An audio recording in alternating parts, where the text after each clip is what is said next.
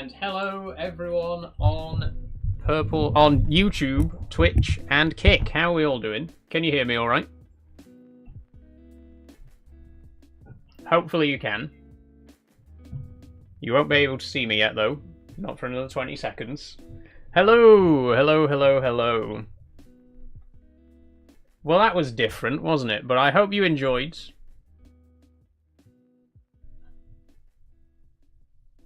Nice little test run. And yeah, we'll again, we're going to do it again tomorrow and Saturday, so we'll see if I can kind of tweak it a little bit, perfect it a little bit. Oh, it hasn't actually changed to the to the big camera. There we go. Hello. Funny how you get more views on TikTok than all of these platforms combined. Honestly, just yet another reason that I no longer do my gaming streams on TikTok, among like 50 other reasons. But I like the idea of doing the pre-stream. I do think it has potential. We'll see if it pays off. We'll see if we actually end up with more viewers than usual on today's stream as a result of it.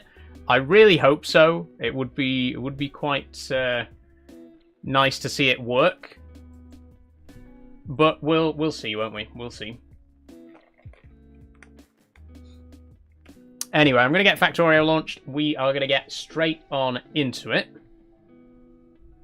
The thing is, I still need to do a proper introduction for people who didn't watch the pre-stream. So if you didn't watch the pre-stream, hello. Welcome back, everybody. It's Factorio Thursday. Today we're going to be playing some Factorio Space Age and some Satisfactory. I am very excited for both of these. I'm particularly excited for Factorio because the last Factorio stream was a bit of a bust. You know, we had a lot of trouble with the game and I was feeling pretty pissed off with it by the end of the stream. But since then, I did a little bit of off-camera work, building up the space station, and we do now have a space station that's self-sufficient, that's not going to just get destroyed after 5 minutes of being unattended, right? So we'll see how it goes. Let me just move this light out of the way. By the way, I had this on the whole time on the TikTok stream, just to provide some extra light from that direction. But yeah, that's the plan. We're going to play some Factorio. Maybe stream on TikTok all the time, just don't show the game. The only thing, STFC, is obviously that's going to eat up my bandwidth. TikTok already is quite greedy with the internet. You'll have noticed, like, when we do the breakfast streams lag so much compared to the regular streams. I mean, the regular streams have their problems, but the breakfast streams are so much worse because of TikTok Studio being open as well. And I do think that the TikTok app on the phone is also quite hungry when it comes to bandwidth. So I don't think it's necessarily a good idea to have the stream, you know, to be streaming for 3 hours on TikTok alongside the main streams. But I'm hoping this strategy will work. I'm hoping that, you know, doing the pre-streams will help to entice people over. There's only one way to find out, you know, we'll just have to keep trying it and see if it yields results. But for now, we are at the main menu, so I'm going to go ahead and cut the background music. I'm going to go ahead and make sure that we're capturing the right game window. There we go. Can everyone see and hear all right? You should be hearing the game music right now, and obviously you should be seeing and hearing me if everything's well.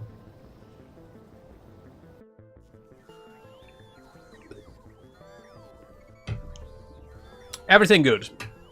That's what we like to hear. There is one thing that I haven't done, and I keep forgetting to do this. I need to have the YouTube chat open just in case. Because we have had some problems with bots on YouTube, in the YouTube comments recently. Let me just make sure I've got my YouTube chat open.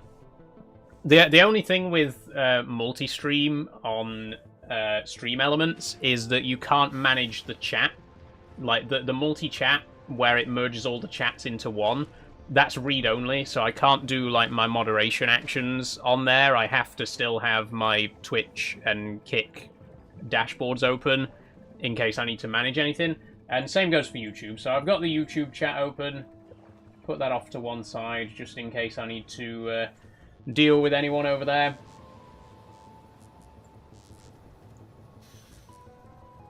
And with that, we're good to go. Let's dive in. Okay, here we are. So we're back in... Well, we're back on Fulgora. I will show you the space station in a minute. I do just want to quickly show you. I've gone ahead and built a little bit of a pathway with the concrete, just so that we can get around a little bit quicker. We have eaten up a lot of the scrap in this area. We've got this large deposit here, but once this is gone, we're going to have to head to these other islands to get scrap. And that's the reason that we need to get space science underway, because what I'm really trying to work towards is foundations, rail support foundations. These are going to allow us to build railways over the oceans on Fulgora, which is very important. It's how we're going to connect all of our recyclers in future. We do need metallurgic science for it, which means we need to go back to Vulcanus, which we're going to try and do. But before we do that, we do also need to research lightning collectors. This is what we need the space science for. Once we've researched lightning collectors, we can then more effectively power our devices here on Fulgora. So that's the plan. That's what's going to be happening today. If we take a look at the space station, let me just get back to base first. Here's Space Platform June. This is the one, again, you might remember in the last stream, kept getting destroyed, but it now has enough resources to be completely self-sufficient. So, in theory, we shouldn't have to send up any resources. This should power itself eternally, basically. We got an asteroid collector here, which is collecting metallic asteroids. They're then getting crushed into raw iron. Those are then getting smelted into iron plates. And those iron plates are then getting made into bullets. This is what I was trying to do in the last stream. I spent the whole of the last Factorio session trying to build this, but I couldn't do it because the platform kept getting destroyed by asteroids before I had a chance to build everything on top of it. You know what I mean? It's very unforgiving. And the strategy was that I literally had to divert all of the resources to the rocket silo and just launch rocket after rocket after rocket. I think I launched like 20 plus rockets just to get all the materials up here to build this. But it's done now. It's done now. This is completely self-sufficient, which means we can move on to the next thing, which is going to be making space science on the platform. So if we check the recipe for space science... evening, Mega Rocker. How are you doing? The recipe is 1 ice, 2 iron plates, and 1 carbon. It can only be crafted in 0 gravity, so even though we do have access to all of these items on Fulgora, we can only craft it on the space station anyway. So what we're going to need to do is we need a carbonic asteroid collector and a oxide asteroid collector. We then need a chemical plant to turn the asteroids into ice. Wait, no. How do we make ice?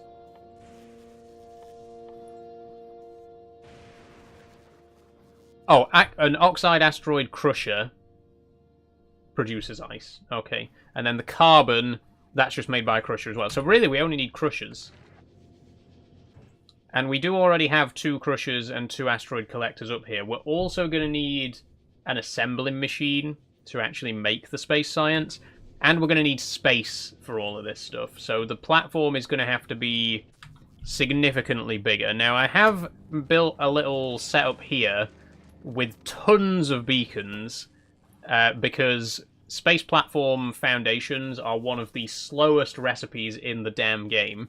But with all of these beacons, we can actually make them pretty speedily. The only thing is, we are quite low on copper. The copper situation is not brilliant, so I am having to manually craft copper wires every now and then.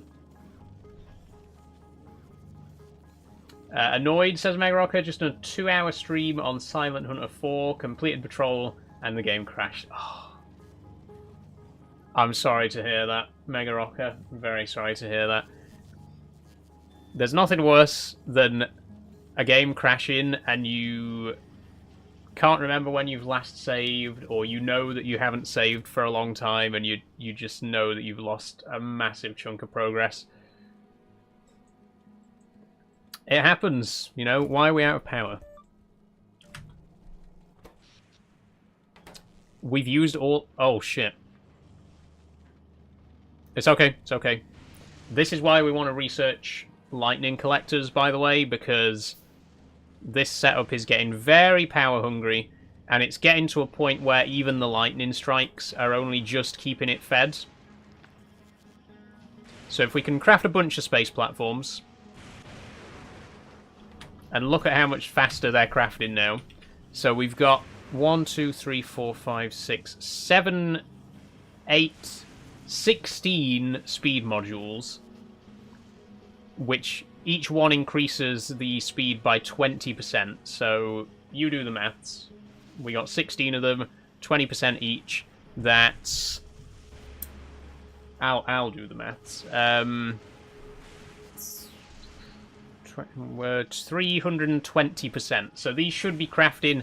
These are crafting more than 3 times faster than they would be without the modules. Which is what we need. We need to be crafting as many of these as possible, as quickly as possible. We also need to set up an assembly machine. How are we doing for inserters up there? We got 15 blue inserters. Maybe some more belts? I don't know. Oh, efficiency modules, by the way. I did not realise how incredibly useful efficiency modules are on space platforms. Because, for those of you who don't know, the only thing an efficiency module does is it reduces how much electricity a machine needs. It doesn't do anything else. It doesn't speed it up. It doesn't increase productivity. It just reduces the energy demand, which on a space platform, when you're relying entirely on solar panels, that's so useful. We've got them in this modules for the assembly machine as well. So we need 6 efficiency module Mark IIs, basically.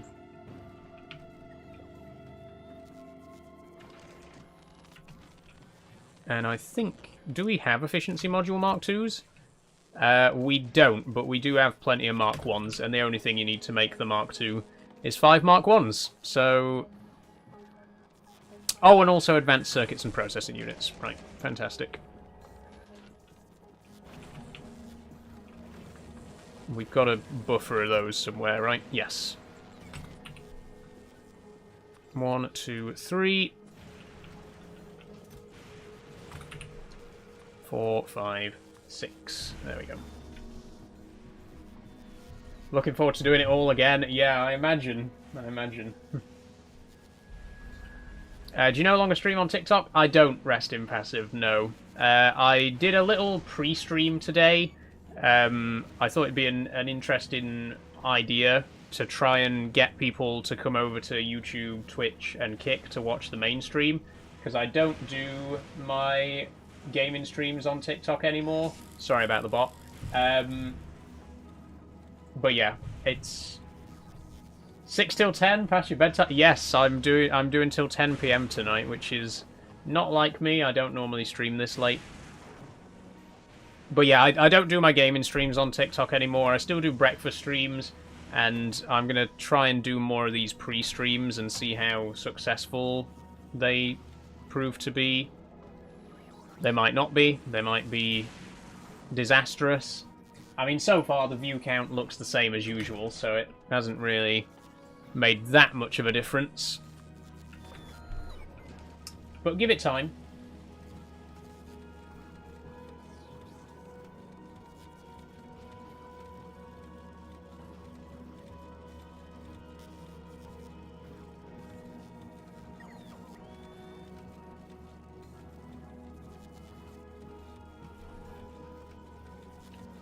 Oh, the only thing is, these modules take forever to craft. We have almost completed all of our module work here, by the way. Oh, we need to switch this to efficiency modules, actually. So if we look down here, this little cogwheel here shows us which modules we still need for our machines. We need 48 more efficiency and 35 quality. We'll save quality till last, but we've finished with the productivity and speed now. I've noticed I get more when I do 9 AM till 1 PM. That's the thing, I don't understand why. Everyone seems to get, like, more viewers in the middle of the day, and it just seems so counterintuitive to me. Like, I would have thought that everyone would be working at that time of day, right? And there'd be, like, no viewers at all. But, I mean, clearly it works. Clearly people do turn up for the earlier streams.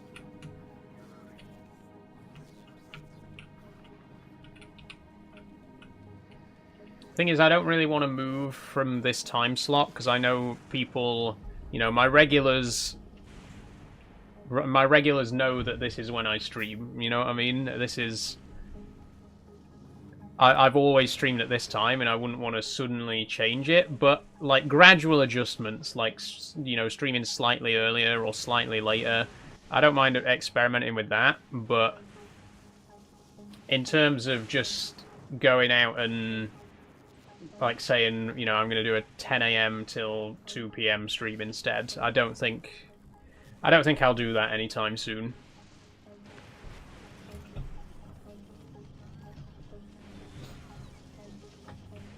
If you did do morning, I think weekend's best for that. Yeah, possibly we could do morning streams at the weekend.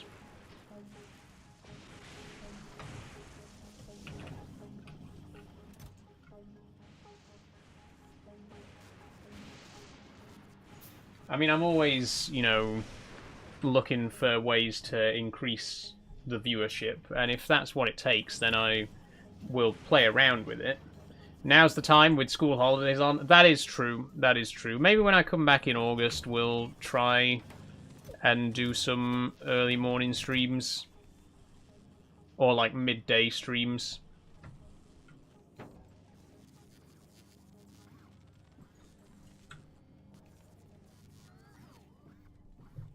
Is that all? Okay. 21 platforms, 1 assembly machine, 6 efficiency modules.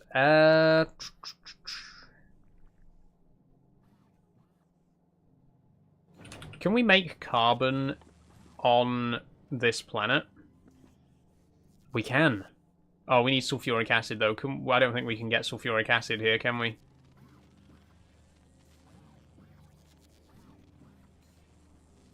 Iron, sulfur, and water. Yeah, there's no way to get sulfur here. Oh, we could use water and petroleum. That's very complicated.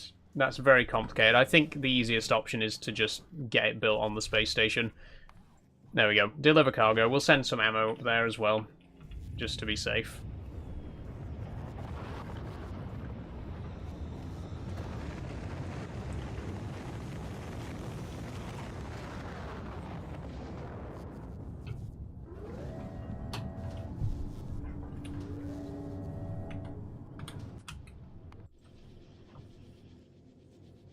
Right. Question is... Oh, we should have sent a turret up, actually. Never mind. Question is, how exactly are we going to expand? We need to make room for 2 more collectors. One for carbonic and 1 for ice asteroids. They can only... Right, here's something that's really annoying. We can build extensions for the platform, for the cargo, the main hub, that add extra storage space, but they can't be interfaced with. You can only insert stuff directly into the main hub, which means we're going to have to use belts, basically.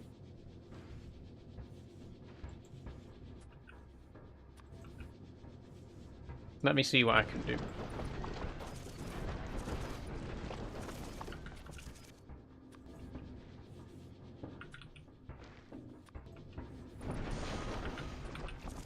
Okay, we can put a collector here.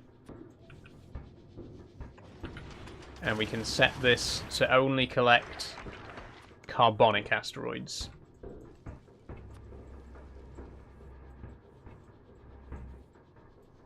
There we go. Then Crusher, which is going to go here.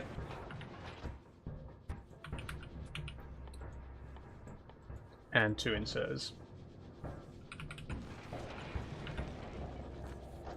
Pop some efficiency modules in there.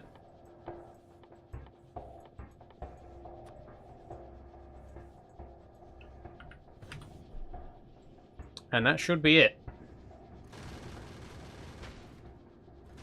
That should start collecting carbon. Is that a carbonic? Oh.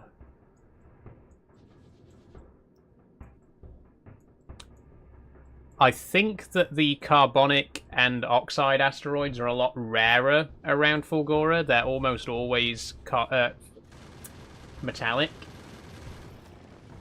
Bomber Crew with its DLC would be a good game for the stream. It's not a bad suggestion, Pappy Chuckle. I think it was a few days ago I was getting spammed in the Discord server at 1 AM. It was so annoying. Yeah, I'm sorry about that, STFC. Unfortunately, when you have a public Discord server, people are going to join and just spam. Because obviously the funniest thing in the world is to join a Discord server and just ping everyone 50 times in a row. I mean, clearly they get something out of it. Not sure what. Like, genuinely not sure where the entertainment factor comes in there, but... You know.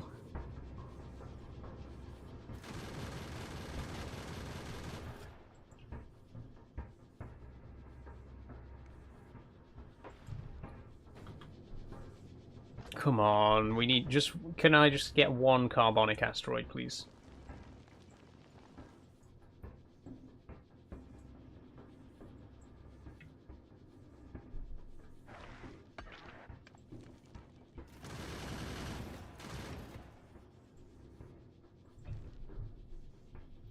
Sorry about the bots again.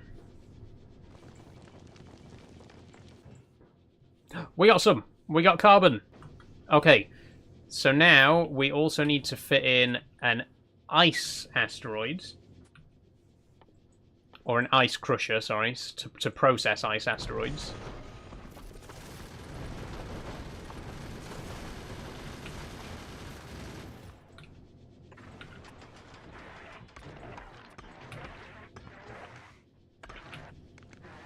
Oh, we're short on platforms. Bollocks.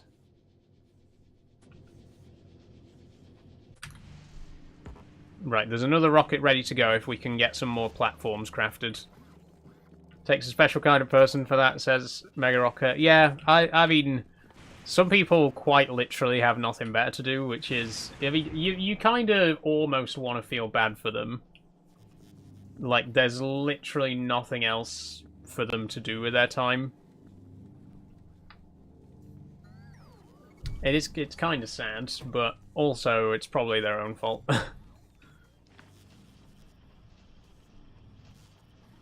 You know, some people need to touch grass.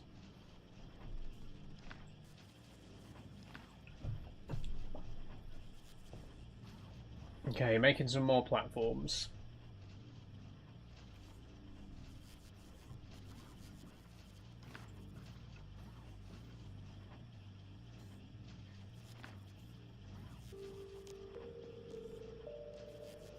I don't really want to send up a rocket that's not full. But I don't know what else really needs to be sent up. Maybe I'll send up some more solar panels.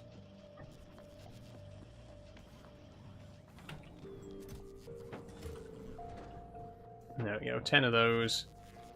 6 more solar panels. Some belts. And more ammo. Why not? The more ammo, the merrier. You never know when the ammo production is suddenly going to dry up. Turrets! I need to send up more turrets. Because it's going to start getting big enough that these 4 turrets don't cover it.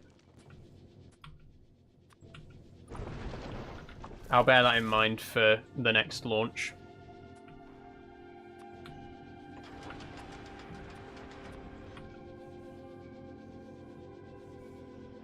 Just waiting for the rockets to arrive. There we go. That'll fill that out.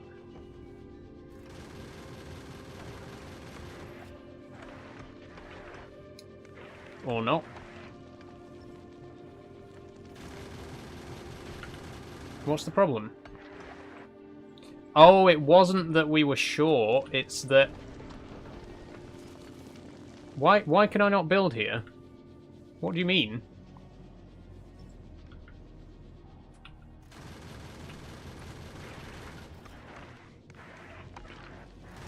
Platforms cannot have holes in them. Where's there a hole? Oh, there! Okay, right. Sorry about that. So then we can put a crusher here.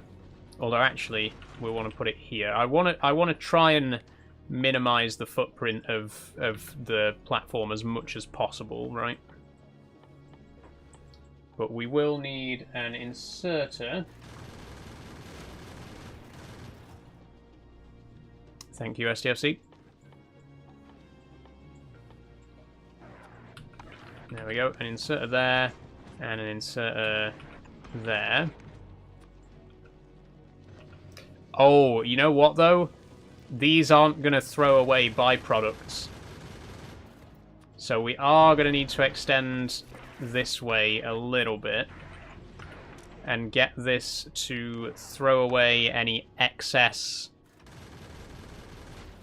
oxide chunks. Put some efficiency modules in here. And this one here as well. This is going to fill up with spare oxide chunks. Or it's going to... No, yeah, it's going to store the spare chunks in there, which is bad. We don't want it to do that, because they're going to clog everything up. And what I'm going to do is rotate it sideways.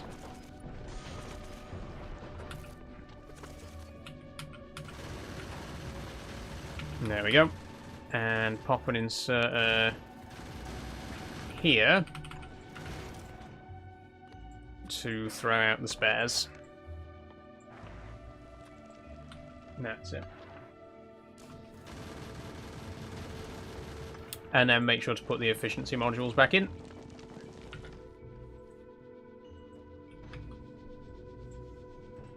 How's the power grid looking?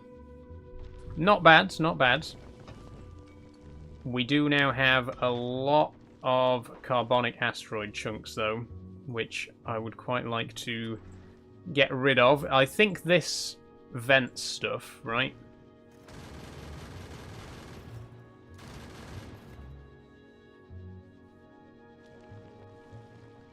No, wait. Is there any way to chuck spare stuff away? Hey, Sophie, how you doing? I guess if we put an inserter here... I knew it was going to do that. And we'll get it to throw away any of these that are spare in the machine.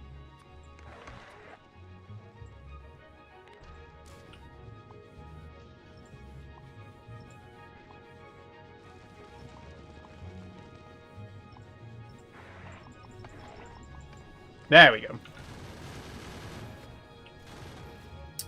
Sorry, what did I miss? Not too much, Sophie. We've just expanded the space platform a little bit. This is now capable of processing carbon, ice, and iron, which means we should now be able to build an assembling machine to make space science. I'm going to get rid of these 2 solar panels here. I'm going to put the assembling machine here. Set it to make space science. Put our efficiency modules in.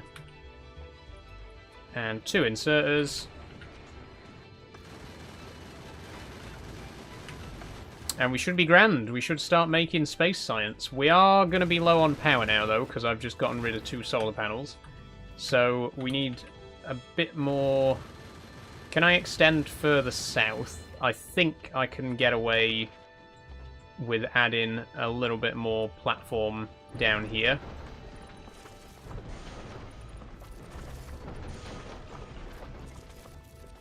Yeah, they're just about covered by those turrets, and then we can put some solar panels on these. Except we can't, because we are 5 pieces short. Is there anywhere we can trim? Okay, there's a piece there that we can trim out. There's 2 pieces here we can get rid of.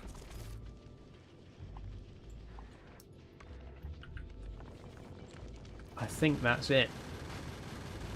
I don't think there's no other square that we can get rid of. Which means we aren't going to be able to fit...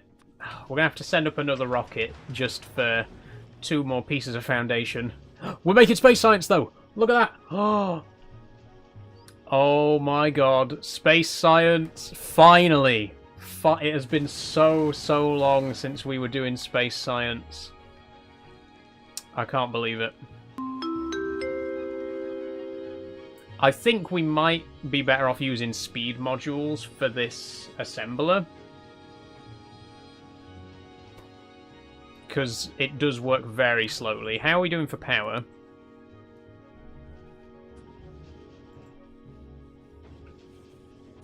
Not too badly.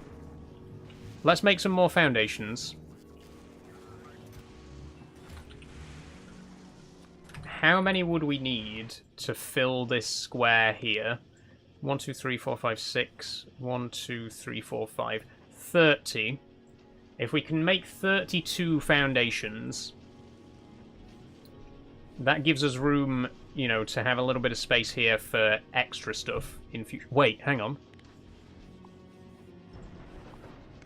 We don't need this right now, do we? Yeah, we don't need that inserter anymore. Perfect. Perfect. Okay, so now we only need 30 platforms. It's looking pretty good. I like it. I'm happy with it. Obviously, it's incredibly slow for the time being, but we'll get there. Can we have 2 speed module Mark IIs, please?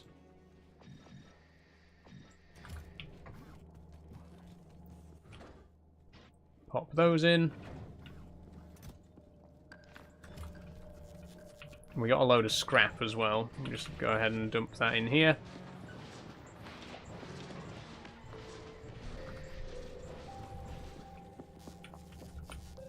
Now,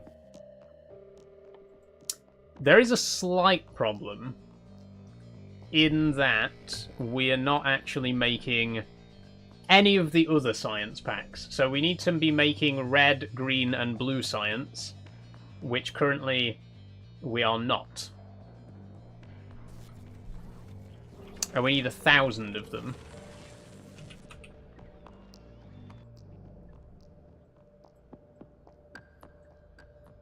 This is why, if I can get a proper logistics network set up... Look, we're producing all of these space science packs on Vulcanus.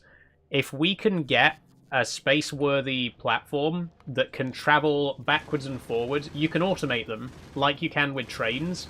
As long as it's strong enough to defend itself, we can automate this space station so that it goes to Vulcanus, picks up the science packs, and then brings them here.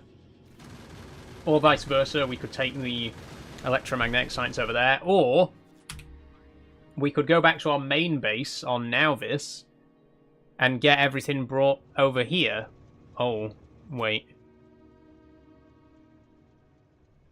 Everything stopped working over there because the nuclear power stations run out of fuel. But we could bring everything back to our main base on Nauvis, and then do all the science pack processing over there. Perhaps that could be an interesting way of doing it. We got space here. Where would we fit 4 more science packs, though?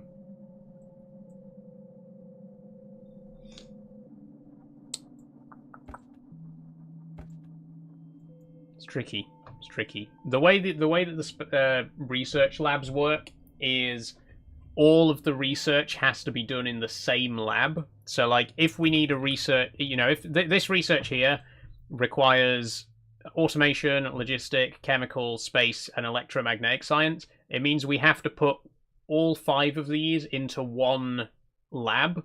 We can't, like, have one lab that's got all the automation science in it and another lab that's got all the electromagnetic science in it, if you get what I mean. So all the science packs need to be in one place, and most of the science packs are already here on Nauvis, which we haven't been to in over a year at this point, I don't think. So maybe that's what we should do. Maybe we just need to make the platform strong enough to take us back to Nauvis for the time being.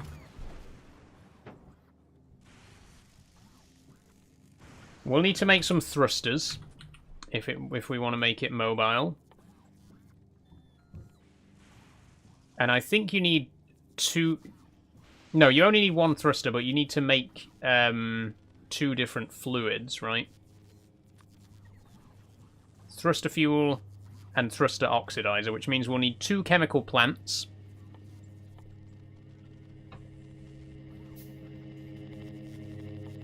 Can they be made in electromagnetic plants? They can't.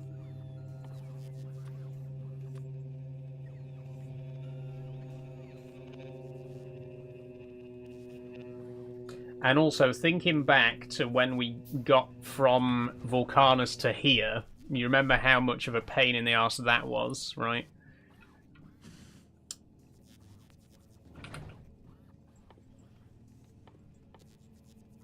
I think maybe a couple more thrusters would be in order.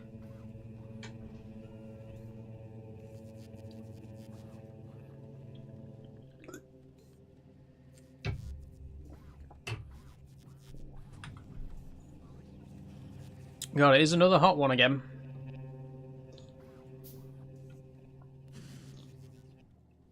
I'm going to have to go and draw my curtain, actually. Let me just launch this rocket, and I'll go and do that. Be back in a sec.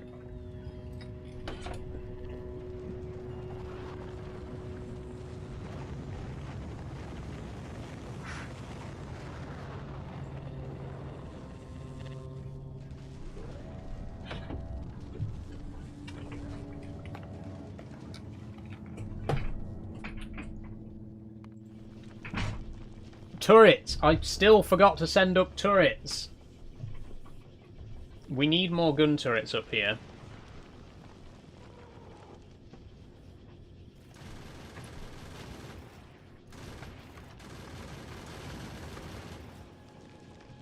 How are we doing for space science? Oh no. Where's the car?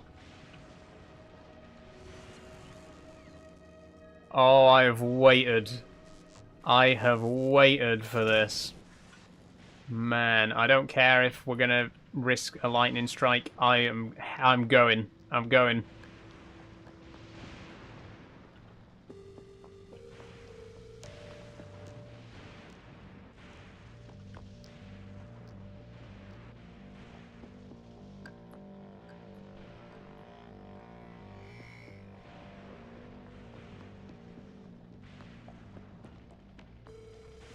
Oh, we've hit a rock. Shit.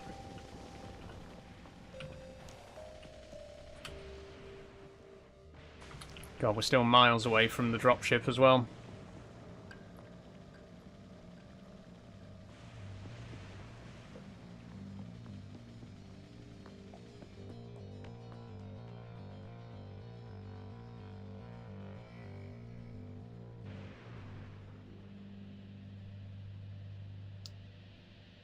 Okay, I think this is where the dropship will come down.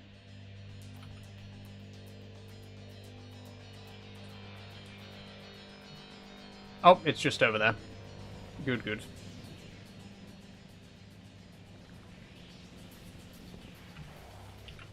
Look at that. We've done it, everybody. We've done it. We got 1,000 space science. So now all we need to do is make 1,000 red, green, and blue science. Fly on my mic. And we can research lightning collectors, finally.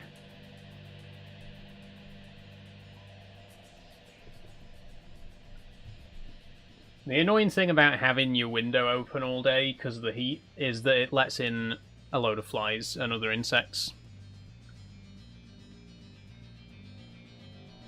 And to be honest, the other insects I don't mind. It's just the flies that are the annoyance, really. I don't mind if a beetle or a butterfly finds its way into my room, or a moth.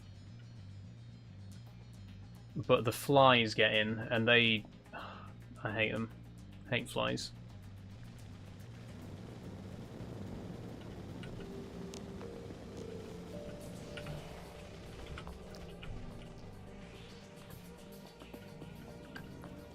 Okay, wait. Ta-da! Look at that. That is 1,000 space science. Holy shit. How much electromagnetic have we got? So much. So fucking much. Okay. Next thing we need to do... Oh, wait. It looks like we're running low on scrap. I think some of the mining drills might be starting to run out. I've been armed with fly spray for most of the day. Honestly, I need to get some. I do.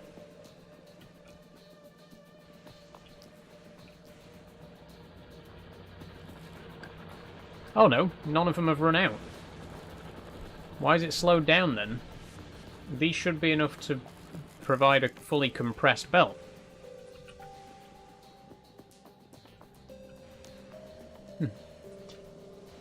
Well, whatever. It doesn't matter right now. What's important is we need to make 1,000 red, green, and blue science. And I don't want to actually automate them because we've already automated them on Nauvis. This is what I'm saying. If we can get this space platform in a good enough condition that it can travel between planets, all we need to do is send all of this electromagnetic science, put all this electromagnetic science on a spaceship, send it up to the space platform takes it over to the other planet and drops it down, and then we can combine it with all of the other science packs that we've already got here. Look at this, we've already got all of these science. Look at how much military science we got just sitting there. We got all of these. We got all of these science packs just waiting to be used. And with rockets, with space platforms, we can just bring those electromagnetic science packs here, where all the other science packs are already waiting. So that's what I'm going to try and do. So I don't want to automate any of the other science packs on this planet. This planet should just be the electromagnetic science, which is what we've already automated. It does, however, mean I'm going to have to craft 1,000 of these by hand. So best get started. We're going to need 1,000 copper and 2,000 iron plates. Looks like the iron plates aren't going to be a problem. Copper might be. I don't understand why we're so low on copper at the minute. What else is using... What's taking all the copper?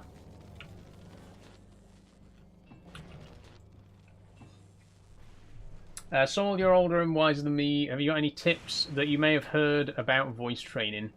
No. To be honest, because I've never really seriously tried to voice train. So I don't really feel that I'm very qualified to talk about it. I guess the only thing that I do know is persistence, right? Like, perseverance is key. There are some great YouTube channels out there that can help, and when I was considering doing voice training, there were a few channels that I used. What's the... There's a really good one I'm trying to remember the name of. I'll just have a quick look for you.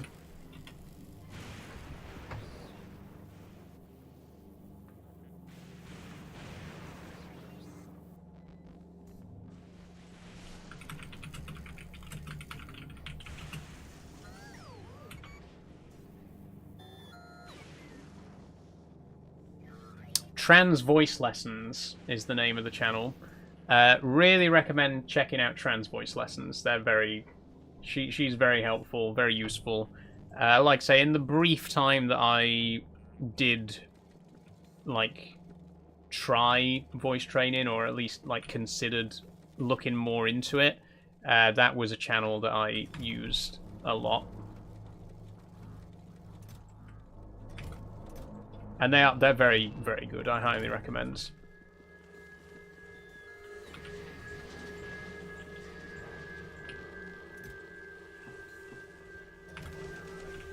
Okay, I need somewhere to dump concrete.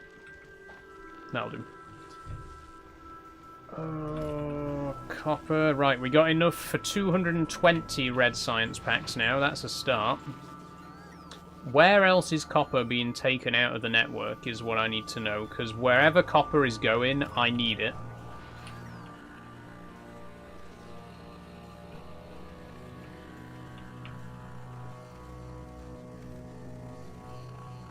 Don't think it's being used up there. Some in there. Some in there. There'll be some wherever the circuits are being produced, there'll be copper. Oh wait, we're not making circuits, are we? They're being recycled.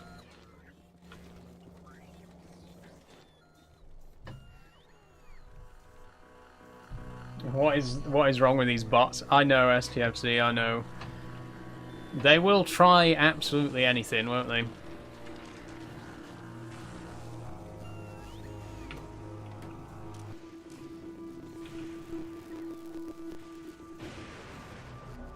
Oh, we've still only got enough for 220.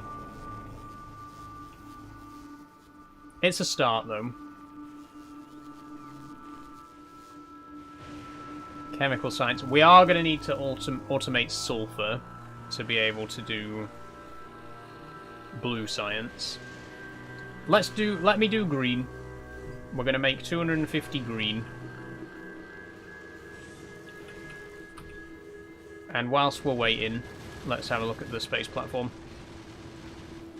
Oh god, right, we got a lot of excess carbon.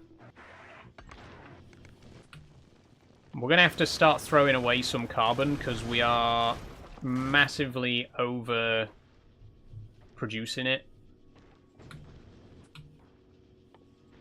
I think it is used for making... Hold on.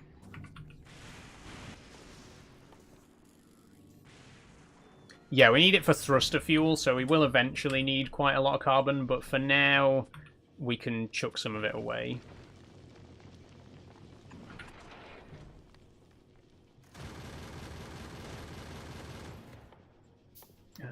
Where's it gone? There we go. Get rid of all the spare carbon. 155 space science. Right. I don't think we need to worry about space science for a while then. We finally got it automated. I'm happy about that.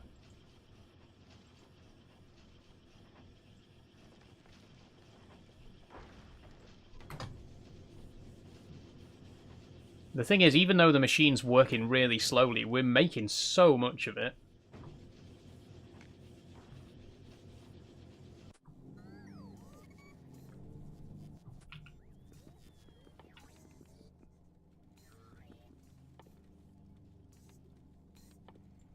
Hold on.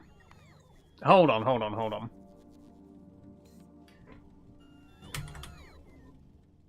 Why am I doing this?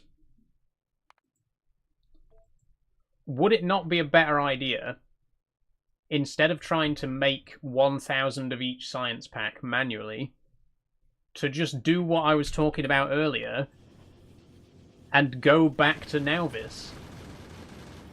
Let's just repair, let's just build, let's just concentrate on making this platform mobile, and we can go back to Nauvis, where there's already hundreds of all the science packs waiting for us. Let's just do that. Sod this. Make a bunch of space platform foundations. We're going to make this space platform mobile. We're going to make this puppy move. And then we're going to take it back to Nauvis. That's the plan. That is what we're going to do. Never mind all this pissing about. Make me a bunch of foundations. And let's get this show on the road. We've been on Fulgora for like 7 episodes now. It's time for us to go home. We haven't been to Nauvis in... I do not know how long. I think it was episode 5 when we were last on Nauvis. Some of you were not even viewers when we were last on Nauvis. Some of you have never seen this factory up close. And that's a tremendous shame. It's also backed up everywhere right now. Look at this. Look at all this copper. We are struggling for copper right now. And you look over here, and oh my god, just the belts are backed up for miles and miles with copper. Everything, all of our resources, this whole factory just sat doing nothing. We haven't been here in a year. We haven't been to this factory in a year, in the best part of a year. That's what I want to do. That's the plan. We're going back here. Don't remember what this is. Oh, that was our big nuclear setup that we never got finished because we had the small one. Right, let's do it. 171 viewers on here, definitely real. They'll all be bots, Pappy. We've been getting view bots on Kick as well now.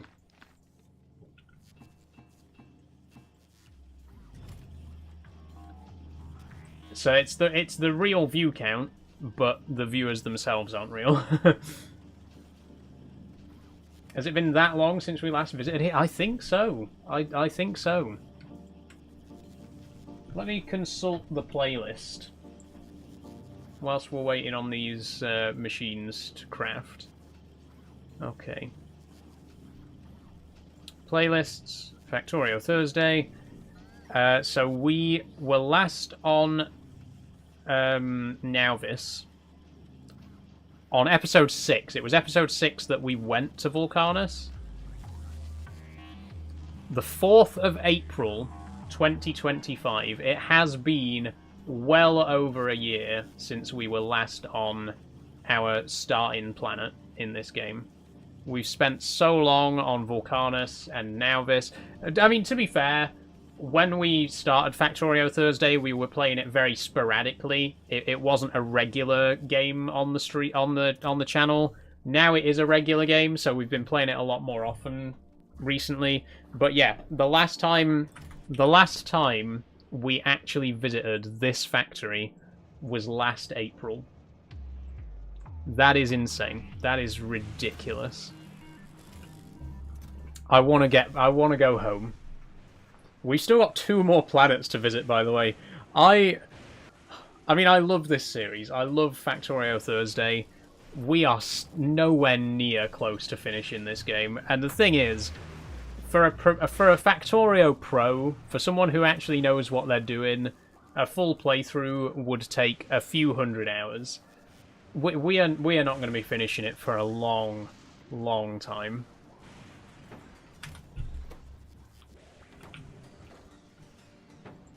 So yeah, Factorio Thursday is not going anywhere. I think that's safe to say.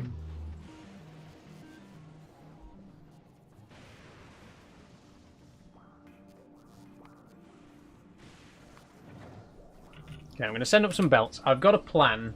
I want to build a sushi belt around... A sushi belt is just a circular belt, like you get in sushi restaurants. It's Factorio terminology. You know, Factorio pros like me use that kind of terminology. I want to build a sushi belt. So basically, there's going to be a belt that goes all the way around, and that's going to carry the bullets.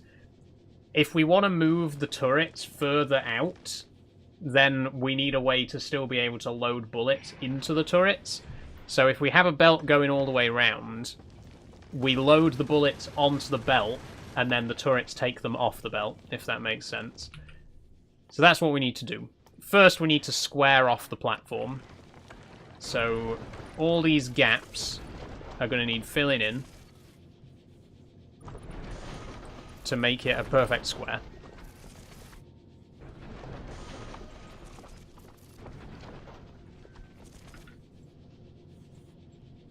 Okay, we've already run out. It's a start, though. It is a start.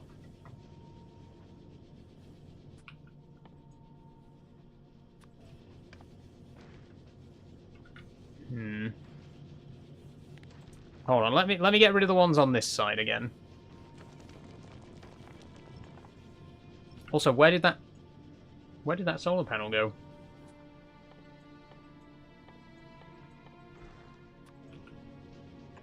There we go. I've got a cunning plan. Yeah, exactly. I was going to say I haven't seen it and I'm a mod. Yeah, it really has been that long. Here's what I'm going to do. I'm going to build a test sushi belt.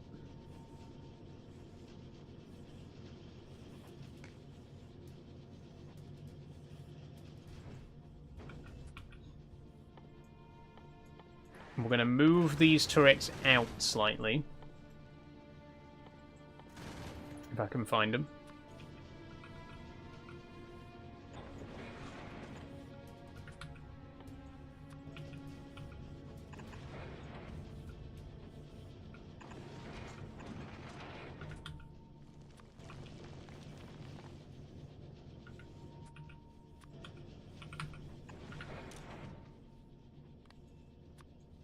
And I would like you to filter ammo, please. There we go. Another insert up there.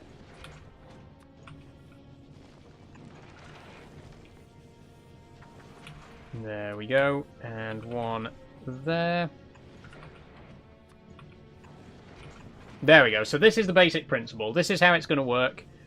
These belts are going to load ammo. These inserters are going to load ammo onto the conveyor belt. The conveyor belt is then going to go all the way around the outside of the platform.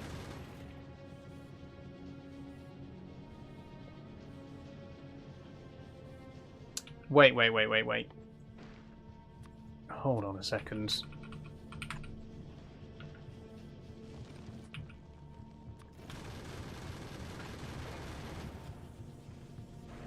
There we go. It accidentally put the turret on the belt. So yeah, eventually this belt is going to go all the way around the outside of the entire ship. So imagine if we build the ship like 5 times this size, a really big wide ship with like a dozen turrets all the way around, and then we'll have a belt that goes all the way around the perimeter that carries the ammo for the turrets to refill themselves from. So that's this principle, but extended to the entire platform, basically.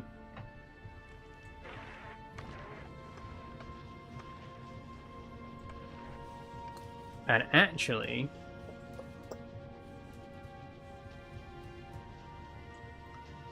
how many platforms have I got? 11. 1, 2, 3, 4, 5, 6, 7, 8, 9, 10, 11, 12. 24. If I can get 24 more platforms up here, there's something that I want to try.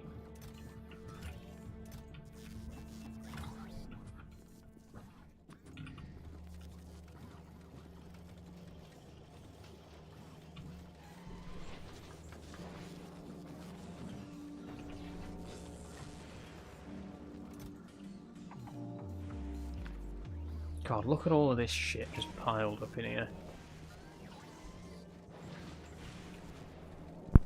Wait, to be fair, couldn't we recycle all of these red circuits to get more copper cables?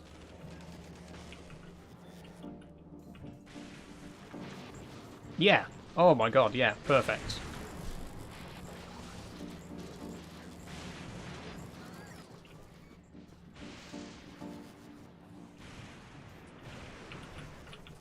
Or, even better idea. Oh wait, there's no room, is there?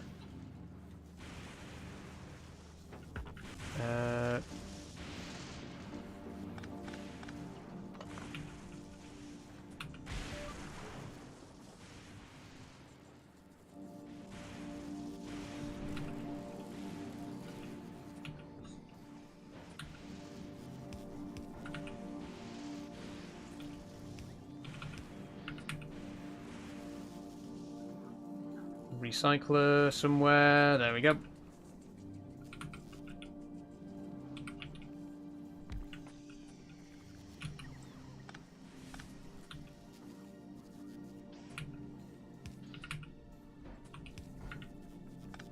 Oh, genius, Saul. Absolute genius.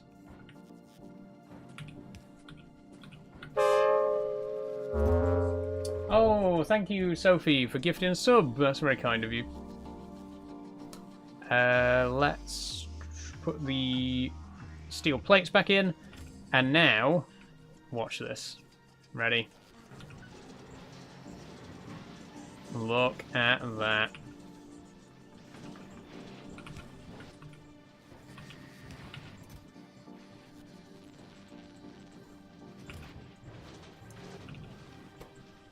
Oh, we're going to get so much copper cable from this.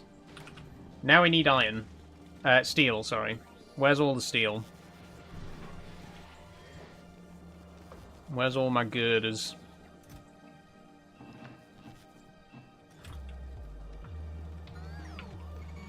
How did I gift a sub to someone that isn't even here? It gives them out randomly. I think if everybody who's watching is already subbed, which I guess, you know, the only viewers right now are you and STFC, so it'll gift it to just a random follower.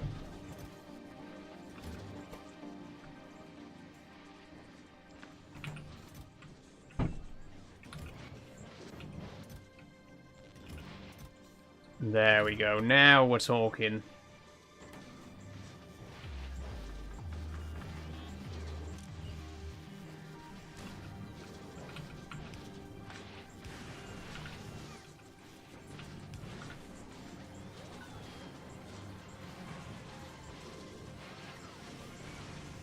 That's it.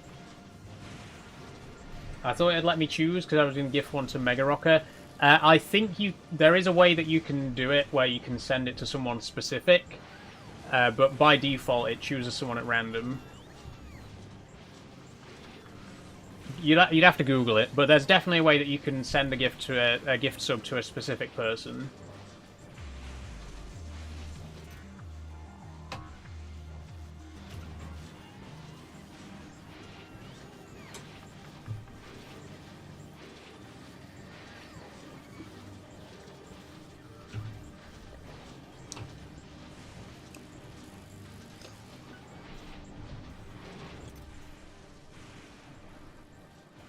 Okay, this is good, this is good. We need 24 at least. I don't know how many the platform can hold in total. I think 50.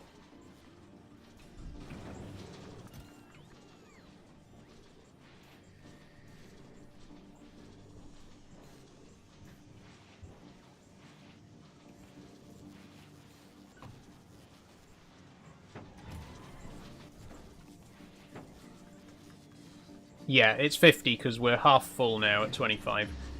I'll be honest, the new assembling machine, sprites, they've grown on me. They've grown on me. In the latest version, they completely updated the sprites for these assembling machines. These like big cogwheels on the top here, and some of the belts in the middle, they're all new. They look so cool. I wasn't a big fan at first. I thought they looked a bit too complex. They looked nice and simplistic before. But I really like this. I love the animation as well. It should go off in a minute. Let me give it a... There we go, look at that. The thing is, you spend so much time doing stuff in this game, you don't really take time to appreciate just how good everything looks. Like, look at this little piston here in the middle. You see the little thing bobbing up and down as it goes? It is really cool watching the machines actually work. Like, look at when the electromagnetic plant's working, it spins. That's so cool. Look at that. It's amazing. The recyclers are pretty cool as well. I love that. I love the way that they work. Again, I feel like you don't really pay much attention to the animations when you're playing, or the sprites in general, but when you take a closer look, just such a beautiful game. Really, really amazing art direction in this game.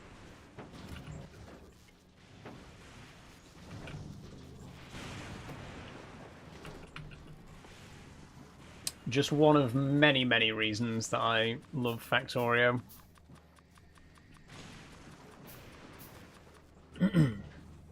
Okay, while we're waiting on this to... Oh, we do need a bit more steel, actually.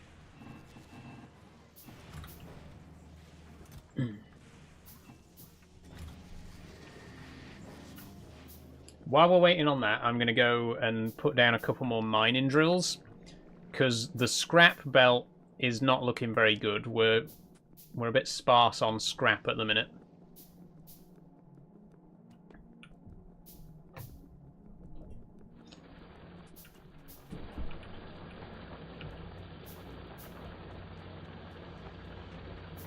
But look at all this, you know, look at the size of this scrap deposit that we've still got to take advantage of. If we just go ahead and put basically twice as many drills, can only be built on resources. Oh, there's no resources there. Shit. Well, I guess this works as well, right? It's just going to unload all of them to one side. But we can just do this. There we go.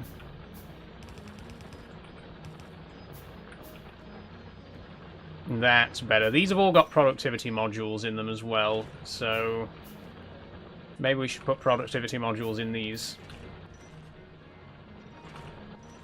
And give us a bit extra. Oh, we're 3 short. Are you joking? And we can only make 1 right now. Damn.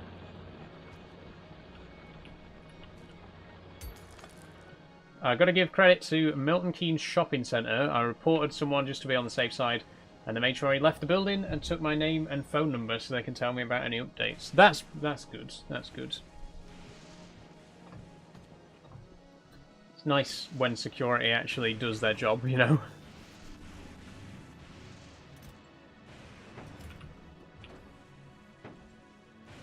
Okay, here we go.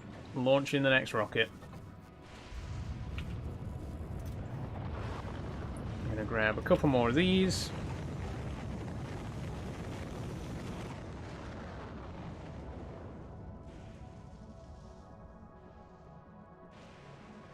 Time are we on? 7. Okay. So we're only halfway through the Factorio portion of the stream. We got an hour yet before we move on to Satisfactory. It is going to be weird finishing at 10 o'clock. Because as you know, I never usually finish that late. And I do like to be in bed by 11, so... Oh, thank you STFC for the drink up. Here we go.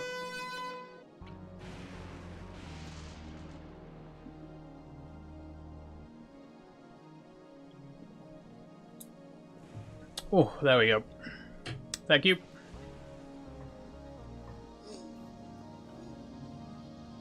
But yeah, like I say, it's going to be strange finishing that late.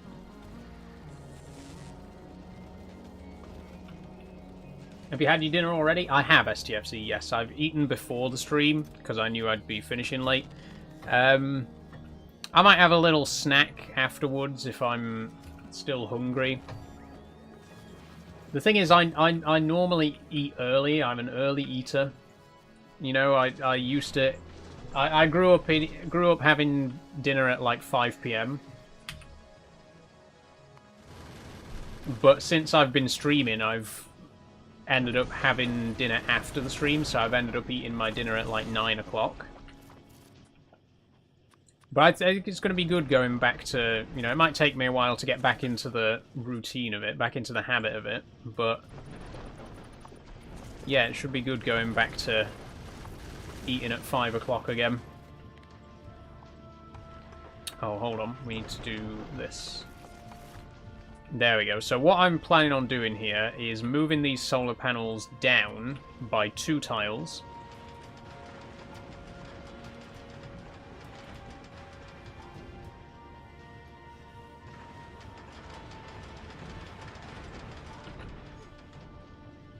There we go. Oh, we didn't bring long-armed inserters, did we? No power? Oh my god, we really need these electric collectors now.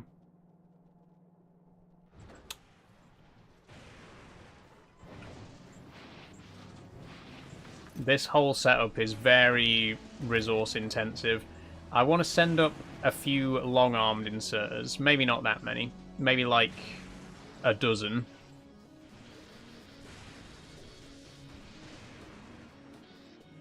And a couple of splitters as well. I feel like maybe 5 of those would be useful for at some point. Send up as many belts as we can. Because what I want to do is... we need to stop picking up carbon.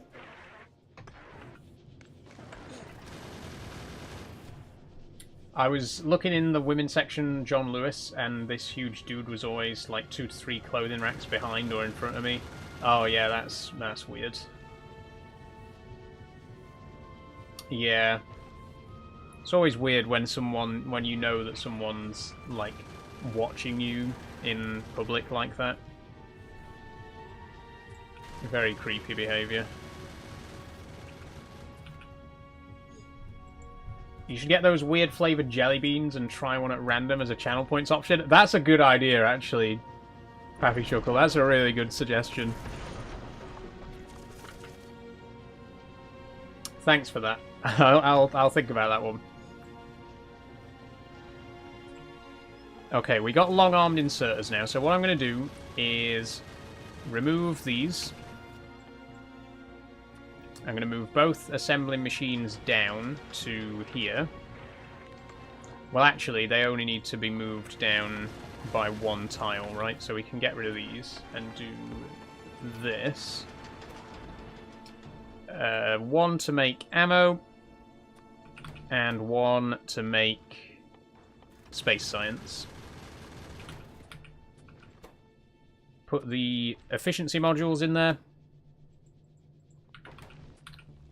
And then put in some long-armed inserters.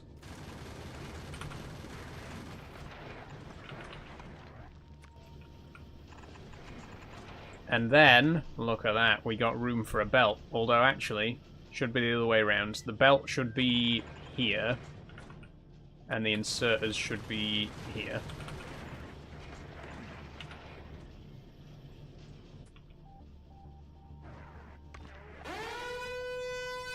Emotes only was pretty fun last time, so why not do it again? Thank you, STFC. Okay, engaging emote only mode. Can someone set a 5-minute timer for us, please? Just trying to remember how I do it on Kick. There we go. Okay. For the next 5 minutes, emotes only. Doesn't apply to YouTube.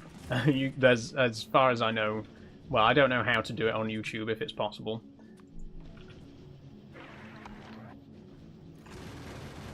Okay, you see where I'm going with this now, though? We're starting to construct the sushi belt.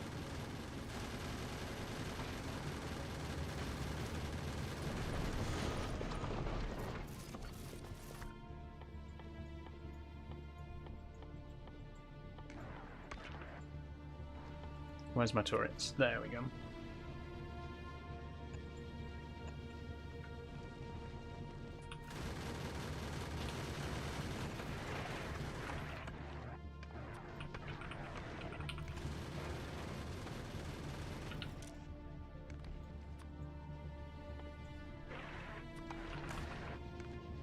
And that's it. Now, we should be able to put a turret down here.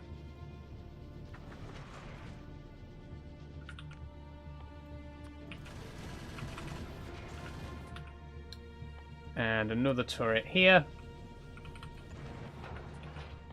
Thank you for the emotes, everybody. So I am paying attention, or I'm trying to pay attention.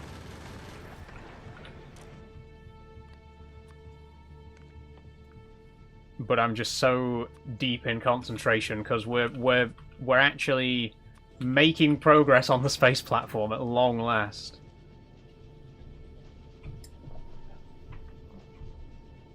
Look at this. Look at this.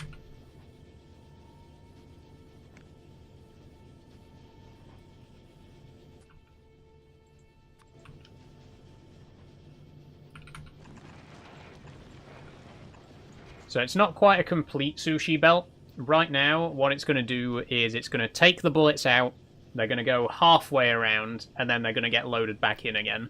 But eventually it will be a complete loop, and we'll be able to have turrets all the way around that then take their ammo off the belt. And as the platform gets bigger, this is going to be a vital step. We'll have to do it this way so that the further out turrets can still get ammo.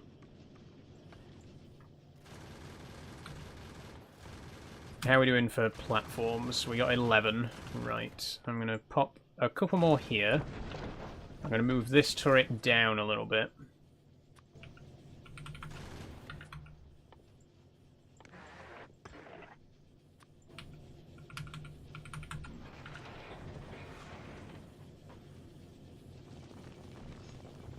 Oh, also, by the way, when the 5 minutes is up, STFC, you can just put a message in the chat to let me know. Because last time you put the alarm emote, and I didn't realise that you were telling me that the 5 minutes was up, so we ended up going a lot longer than 5 minutes.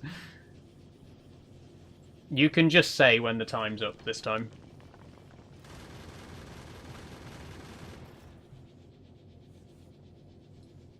Okay, I'm just wondering,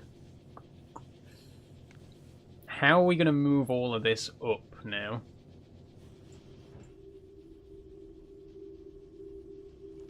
The ammo situation is not good, by the way. It's because of this, isn't it? Right, turn off the space science machine for a minute, because we've got plenty of that now.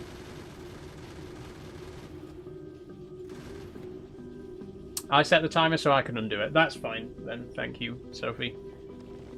Just as long as someone lets me know clearly when the time's up, because I need to switch it back off on Kick as well.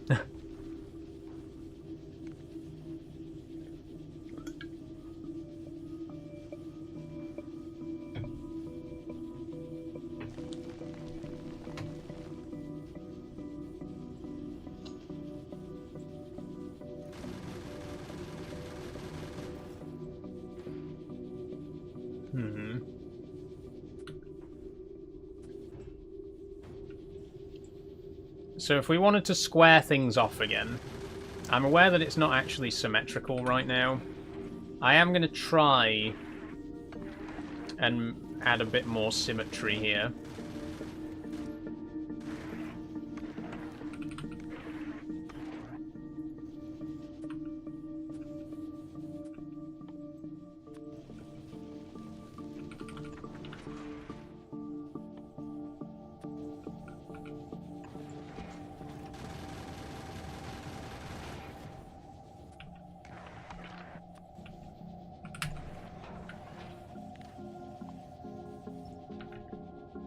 There we go.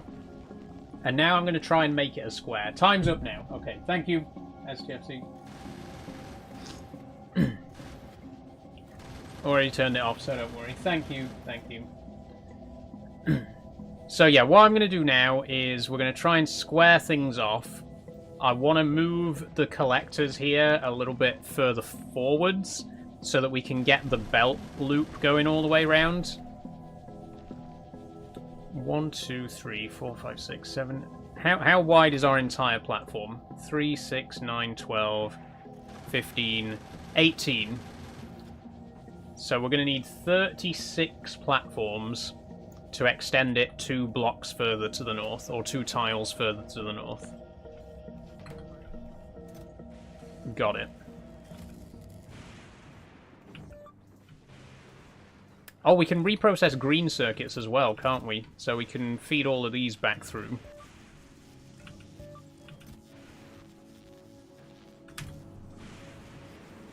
That's it.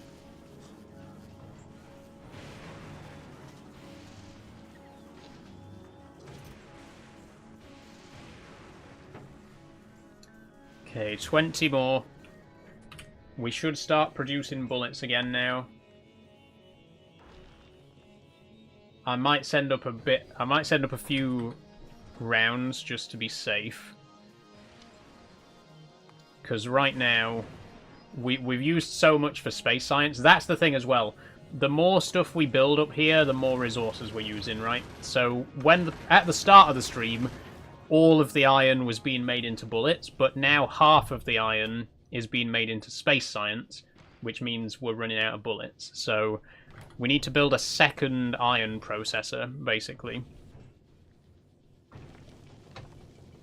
But we'll get to that. We'll get to that. One thing at a time, you know?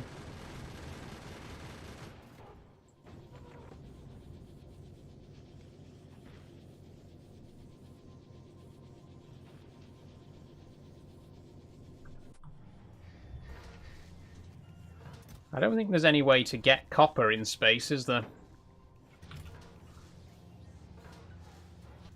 A bit annoying.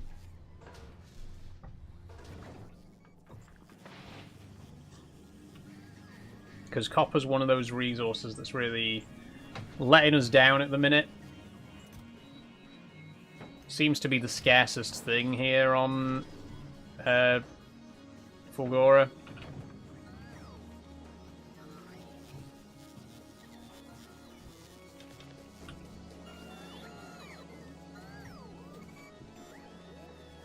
Still need 48 green circuit modules. Why are we not?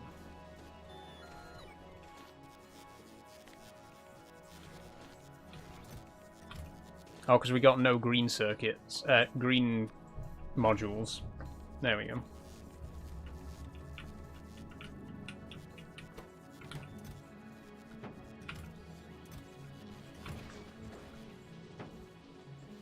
Okay, 35. We can fit another 15 on there before the rocket's at full capacity.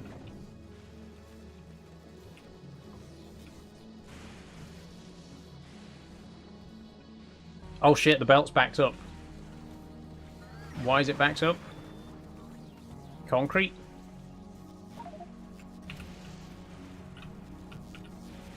Yep. Oh my god, we've got so much concrete, it's starting to hold up the system.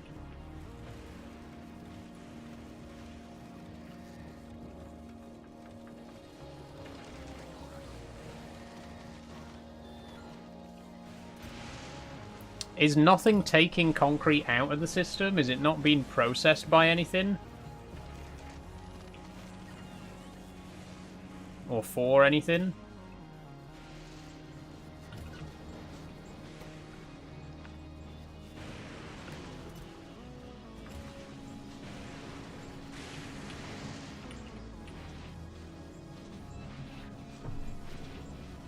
Come on, keep it coming.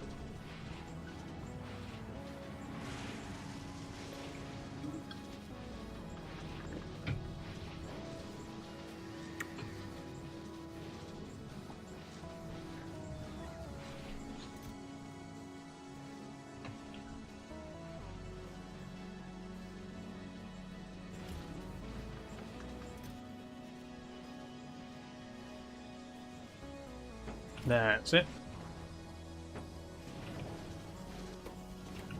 We still need 10 more, though.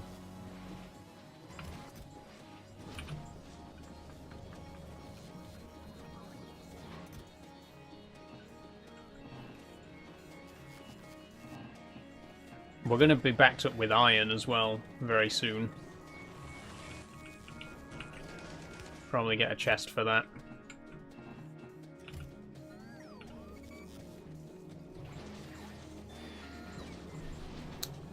Yeah, look at this. We're backing up again.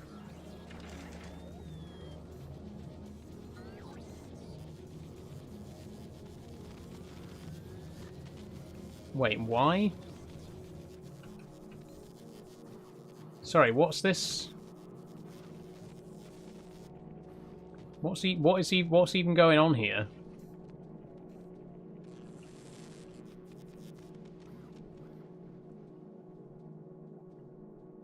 It's backed up, but I'm not sure why. Is this supposed to be feeding into here?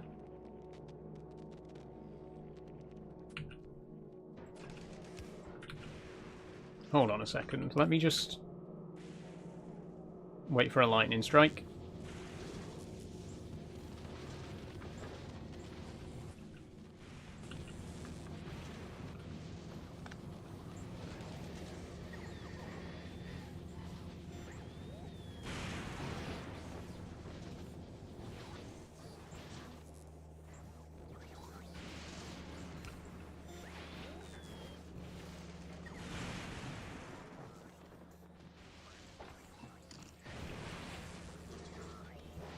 There we go. I had to take a bunch of shit out of the system, but it's working again.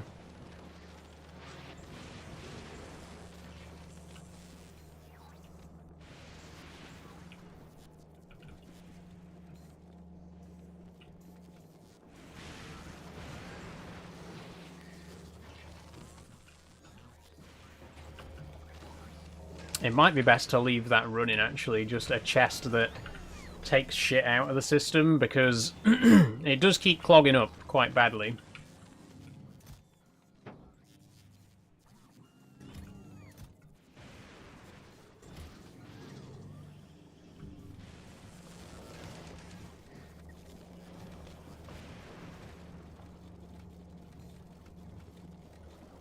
So you got to try the M&S spiced ice buns. They're amazing. Oh. What are they? Like, what's in them?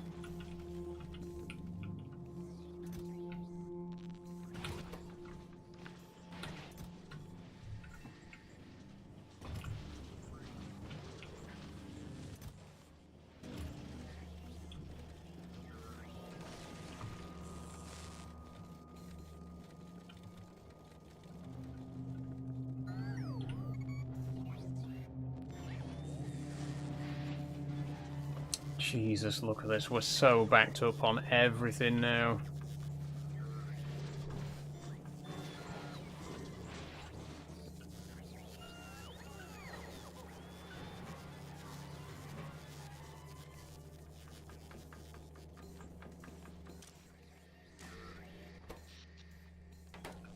And the power's about to go. There it goes.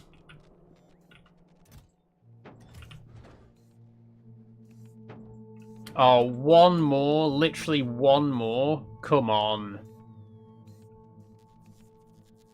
We're going to have to wait till a lightning storm. They're like iced fingers, but with currants and cinnamon and ginger and nutmeg. That does sound good. I love cinnamon. I love ginger. And I love iced buns, so...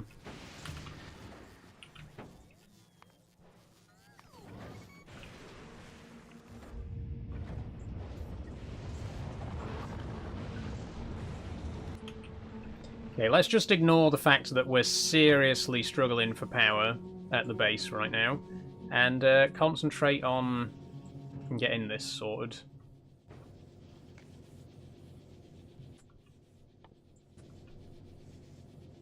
So I'm going to get rid of all the collectors.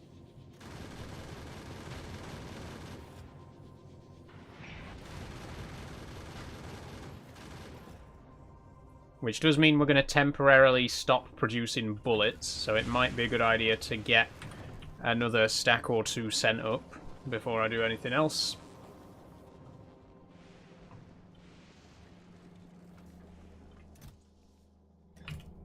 Oh, we're not making bullets. Shit. Can we? I'll send up the ones I've got in my handgun.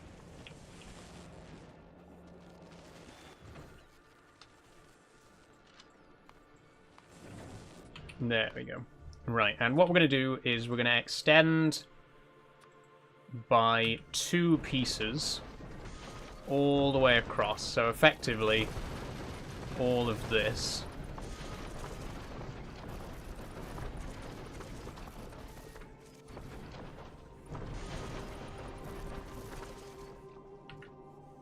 Look at that. That's more like it. That is more like it.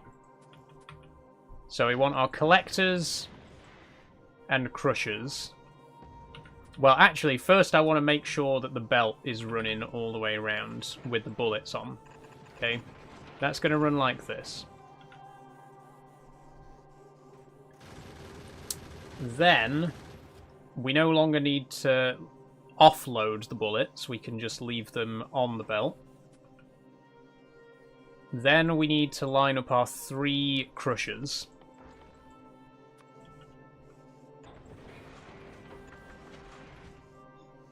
Which are going to go like this. In fact, if we rotate them...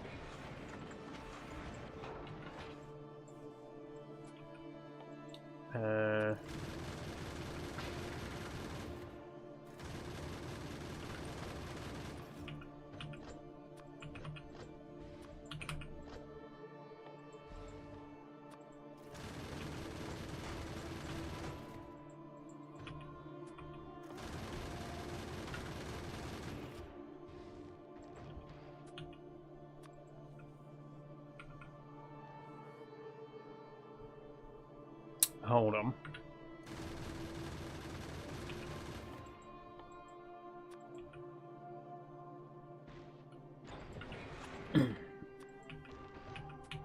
Okay, this one will do metallic. And it needs to have space to chuck the spare ones back out. Like that. So then we can put the collector there.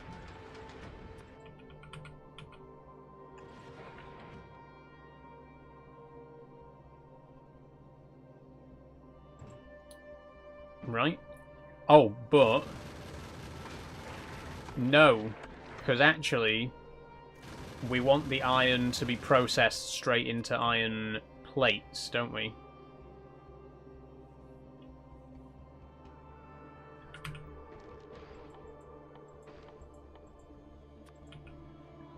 Right, electric furnace there. Long-armed inserter here.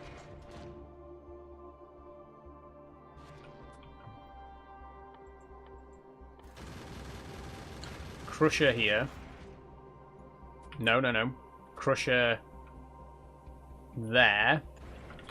So that we can chuck the spares out.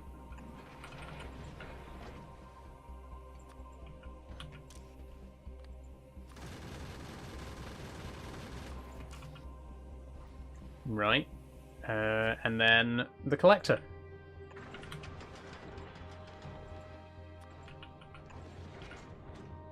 Think that'll work. And that should be enough for us to start making bullets again.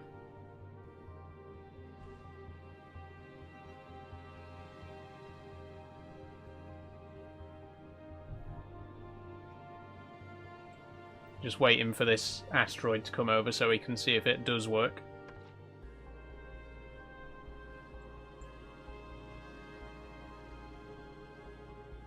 Come on.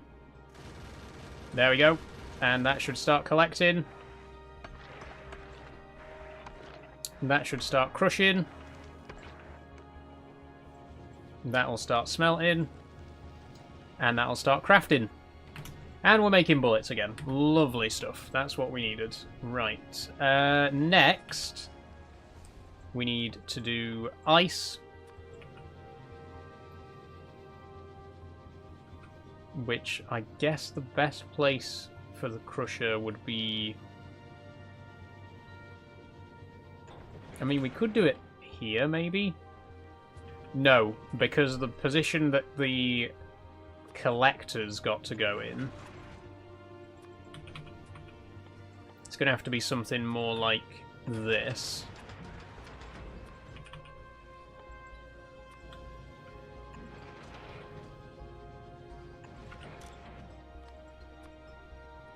Okay, this one to chuck out the spares. And a long-armed inserter to load in.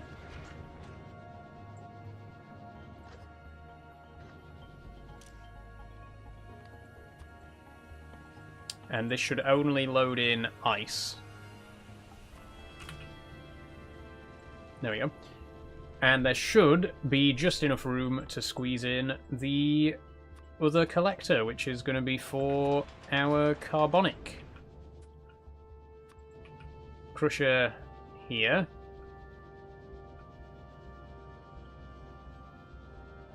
In fact, wait. Ooh, this one might be a bit trickier because of the position, because of the angle that we're going to have to put it at.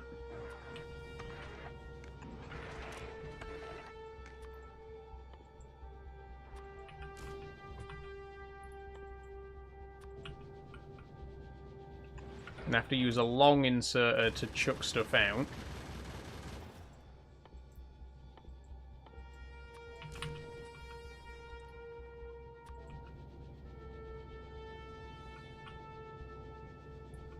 And then, oh, the collector's going to have to go on the side. I don't want to put the collector on the side. We need to rethink carbon.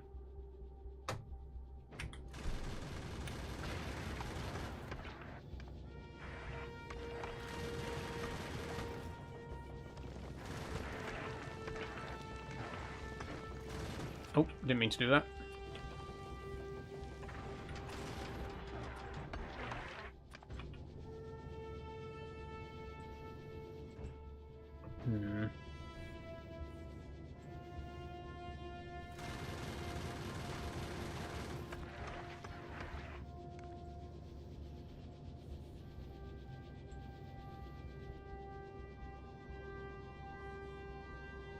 Another good thing I saw today. Go ahead, Sophie. Go ahead. What I think I'm going to do is... I want to put the collector here. Which means the crusher will have to go here.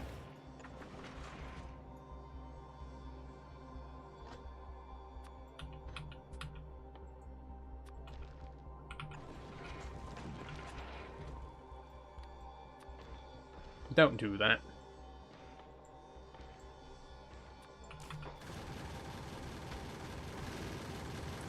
Which means... No, I didn't mean to do that. The electric furnace is going to have to go right where this turret is now. But I can move the turret down.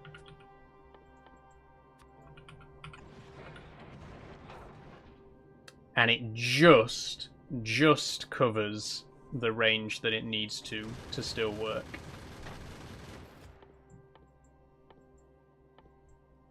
So the platform will still be fully defended this way.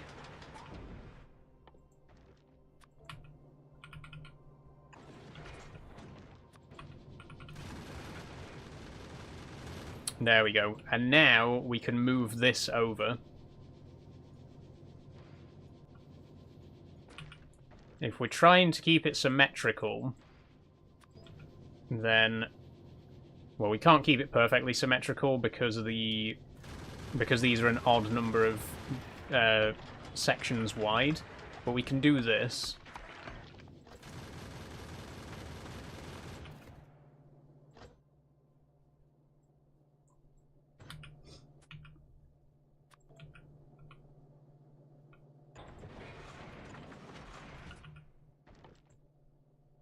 And then we can do this.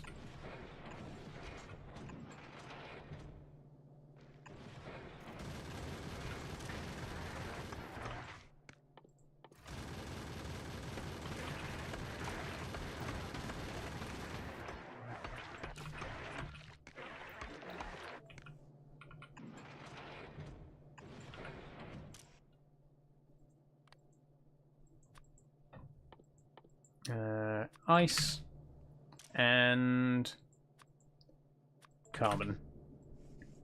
There we go. Ta-da! I was in Flying Tiger. It's like a cute little shop that sells stationery and office supplies. They also have a very good Pride collection.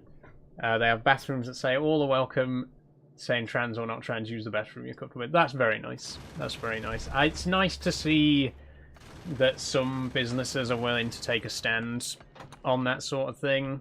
And it's sad to think that they may end up seeing legal trouble because of that. But it's good to... It's good that people are trying, you know, and I really appreciate people that are still willing to try and stand up for us in that way.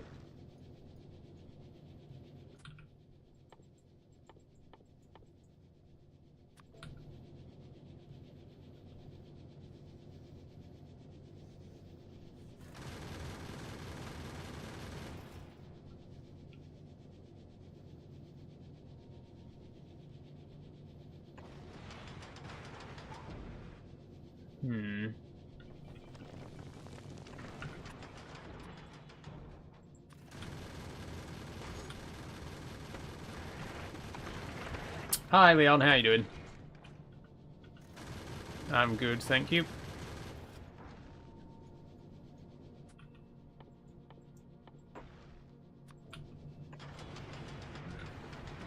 Yeah, this is good, this is good. I want to send up another asteroid collector.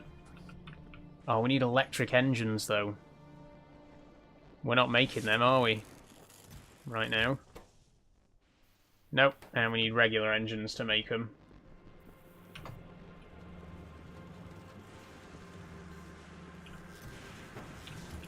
We do have plenty of regular engines, though. I'm going to send up some more bullets, too.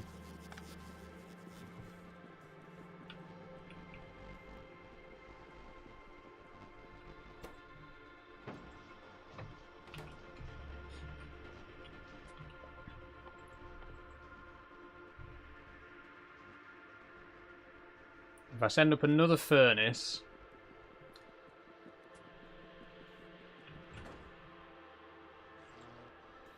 how are we doing for inserters? I think we're okay for inserters. Another furnace, another collector, another crusher.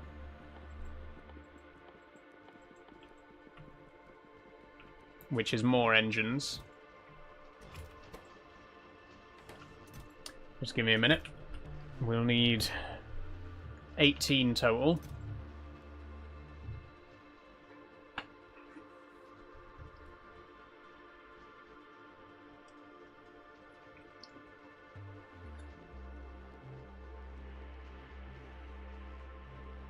Yeah. Ugh. There was a hair on my can. Lovely. It's also a big company. That makes me believe that the person who owns it must be an ally, because I asked one of the workers and they say it's company policy. She said it's also it's none of our business where our customers want to be. That's good. That's good. Like I say, I like that. I'm glad that some businesses are still willing to take a stand on it, because I think a lot of people don't actually understand what the new guidance says. Trans people themselves are not at fault. Like, a trans person can't get in any kind of legal trouble for using the bathroom that aligns with their affirmed gender, right? The responsibility is on the business. So if you go into a women's toilet and there's a trans woman in there, you could report that to, you know, you could report the business for allowing a trans person in their toilets, and that business could then face legal repercussions. But you as an individual, you cannot face any legal charge for that. So carry on using the bathroom that you want, basically, and the one that makes you comfortable. And I am glad, like I say, that there are companies that are still willing to make a stand and be like, yeah, we'll take the risk of getting in trouble for this, because it's a ridiculous rule. It's completely unenforceable anyway, for various different reasons. Not least of all the fact that it's literally diametrically opposed to the Equality Act and gender recognition certificates and stuff like that. What do you do as an individual when you have two laws? I guess it's not technically law, but you have two policies, two government policies that are directly contradictory to each other. You know, you've got one that says that trans people... You got the Equality Act, which says people cannot be discriminated against for being transgender, and then you've got this bullshit guidance that's been shat out that says trans people must be discriminated against because of their gender, right? So how, as a company, do you enforce that when, from a legal standpoint, you have to treat trans people equally, and at the same time, you have to discriminate against them? It's completely unenforceable because it contradicts other laws and policies, right? Trans people are protected under the Equality Act.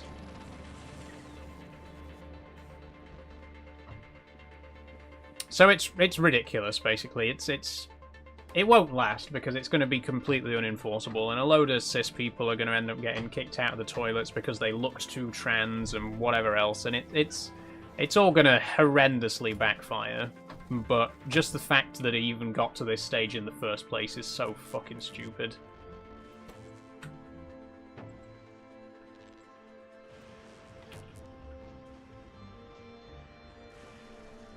To be honest, I just use the disabled for two reasons. One being they're all inclusive anyway, and another being they're typically bigger. That's true. Have you seen the company that supplies radar keys have publicly stated, you know, that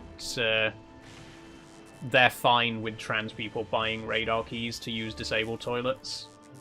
Which is very nice of them to you know, stand on their principles again and be like, yeah, we know what it's like for trans people in this country right now.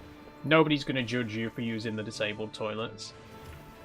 It's nice to hear that from an official source, like, you know. Again, it's nice to know that there are at least some people out there who are willing to stand up and fight this. Because nothing's going to change if we don't fight it, right?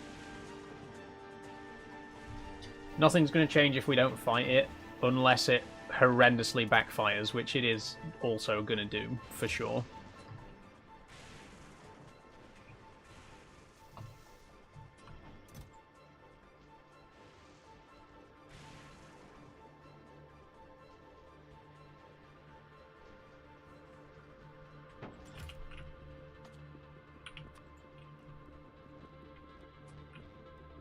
Okay, we need more steel.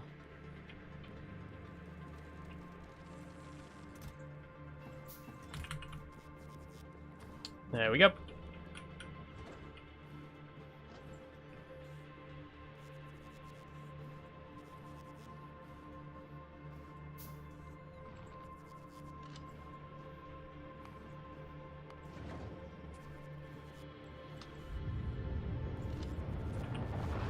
$10, by the way, before we switch over to Satisfactory.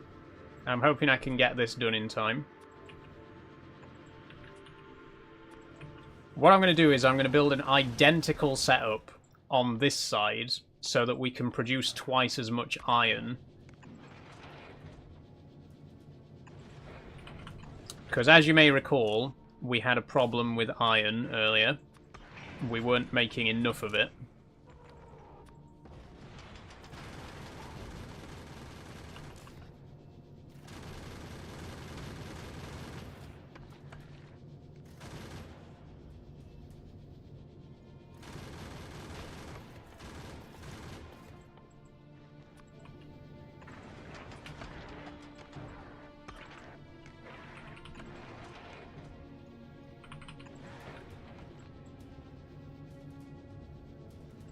This should remedy that problem.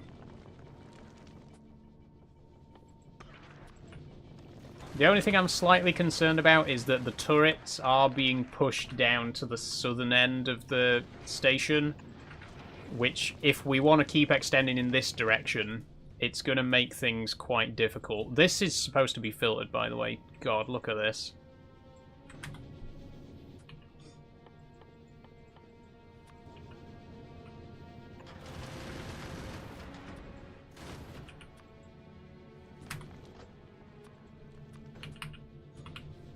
How's the stream been? Busy one?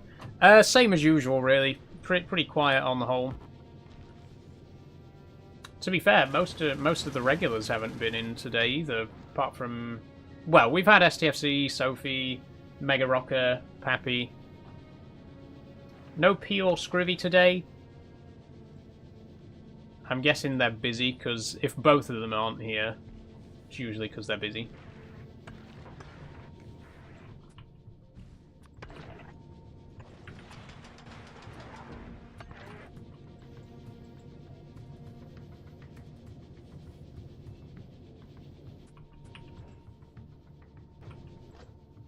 Oh, we were supposed to put efficiency modules in these, weren't we?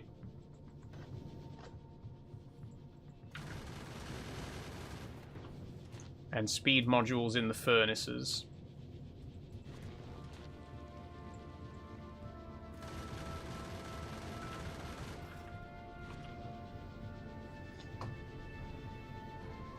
It will fail because I have a very close friend called Amy. She's a cisco, but she's been mistaken for a trans guy before. Exactly. Exactly.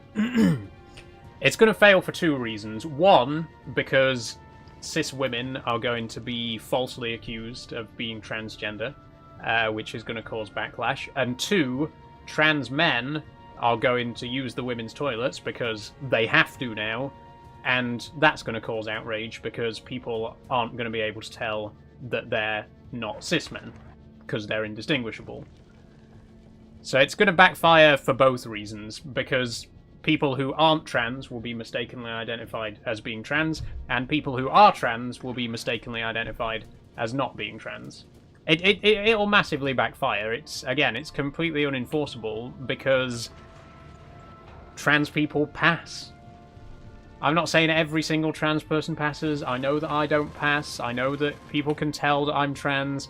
You cannot tell with 100% accuracy for every single person on the planet whether they're cis or trans. And that's why it will backfire, because as soon as a handful of cis women have been wrongly accused, or a handful of trans men have been misidentified as cis, they'll just quietly reverse it. When they realise how difficult it is to actually enforce, they'll just quietly be like, yeah, okay, we'll just pretend that didn't happen.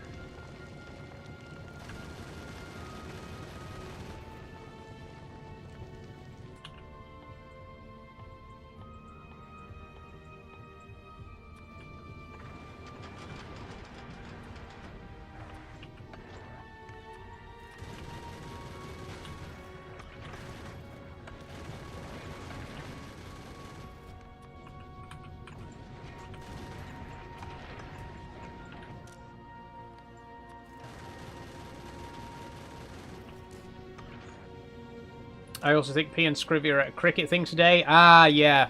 I think I remember them mentioning that. That's fair enough, then. Just wasn't sure.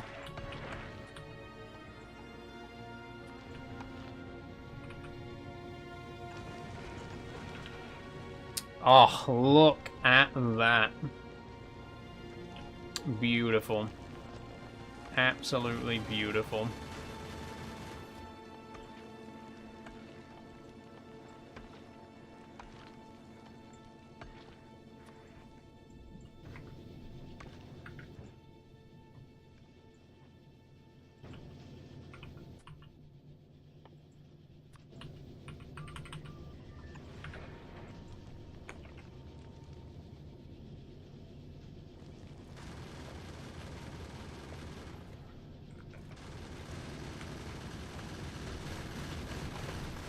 Now, we do still have a massive excess of carbon, so we don't actually need to do anything with that right now. But look at this. We're self-sufficient. We're producing space science. We're producing ammo. We got almost 600 space science already. This has gone very well today. So much better than last week's, or, you know, the last Factorio stream. I was getting so unbelievably stressed at Factorio last time. This has gone much better. Look at this. I'm so happy about this. So pleased with this. I wonder, before we move on to Satisfactory, can we fill this gap and put some more solar panels in? Because we got 4 more solar panels, but we need 36 more foundations.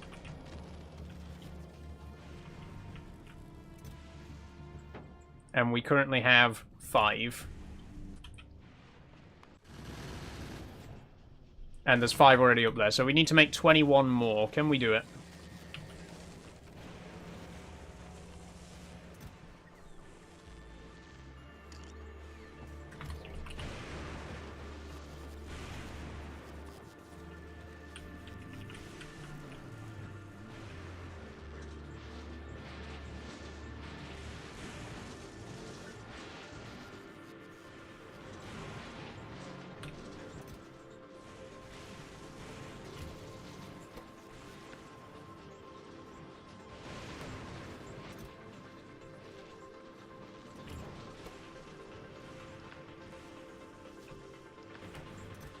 I think we could, you know. I think we could.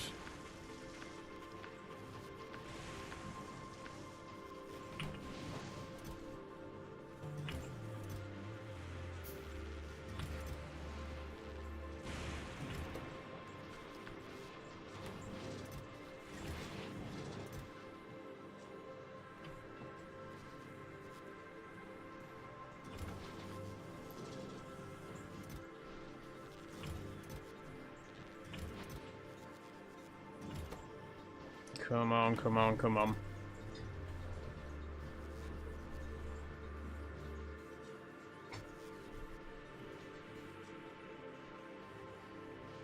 No Cat Pig today either, that's a shame. Because I know Cat Pig enjoys Factorio. Or Fwip.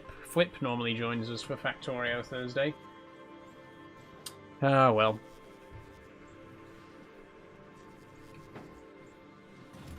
Okay, 22, 23.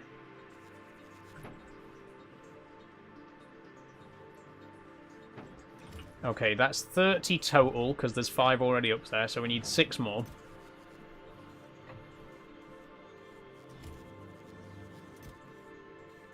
And we're out of copper cables.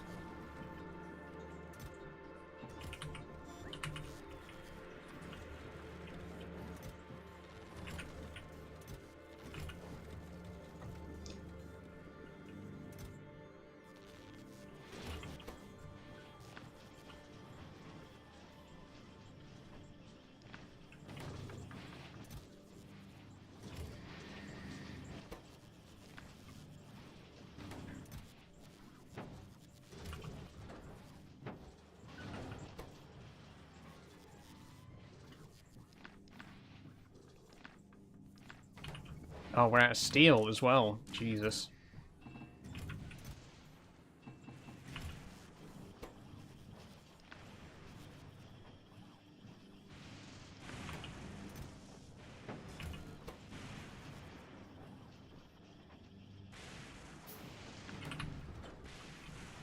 Okay, there we go.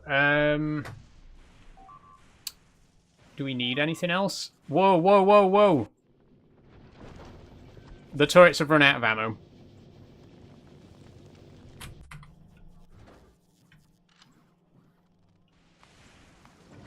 Why?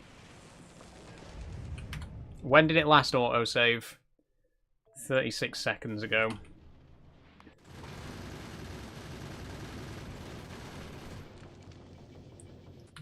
Oh, bollocks! I know why. Shit. No, right, hang on. Rewind a little bit. Hi everyone, it's Saul. I made a mistake. Thank you, Sophie, for playing that. What I've done is I accidentally removed the inserter that puts bullets onto the belt. So we did have enough ammo up here, it just wasn't being put out onto the belt, and therefore wasn't being used, wasn't being loaded into the turrets. This should fix that.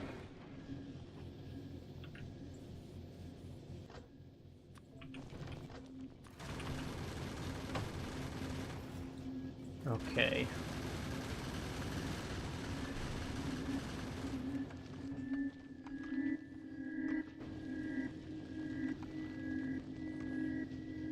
Whew, that was a close call.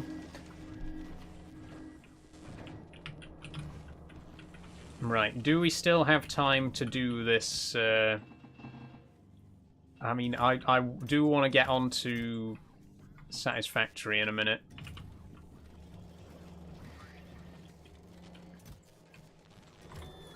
But I think we can afford to spend a couple more minutes just to get this done.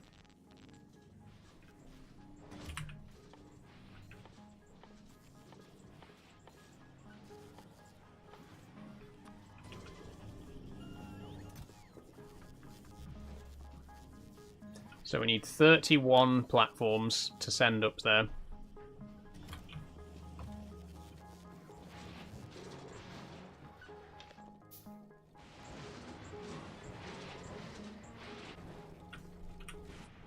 Just noticed my ability to play sounds? Yes, you've discovered the soundboards. Very good. We could do with sending up 2 more efficiency modules as well.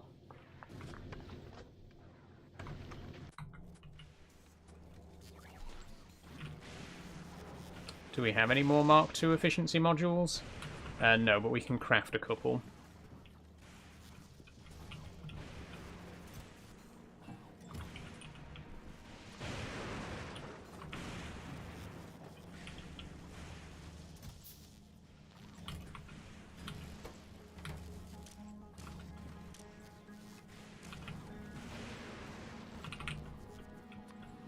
That's it.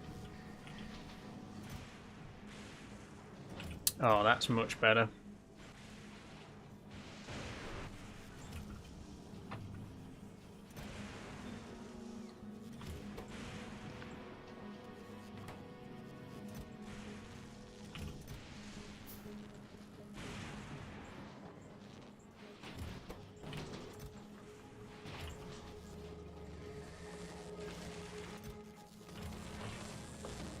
Okay, we will be moving on to Satisfactory in a minute, I promise.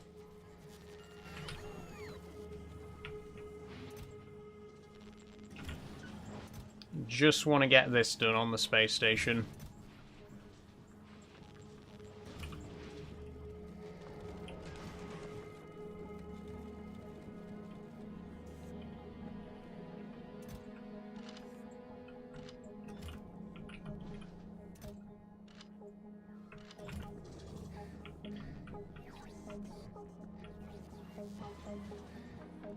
We need to update some of those sounds, by the way. We've still got the Reaper on there, even though I don't play Subnautica 1 anymore.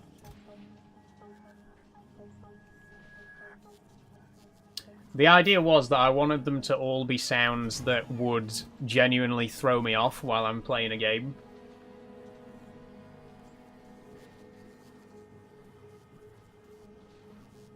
Which is why there's like a creeper explosion, and there's an alert noise from Factorio.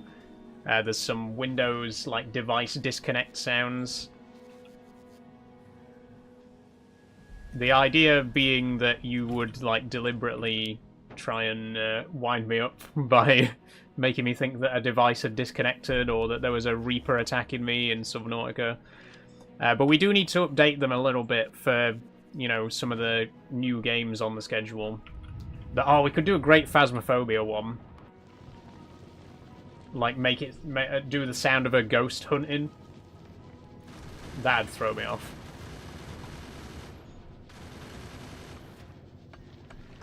Yeah, that's why all the Windows sounds are there, Sophie.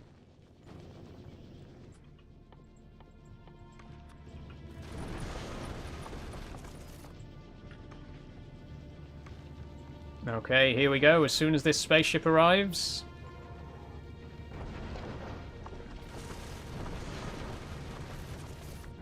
Ta-da!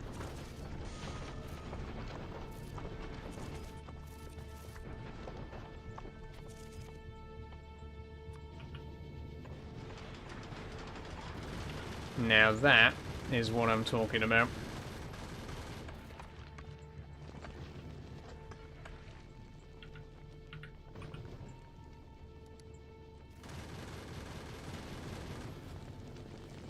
It still reckons that we're on low power, though.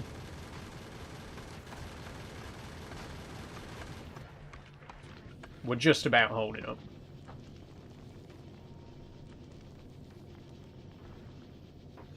They should be cheaper, in my opinion. They seem a bit expensive. Just one more sound, but I'm not sure how it works.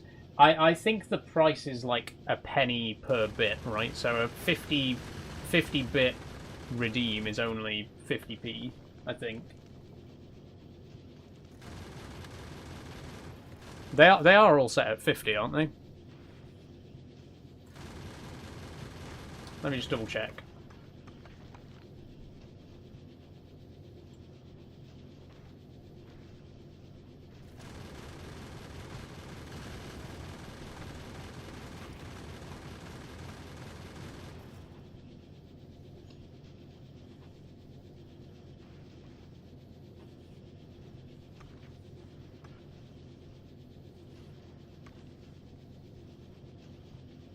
Yeah, they're all 50.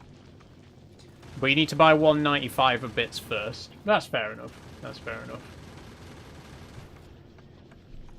I think that's reasonable, because I don't want them being spammed too much. You know, if they were only like 10 bits, then people would just spam them over and over again, and it'd quickly lose the... You know, it'd soon lose the comic effect, you know?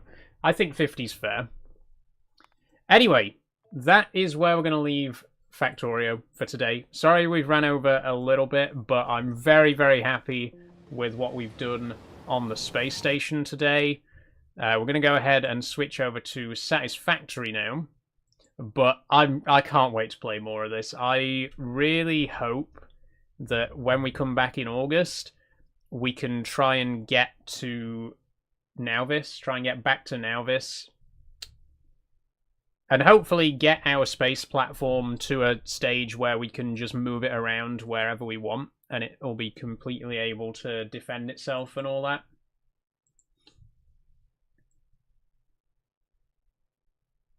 Oh, also STFC says, never buy off phone, buy off desktop. They're cheaper because no cuts. Ah, I see.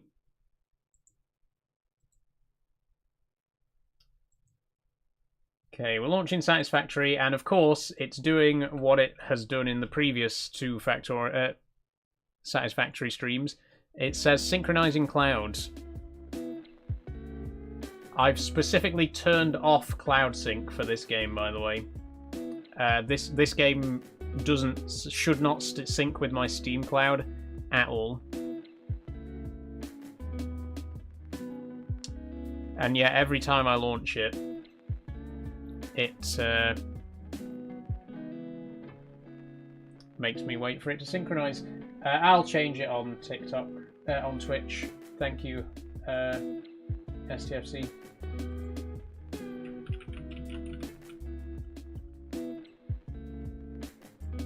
I've put my music on for a minute because it might take a few minutes to actually launch.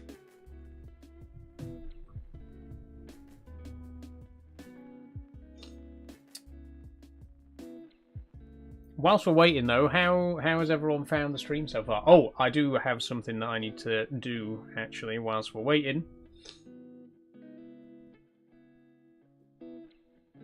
I had a post scheduled on Instagram that I need to add to my story.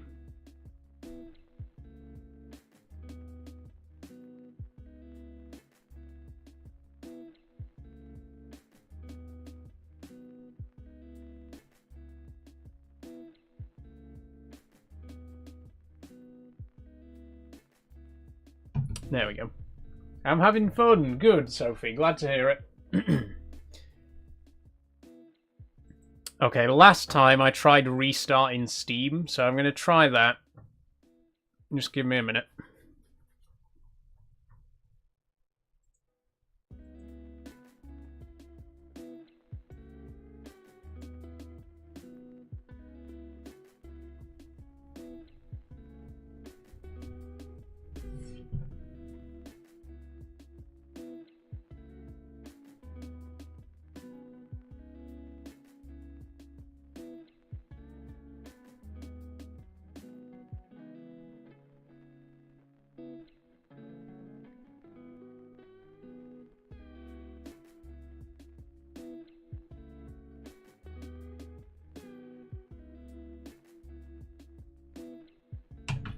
Okay, let's try again.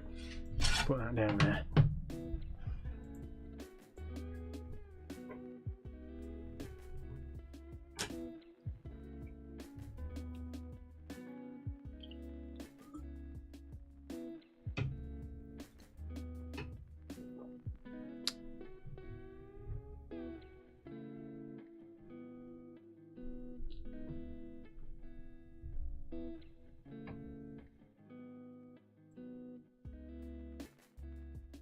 If you just tuned in, by the way, we're just launching Satisfactory.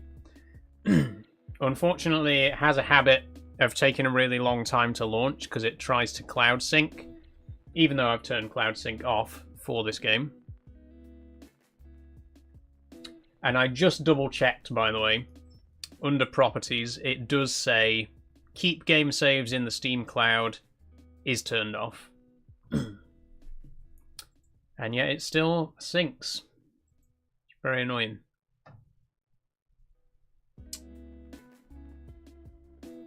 But hopefully we won't have to wait too much longer. Tomorrow we're going to be playing more Stardew Valley and Farming Sim, by the way. It's been so long since I've played Farming Sim.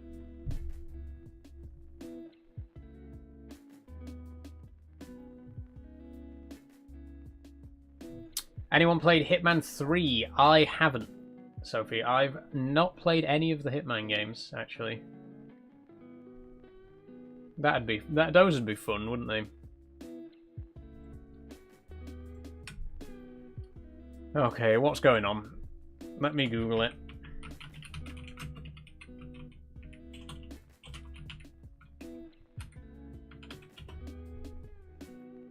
Hopefully I finish the Halo 1 remake before Saturday for the RV stream. Nice, Pappy Chuckle. Hopefully.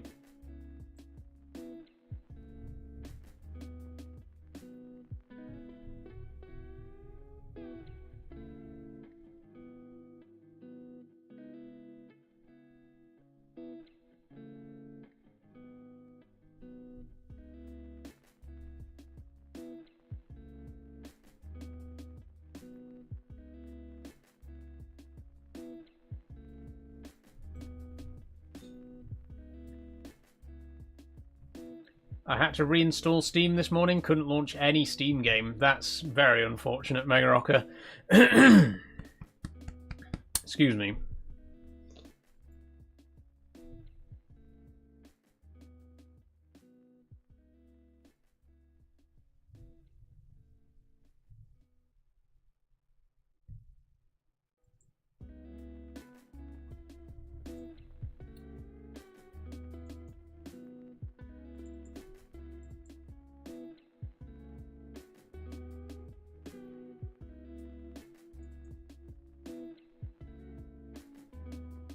Oh, it's launching. I had the same issue, says Sophie. Yeah, this is... I should point out, this isn't the same issue that I'm having right now. This is a known thing that just happens with Satisfactory. But sorry to hear you've been having trouble with that.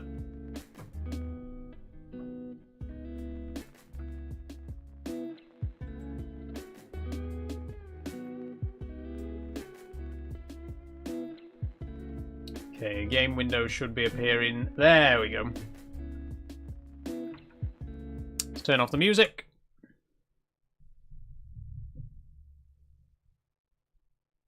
Should have left it on till we got to the menu. So we're doing more Satisfactory. I've really been enjoying this so far. I've been enjoying exploring the planet, and we did a load of research last time. We're going to continue to do some of that today. I'm going to try and work towards... I want to work towards the space elevator. But we've also got more hub upgrades that need to be done as well, so... We'll see. We'll see what happens. But I have done a little bit more exploring off camera. I've been trying to avoid building things off camera, but I've been enjoying this game so much that I really want to play it, even when I'm not streaming. So I've done some exploring off camera, but I haven't built anything or done any research or anything like that. Here we go. Oh, I did build this lookout tower, actually, which is pretty cool. I can climb up and see over the whole base, which is really nice. Look at that.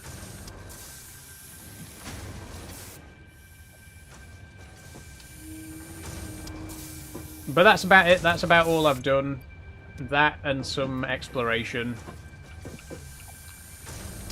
As you can see, my current objective is to build the space elevator, which is what we're going to try and work towards. We need where do we build it? Oh, it's in here, right. 1,500 cable, 400 steel rods, 250 iron plates, and 500 concrete. Now, I think we got the concrete. We've almost got the cables. We got the rods. We've got the plates. So actually, we got everything except the cables. We just need a few more iron cables. What I might do is temporarily turn off the iron processing machines.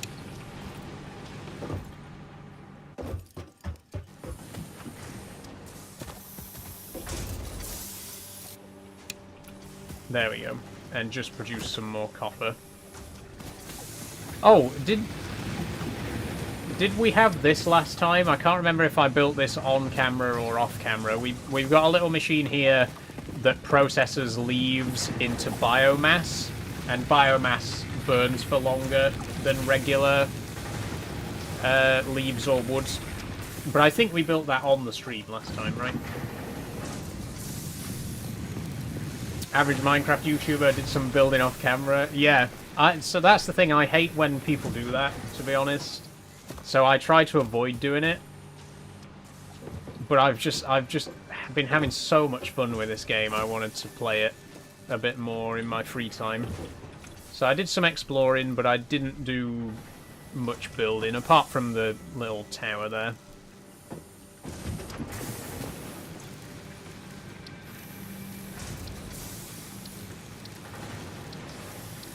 Still got a lot of research to do as well, but we'll get to that.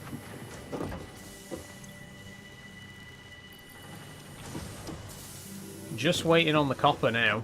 Literally just waiting for this to do its thing.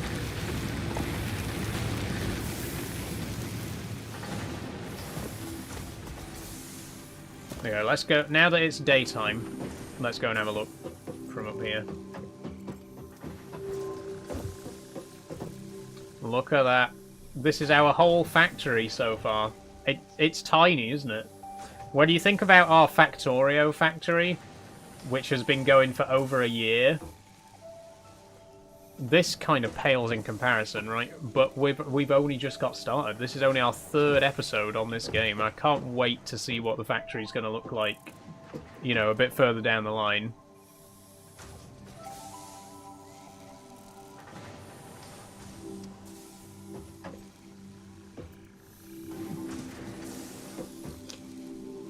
God, look at all that copper.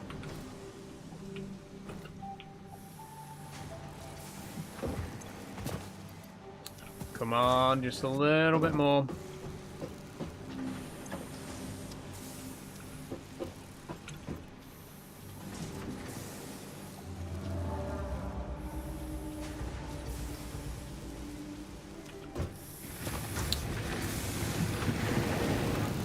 fact, I think we can turn it off for now, because there should be enough there to feed it. What I would like to see is toggleable power poles. It'd be nice if I could turn off all of the machines at once without... Well, maybe like sections of machines. Like, if there was a switch on this power pole, I could turn off all the iron processing, but keep the other stuff turned on. I wonder if that might be something we can unlock further down the line. Okay. We've got the ingredients. It's time for the space elevator, everybody. Oh, it is massive. Holy shit.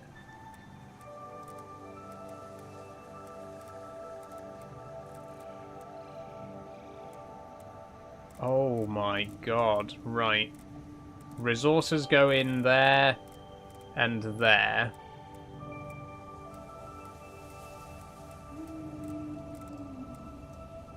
Let's do that. Oh my god.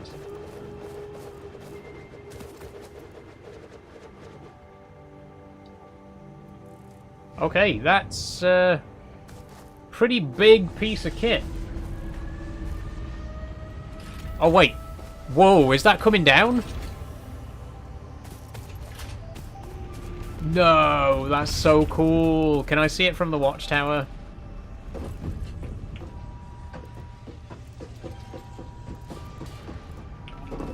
Oh, whoa. Oh, right. It's a space elevator, obviously. So that's a space station in orbit. And can we go up to it? Can we ride the elevator up? That's amazing. We've trapped a local creature in there, but that's so Project cool. assembly initialized. Congratulations, Pioneer. The space Love elevator will now automatically connect with the Project Assembly orbital platform. Project assembly is divided into phases, each of which require the delivery of project parts, such as smart plating, via the space elevator.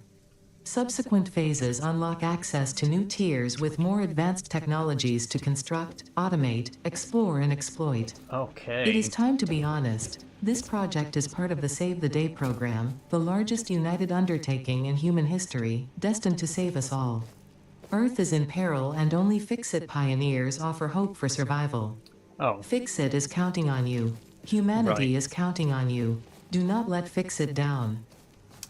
You really should not have dumped all that responsibility on me so quickly.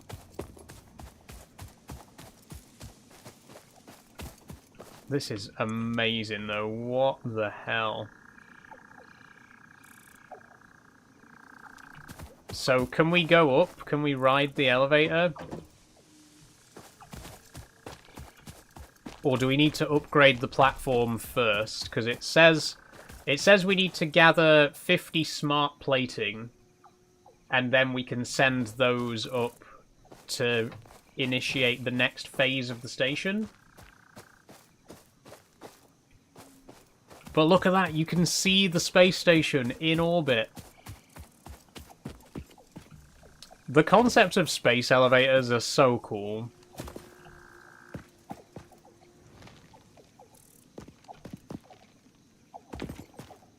But obviously, way, way beyond any tech that we could make, you know, in this day and age.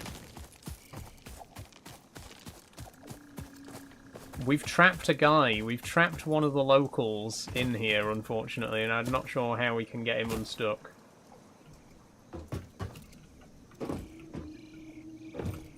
We also can't really climb on any of this. There's no ladders or anything. Oh, there is a ladder here. Cool.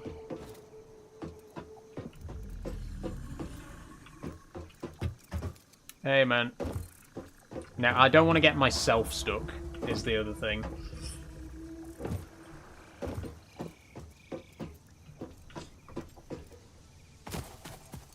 She has a lot of trust in you? Yeah. That is a lot of responsibility, isn't it?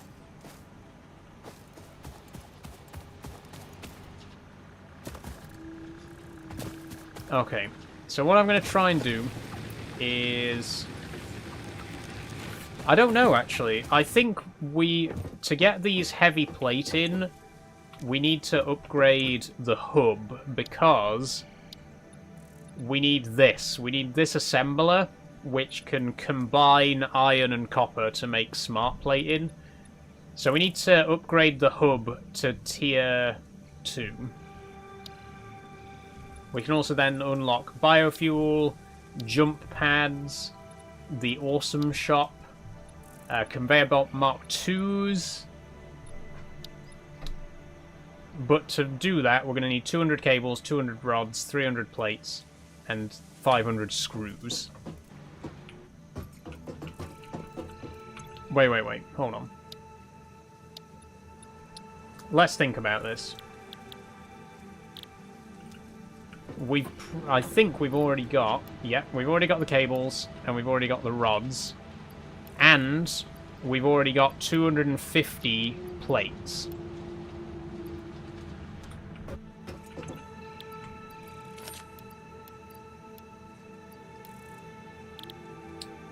So, really, we only need screws. And those are made from iron rods. Can we...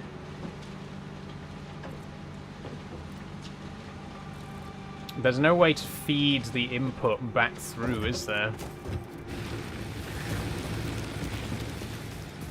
Do we have room to build a constructor?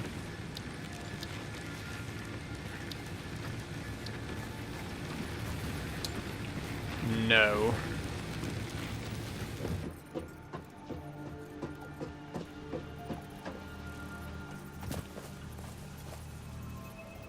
How do we snap? There we go.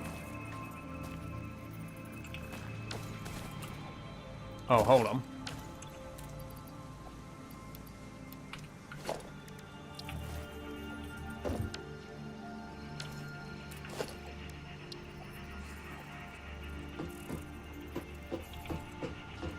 We can build it behind.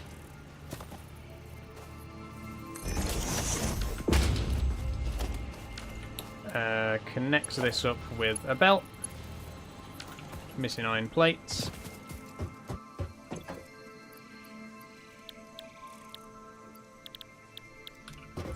Oh, turn on the plate production machine.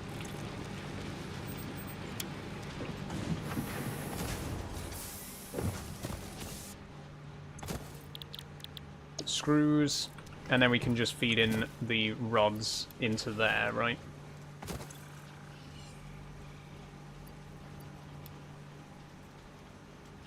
No power, because it's not connected up yet, is it?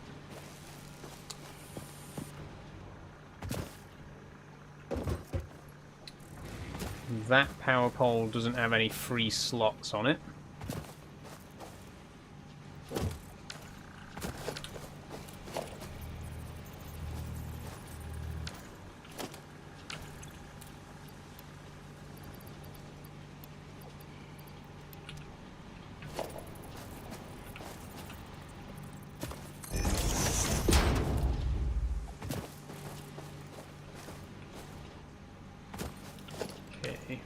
Dismantle that, and we're gonna go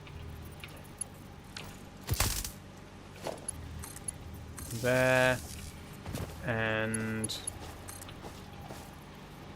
there. No, that's not what I meant to do. I've just put it back exactly where it already was. No. Oh shit, I've just opened the console now. How do I close that? There we go. I'm still not quite on top of the controls for this yet. So I keep misclicking.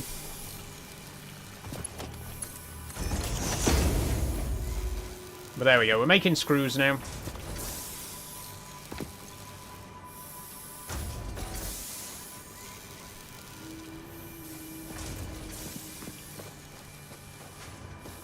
Oh, there's two of them. Are they just going to keep constantly getting stuck? I've got a feeling that these guys are just going to keep getting stuck.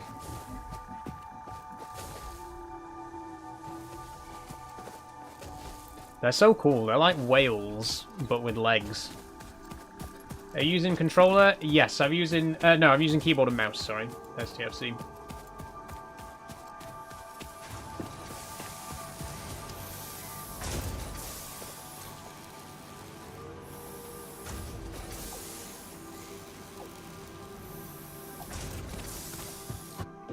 Okay, we're going to be waiting a while. But we're on track.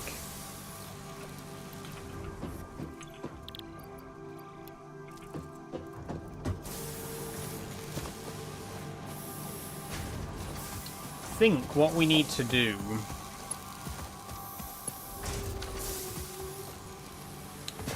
is put a splitter here. Hold on. I've got an idea.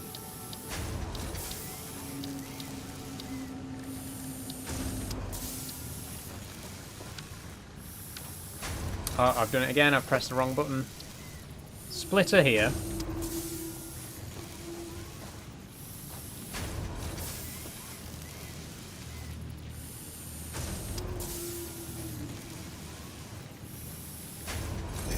There we go.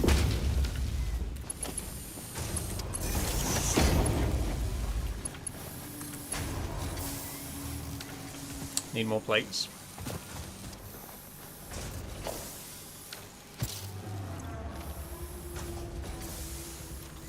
Right. You might be able to see where I'm going with this. So then if we turn this back on, we're now going to produce more iron rods, but half of the iron rods are going to go straight into the storage, and half of them are going to come round to this constructor to be turned into screws. In fact, a better option would be to move the constructor to here. So that's what I'll do.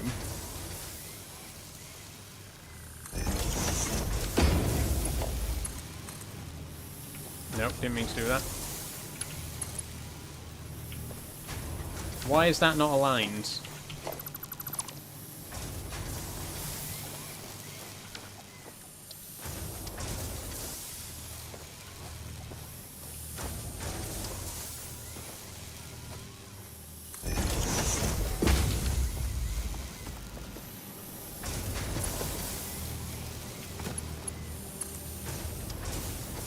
I don't understand why that's not aligned. Is it something to do with this? Is this tree, like, in the way or something?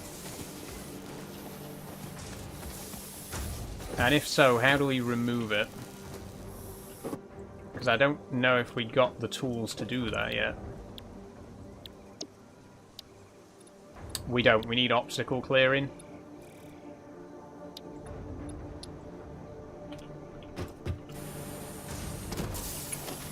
Okay, for now then, we're going to have to run it around all the way.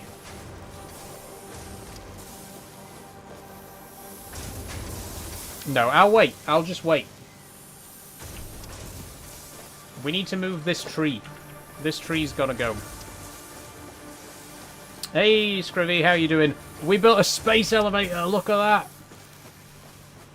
That space station is in orbit. All the way up there. It's quite a low orbit, to be fair. Like, this planet's atmosphere is not very thick. Or not very tall.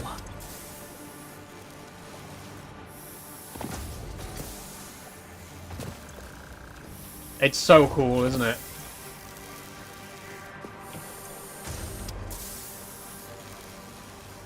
Oh, I forgot we can use power shards to overclock. We've got those. Oh no, we don't have those, but we can craft those. That's what the power slugs are for. You can overclock stuff. Okay, blue power slug. We got 12 blue power slugs.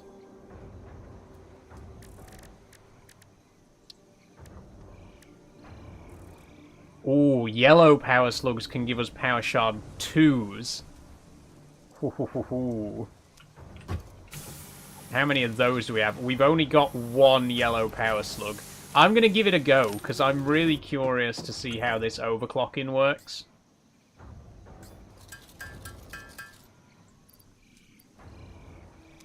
Okay, we got power shards. Let's put one in and see what happens. Overclock.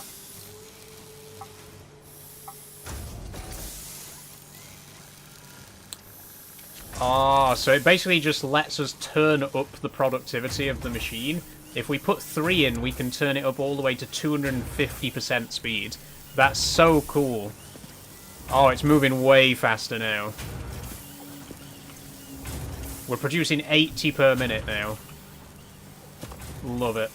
Love it.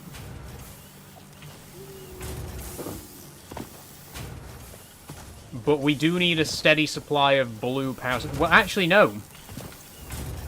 I don't think... Yeah, these don't get used, right?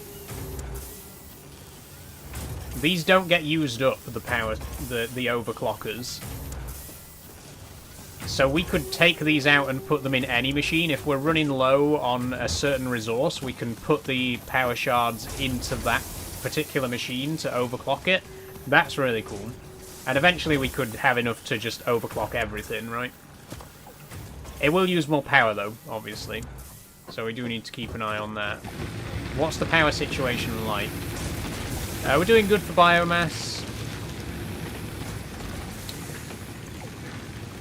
We are out of leaves, though, so once that biomass has been used, we're in trouble. Whilst we're waiting for the screws to process, I'm going to go and grab some more leaves from somewhere.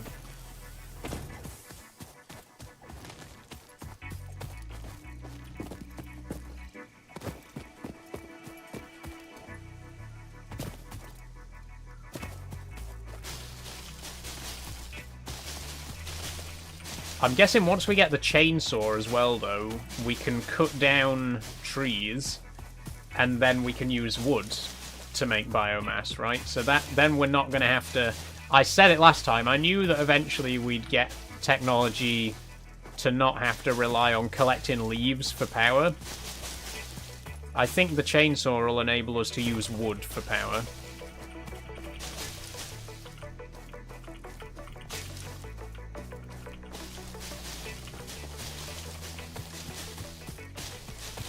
But for now, we do still have to collect a few leaves.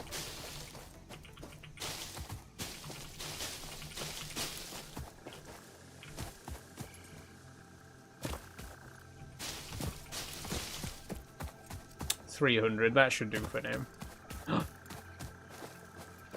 The dog. The shrimp dog.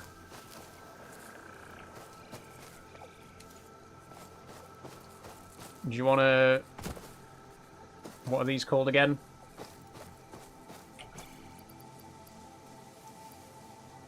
Beryl nut. Do you want a beryl nut? Here, boy. Have a beryl nut. Can I pet you? Oh, I love him so much. So cool. So cute.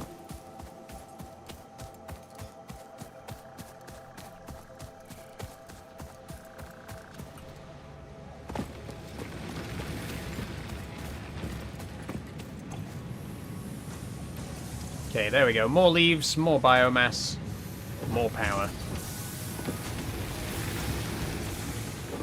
Now, how are we doing for screws? 314. We're getting there. We're getting there. We still need... Well, we need 500 total. And if I want to make the chainsaw, we need another 500 for that. Maybe I'll do that first, actually.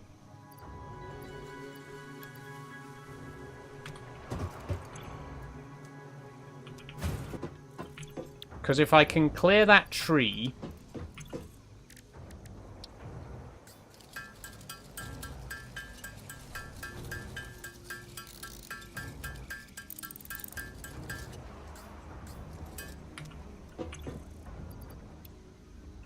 Oh, we're short.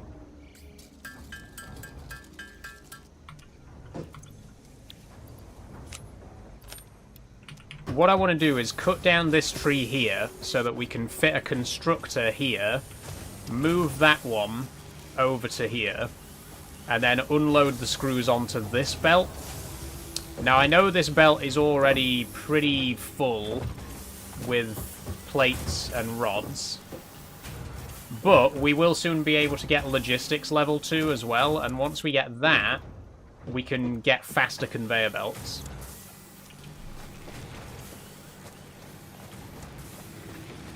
I don't think we've picked the best place for storage, because I think the idea is that if you need more storage, you build another module in front, and you can run a conveyor belt between them. We haven't really got much room for that.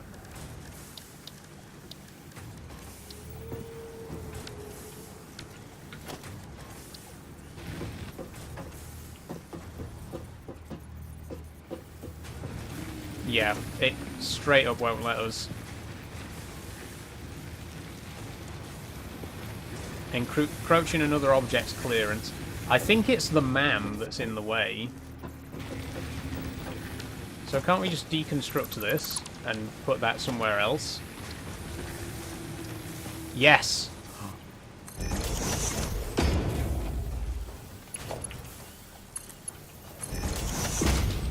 We have just doubled our storage capacity.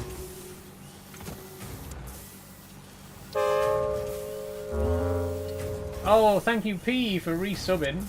Came home from work and slept for almost 4 hours. No worries. Good to have you here. There we go. That's much better. We built a space elevator, by the way, P, in case you missed it.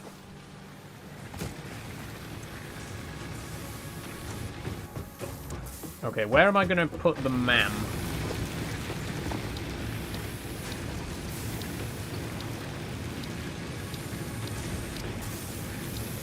Where is the MAM, anyway?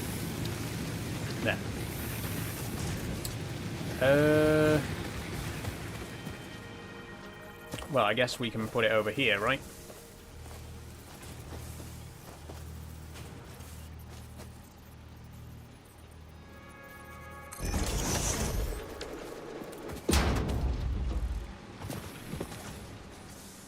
Yeah, I don't really like it here because it feels like it's a bit out of the way of the base. I want it to be somewhere facing the base, really. I'll leave it for now until we can think somewhere else to put it. We're probably going to start rebuilding the base soon anyway, once we get, like, more automation recipes and stuff like that.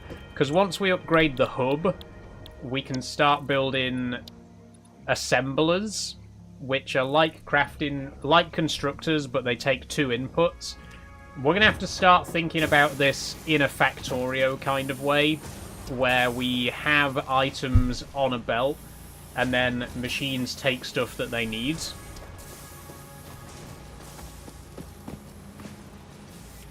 Because right now everything's going onto one belt, and this is something that you don't do in Factorio. You have a separate belt for every ingredient, and I think we're going to need to start doing something similar for this. We're nearly ready to unlock the chainsaw, though, which will allow us to start clearing some of these trees, so that's good.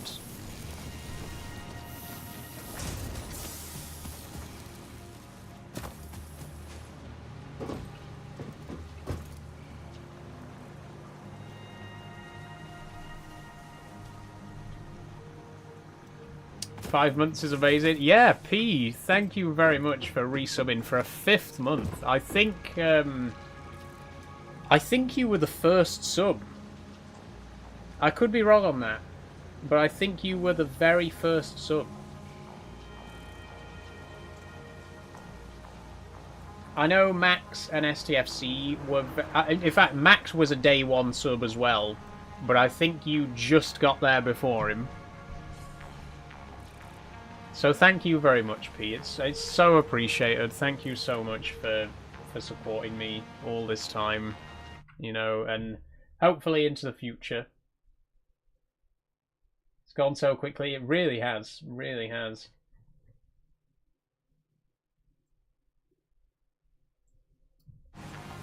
And also, Sophie gifted a sub today, so thank you for that, Sophie.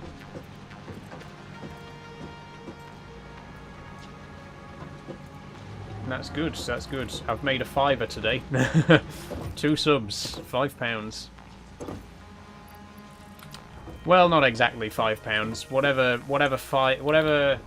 $5 is in pounds. Okay, rocket launch time.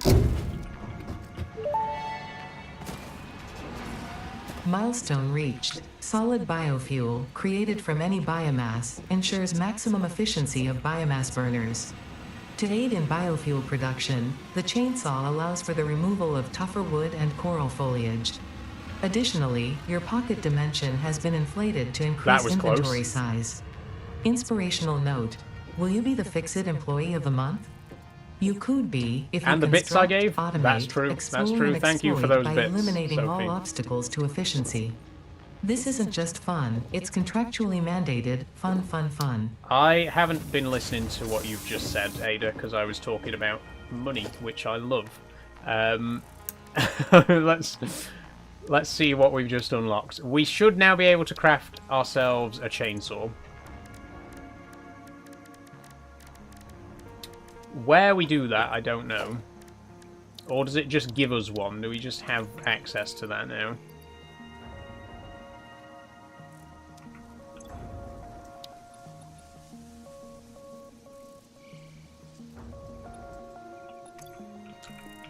But how do we get the actual chainsaw then? How do we craft one?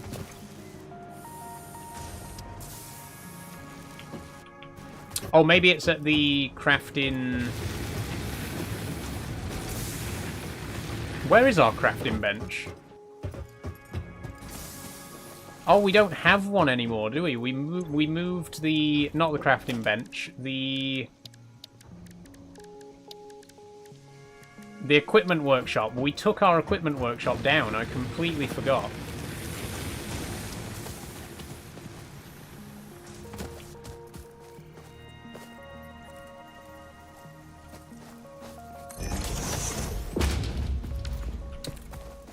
That's a pretty nice fit there.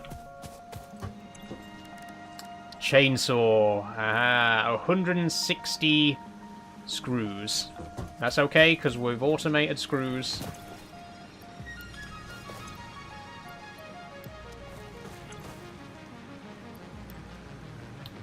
Just gotta be a little bit patient.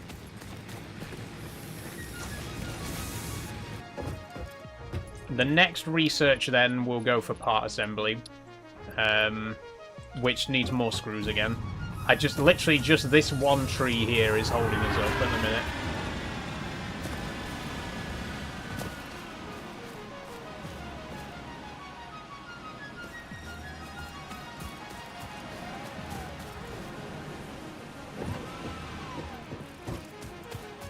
I want to start building an actual factory building. That'll be cool.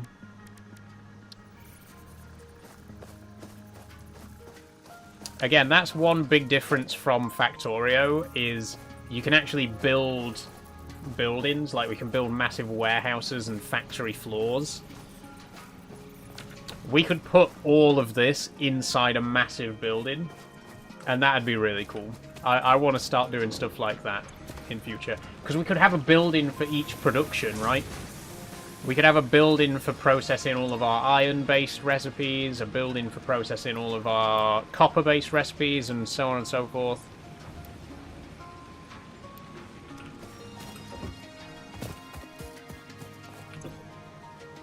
We've definitely only scratched the surface of this game. I didn't realise how much there was to it.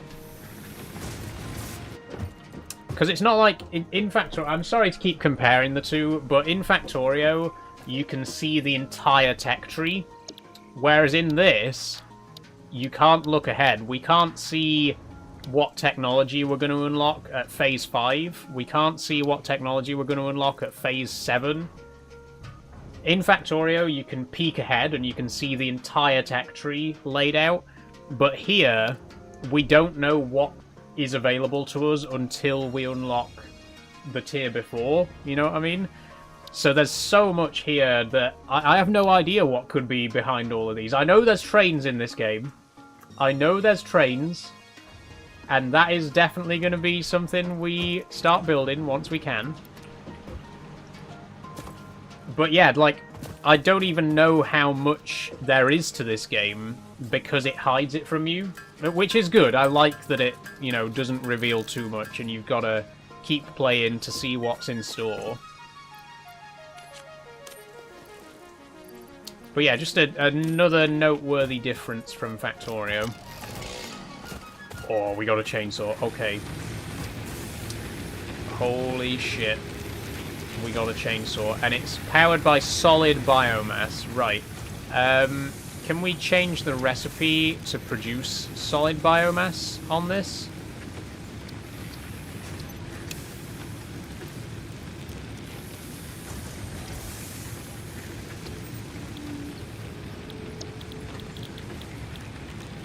Solid biofuel, there we go. Oh, it's made with... Right, so we need another constructor to process the biomass into solid biofuel. That's okay, because we can just move this out a little bit and put another constructor in the gap there. But first things first, I want to get rid of this tree. Hey! Ooh. Nice. Nice, nice, nice. I'm going to get rid of all the trees in this little patch here.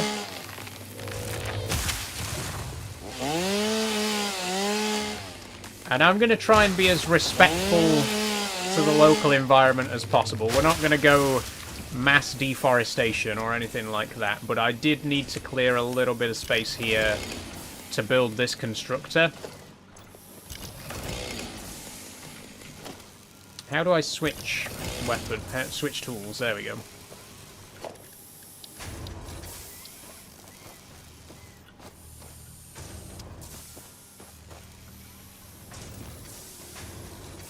Oh, we need cables.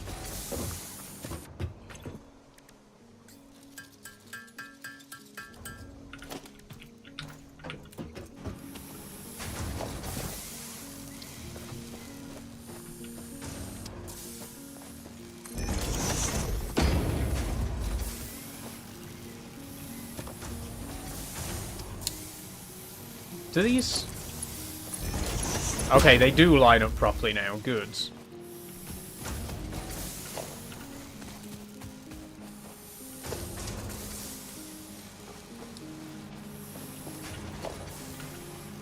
Okay, I'm going to take down this belt for a second. Because I now need to put in a merger.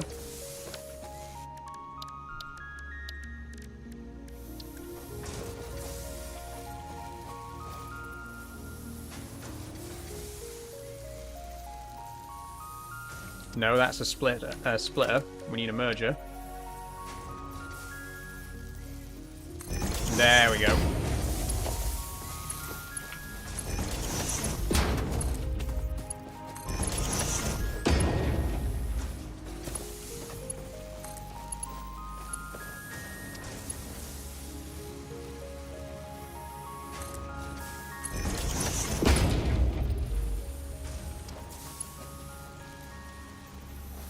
Invalid conveyor belt shape? What do you mean?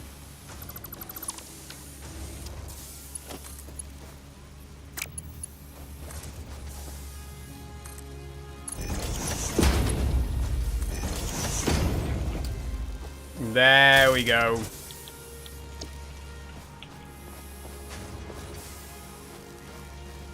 Oh, it's not powered. I keep forgetting that we have to power each individual machine in this. Oh, we need cables.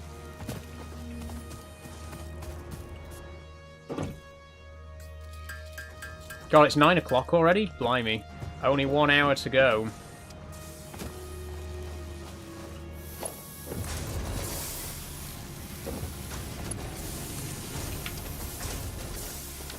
There we go, and... Screws! Ta-da! Okay, we can take this one down.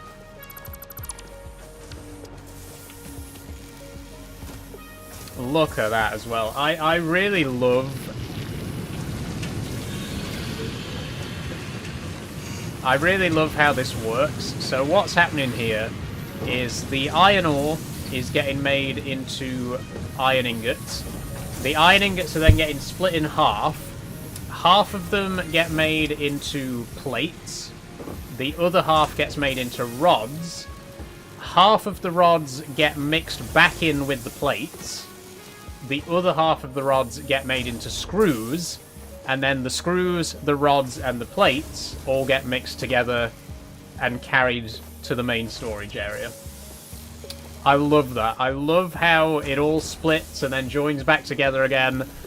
I'm really happy with this. I'm loving this game so far. So much fun. This game's so fucking incredible. It is. It really is, STFC. I'm loving this. We need to get a cable set up. We're not currently producing cables. Oh, the biomass thing needs to be sorted as well. So I need to deconstruct this storage container. We need to build another constructor.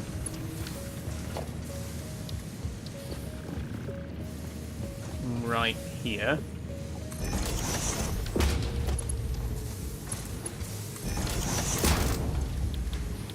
This constructor is going to make biomass out of leaves. That biomass is then going to be turned into solid biofuel. And this machine is going to use that.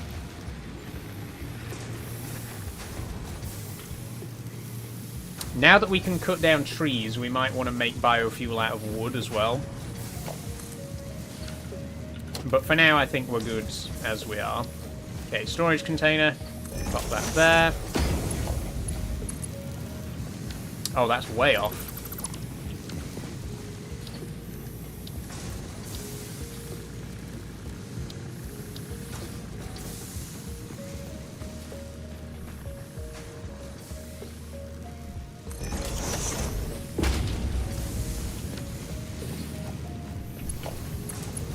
That's it.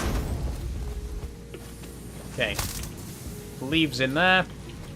So now the leaves get turned into biomass. The biomass gets turned into solid biofuel. The solid biofuel goes into the biomass burner. We are going to need some more in there soon as well. Okay, next thing. Cables. So we're going to need another splitter here to take half of the copper and turn it into cables. And then merge it back onto the belt. Now, because we're not currently producing any copper cables, we can just go ahead and deconstruct this conveyor. We are going to need to put in a splitter here.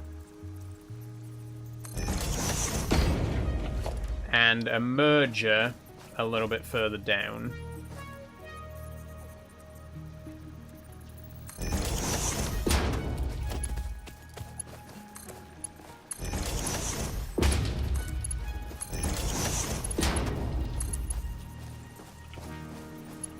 Oh, we need more iron plates.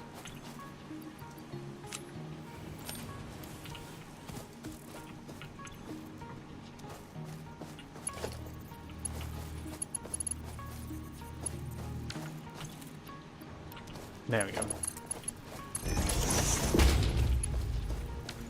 Okay, is there room for a constructor here?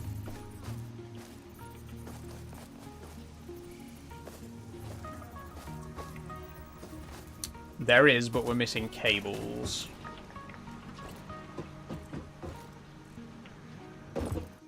Sorry, I'm in and out. My friend's stuck in town centre alone with 7% battery. That's alright, Sophie. That's okay.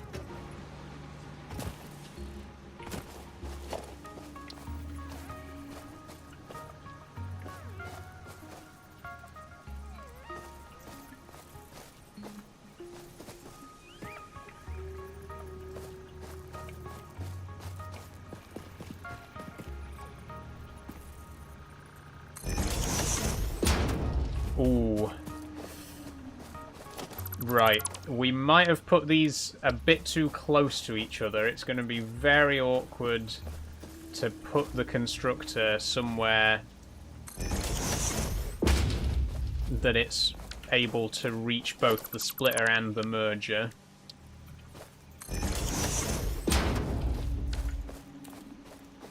That should work.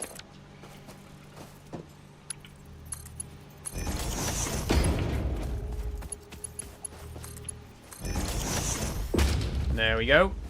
And this machine's going to make cables. So this is a very basic setup. The copper cables are going to come through here. Half of them are going to get taken off and turned into cables, and then they're going to get mixed back together again, just there. We do need to power this, which means... Oh, we could run the power line to here, actually. There we go. And if we turn this back on now...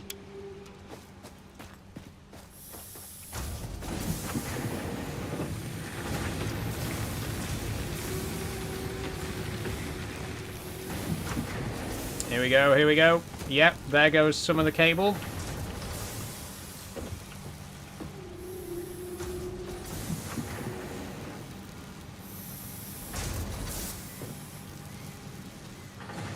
That's it. So there's the copper wire. There's the cable. Nice, nice, nice, nice. We are doing bloody good right now. We're still waiting on screws, though. We need quite a few more of those. Even overclocked, the screw machine is very... I guess... Wait.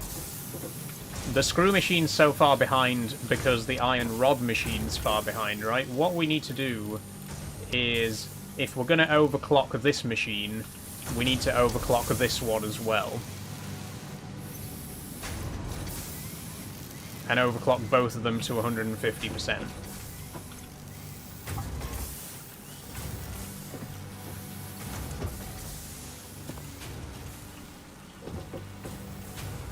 I'm also still here, just doing the household chores I should have been doing when I was napping. No worries, P, no worries. I'm glad you're all enjoying it.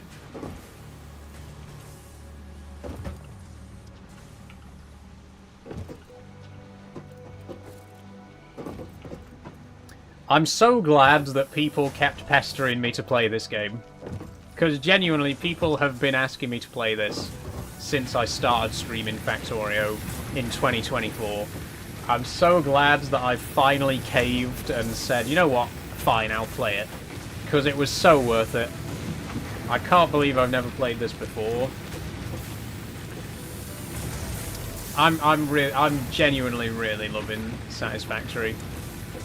And we've only just started. We're like right at the beginning. There's so much still to explore and unlock. What a game. What a game so far.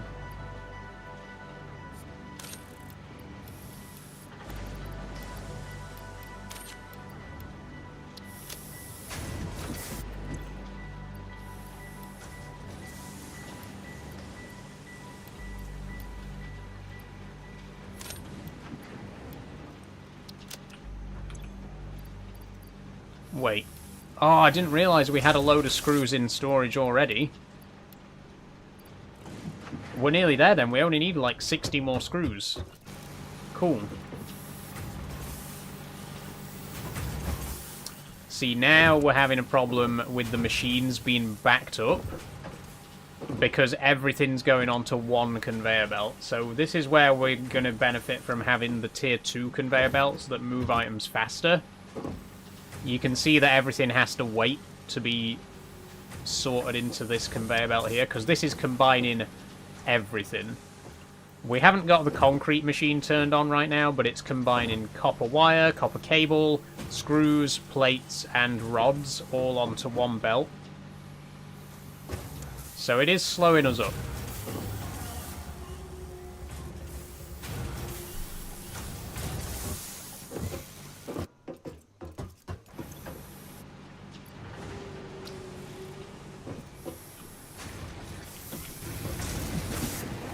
In fact, let's turn off cables for a little bit.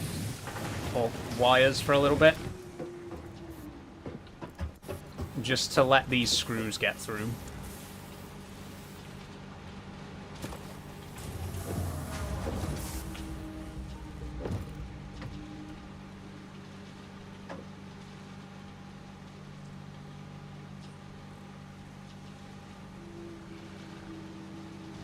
There we go, that should fix that.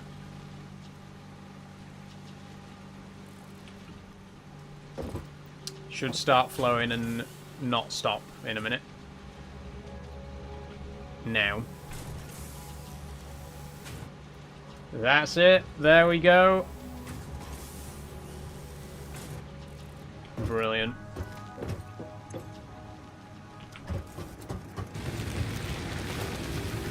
Oh, I'm going to cut down this tree as well. It is in our way.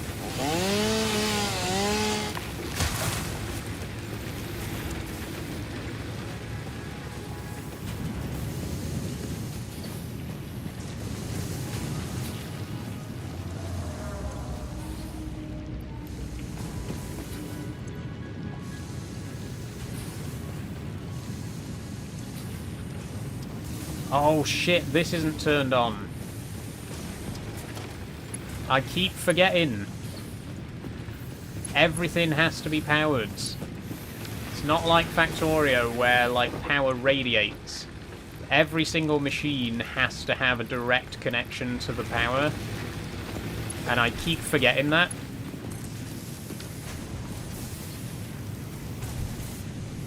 It does make things quite tricky, because each of these can only have 4 cables attached to it.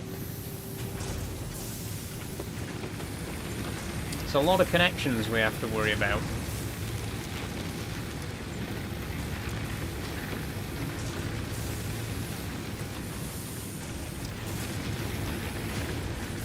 She's okay. That's good, Sophie. Glad to hear it.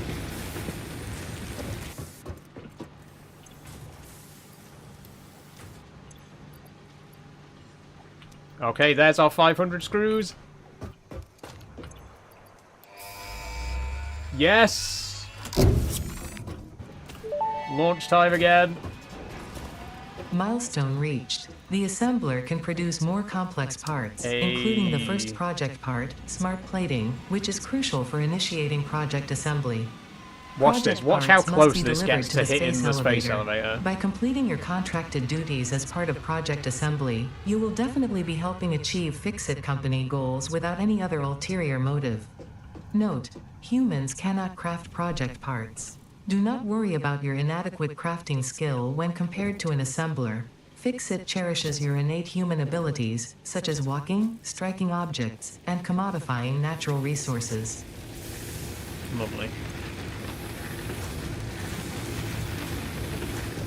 So.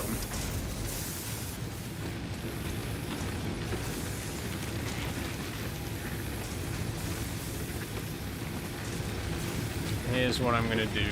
I'm going to replace the biomass bricks in here. That's it. There we go. Right, so we've now unlocked... It's a shame we can't skip the night. It'd be really nice if we could skip ahead to daytime. But we've now unlocked the assembler. Craft 2 parts into another part. Can be automated by feeding component parts in via conveyor belts connected to the input ports. The resulting parts can be automatically extracted. Yeah, I know how all that works.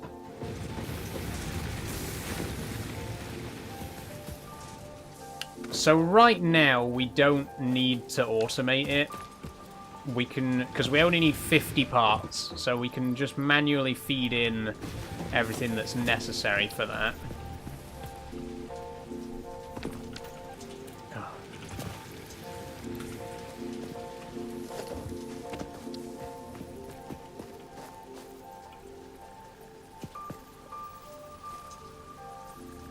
Let's just pop it here for now.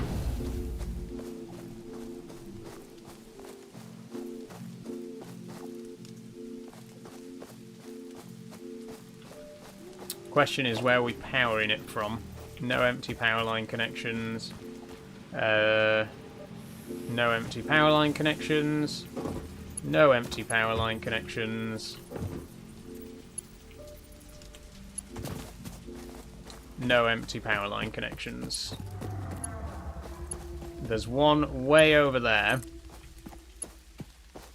Wire is too long. Okay. Build another pole.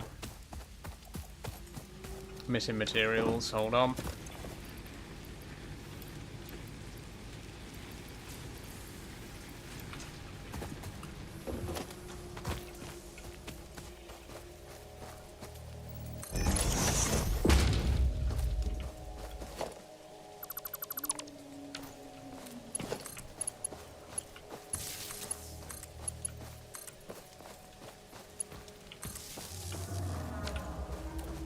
There we go. Okay.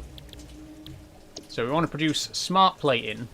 We need one rotor per smart plating. So we're going to need 50 rotors. How do we craft rotors, though? We've got a few of them. But how do we craft them?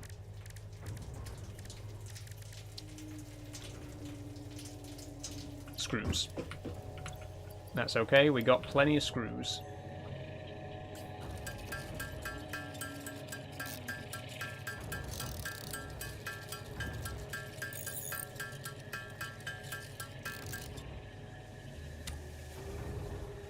We don't have enough screws. These rotors are expensive.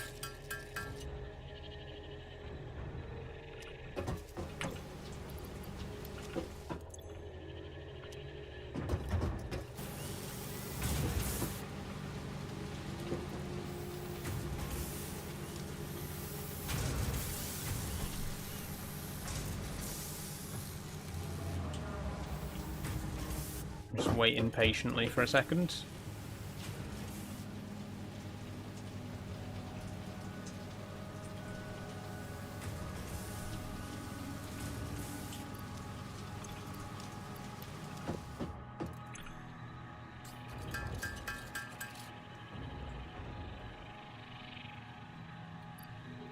Okay, we got 40 rotors. We only need 10 more.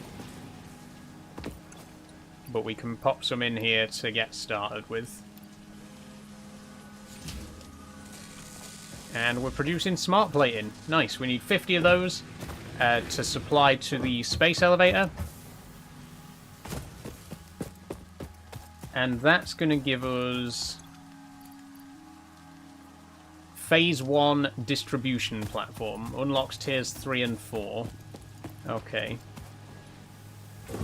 So if we look in our main research computer, that's going to unlock these. Pretty good, pretty good. We do still have jump pads, U-Sync, Awesome Sync, sorry, Resource Sync bonus program, and Logistics Mark II. I would like to get Logistics Mark II done, so we can build faster conveyor belts. In fact, we might already have basically everything we need for that.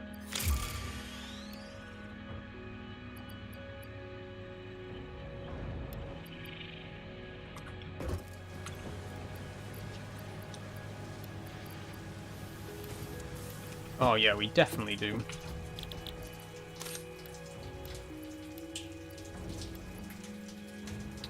Except 50 reinforced plates.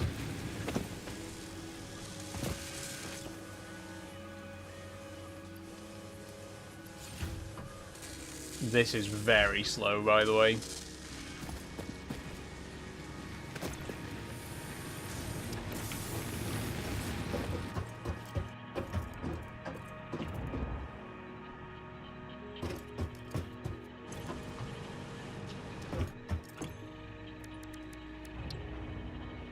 Oh shit, we need screws for those as well.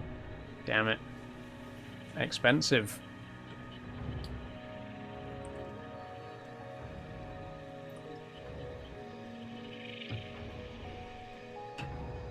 So next time, we definitely need to think about, like say, building something a bit more Factorio-esque, where we have all of our ingredients on separate conveyor belts, and then we take stuff off the conveyor belts as we need it, because we're going to need a machine to make these. We're going to need a machine to make rotors.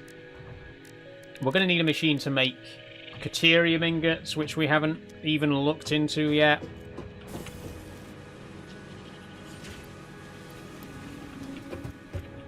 But again, it is like when you play Factorio, you're constantly rebuilding the factory. Whenever you get new tech, you rebuild it all bigger and better, right? You don't just tack new buildings on to the existing factory, you basically start from scratch every time you get to the next big tech milestone, and build it all back up again with the new stuff that you've unlocked. And I think next time that's what we're going to be doing. Pretty much all of this is going to have to be torn down in the next Factorio Thursday for us to then start building it back up again with all the new machinery. Like, look at this. Each one of these requires 2 inputs and potentially 2 outputs. Oh no, 1 output. 2 inputs and 1 output. We're going to need 1 for rotors. We're going to need 1 for reinforced plates. Most likely we're going to need them for other things as well. It's going to get expensive. And rebuilding the whole damn thing is going to be the best way to do it, I think.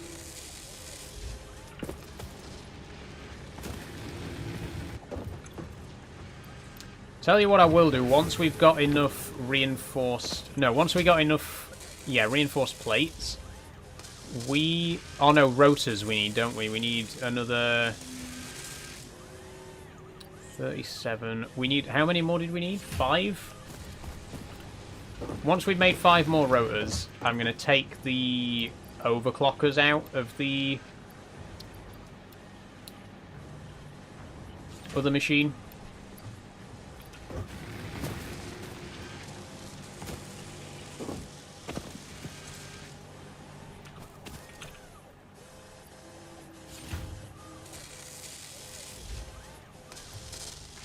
Yeah, it is 5 more we need.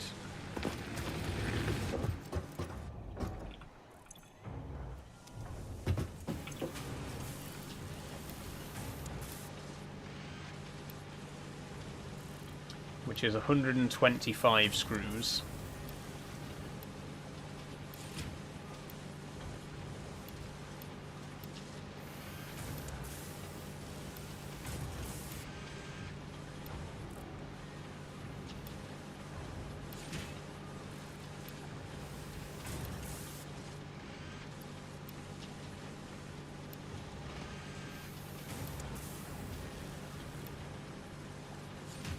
There we go.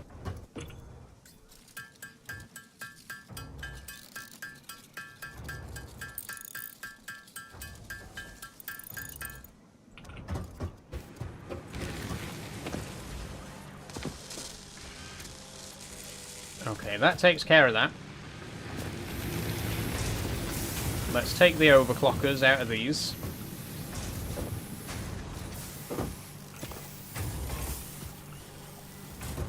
And I'm going to put both of them in the assembler.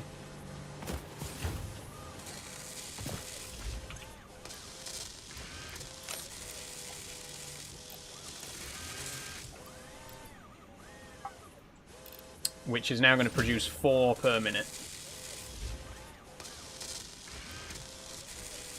That should make things a bit easier.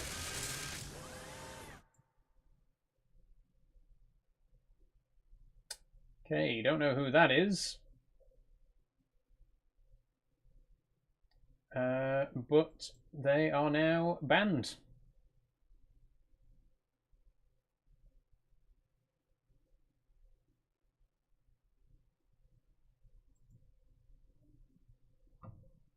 Sorry about that, Sophie.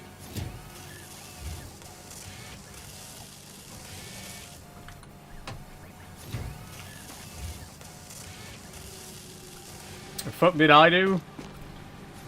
God knows. You never know with these people.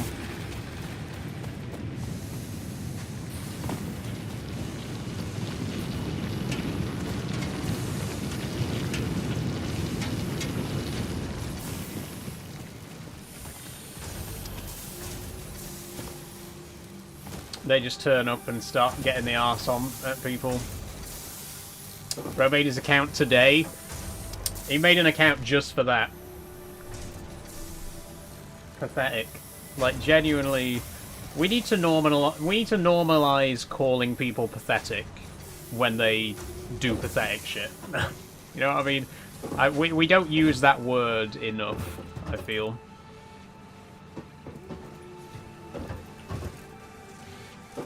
But that is actual pathetic behavior.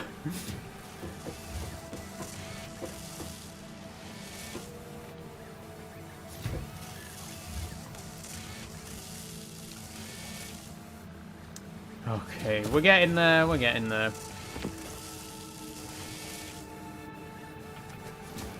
We do still need 50 more reinforced plates, and that's going to be a bit trickier now that we've taken the overclockers out of the screw machine.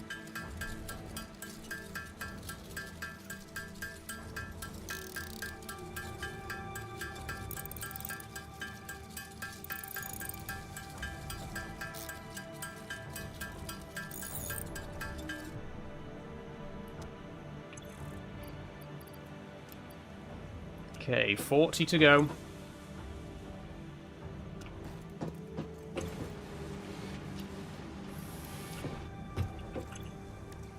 Let's make some more screws.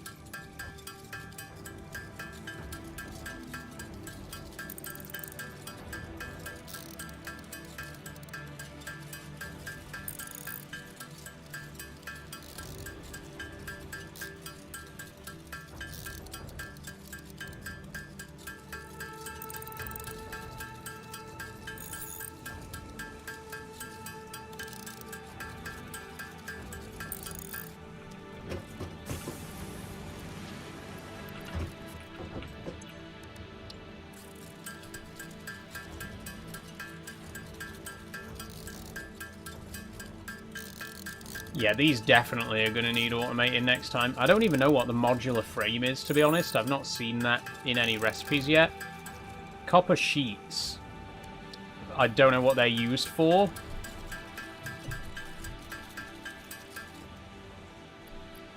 I mean, there's a lot of stuff that we just don't know what to do with it yet.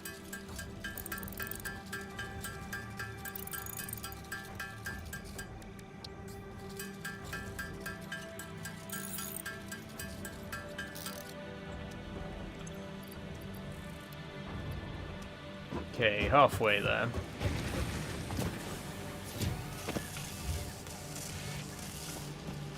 Just leave that do its thing.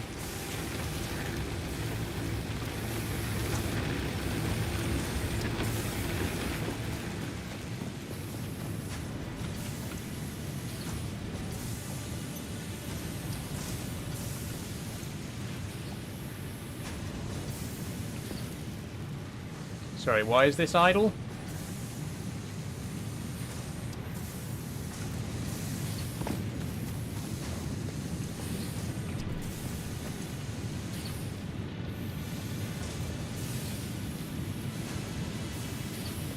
Oh, because we're running low on leaves, right.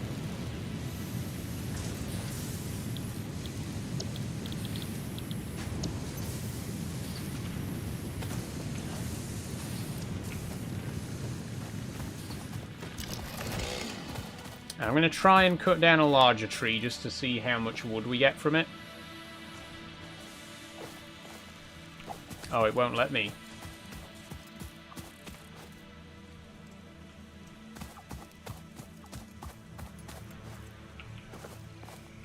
Oh, it's not got any biomass in it, has it?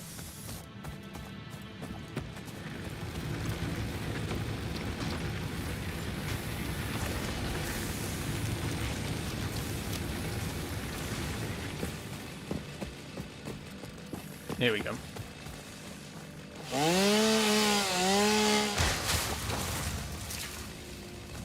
Ah, we got 18 wood and 35 leaves from that.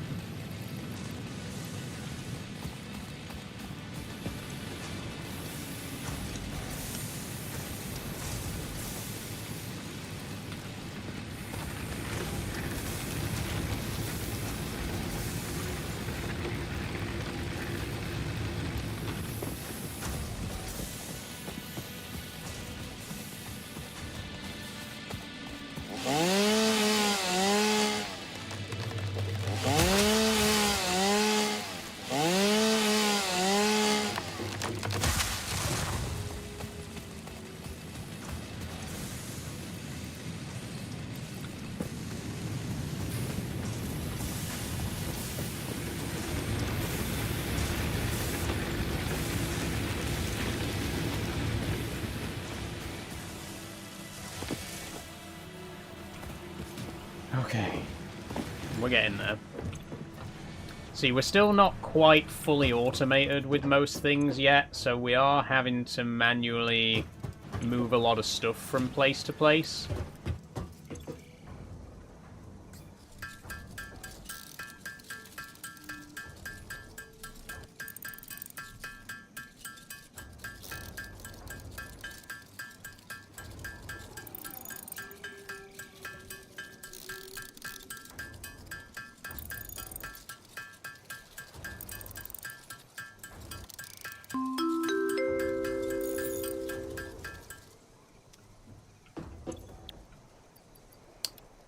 You're not getting unbanned.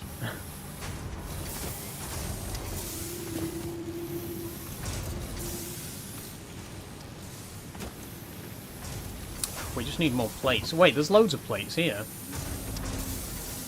Oh no, those are mine. Those are the ones that I've already got in my inventory. Fair enough.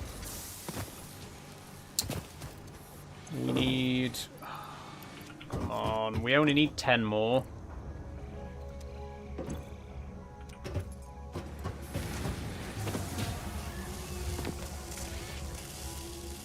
These are nearly done, that's good.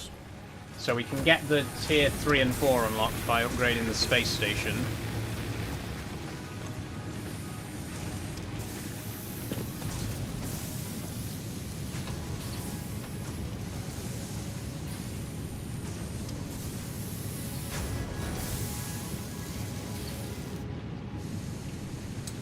Definitely the same guy, so he's gone straight away. Oh, I didn't even realise it was a different account. Yeah, Harry... I mean, at least be a bit more creative than just give yourself the exact same name, but with a different number at the end.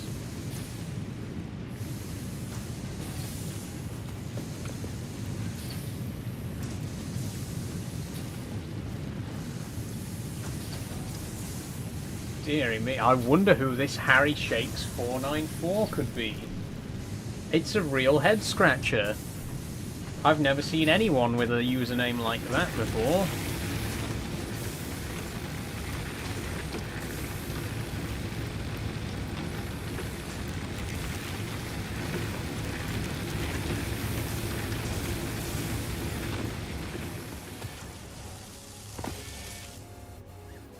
This is it. Last one. A 50 smart plated, nice.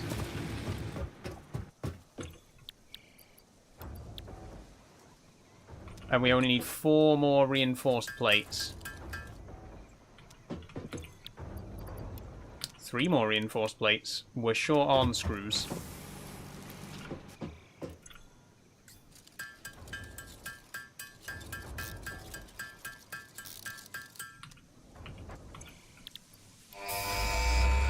Okay, rocket launch time. Let's get ourselves some Mark II logistics. Fixit would like to remind you of your contractual obligation towards efficiency. Recreational use of belts and lifts does not count towards work hours and will put you on the list. Stay efficient, don't disappoint Fixit.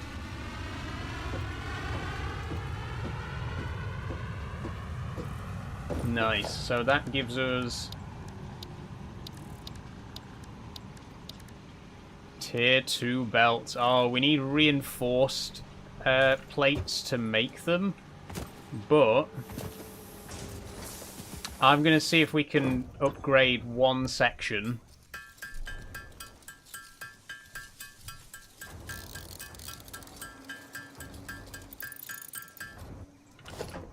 Just so we can see what an upgrade it is.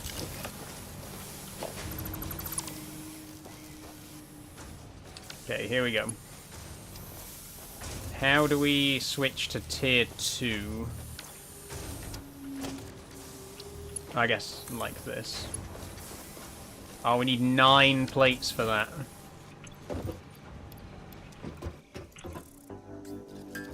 Oh, we got just enough. Okay, let's see how much quicker the tier 2 belts are then. Here goes. Oh, look at that. Oh, look at the difference. Look how fast they're coming in.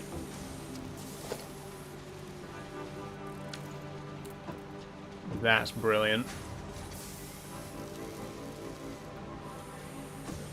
We need to upgrade this tiny section here, obviously.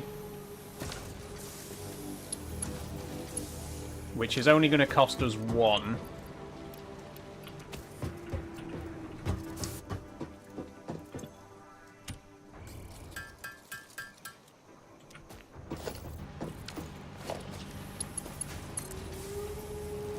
Nope, it's going to cost us 2.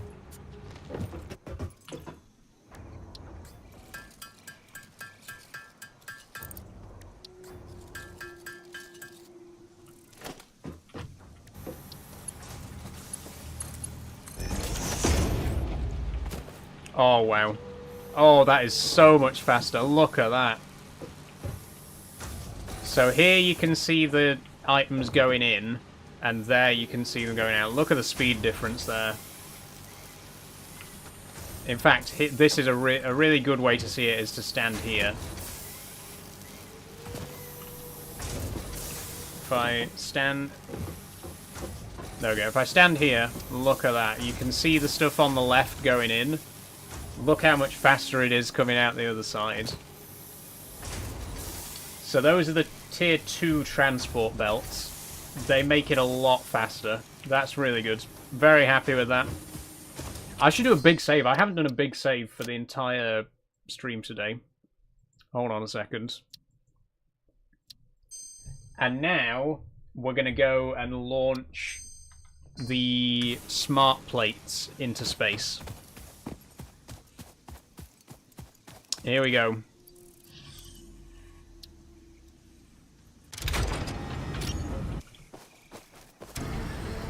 Ooh, things are happening.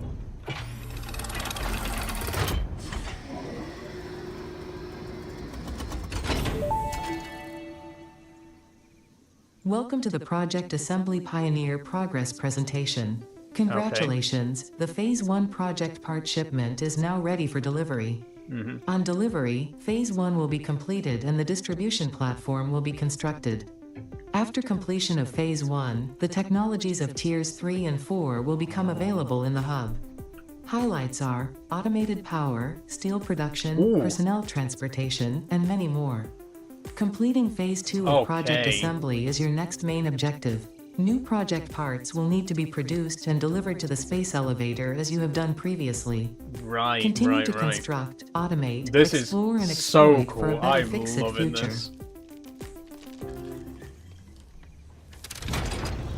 Okay, send it up. Oh, there it goes.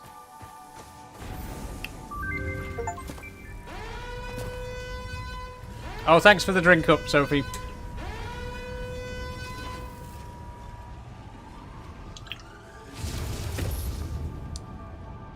I've only got a couple of drops left. Whoa. Phase 1 of Project Assembly completed. This is only the beginning of Project Assembly, the first step towards saving the day. You have performed adequately so far. Reminder, not only is Fix-It saving humanity, it is saving all of Earth, including kittens and puppies. It is statistically likely that you appreciate the continued existence of kittens and or puppies. Continue the work for their sake. Continue the work for Fix-It. It is time to start the work on Phase 2 of Project Assembly. God, that's so cool. This is absolutely amazing. I love this game. Oh look, our pod came back at the exact same time. Wow. Holy shit, wow. Okay, what have we unlocked exactly? Let's have a look. Tier 3 and 4 unlocked. Look at these. Coal power. Now that's what we need. That can be completely automated then. Brilliant. Brilliant. Water extractor. A pump, basically. Pipelines. Oh, pipes. Oh, I can't wait to start messing around with pipes and seeing how all of that works. Oh, wow. Fluid barrier? Oh, this is... amazing. Amazing. We are going to have to automate the production of reinforced plates and rotors to unlock any of this stuff, though. Both of those are going to require constructors. Yep, we need a constructor for rotors because it takes 2 ingredients. Sophie just redeemed food for thought. You want me to put everybody's dead, Dave? Nice, nice. I like it. I like the reference. 1 second.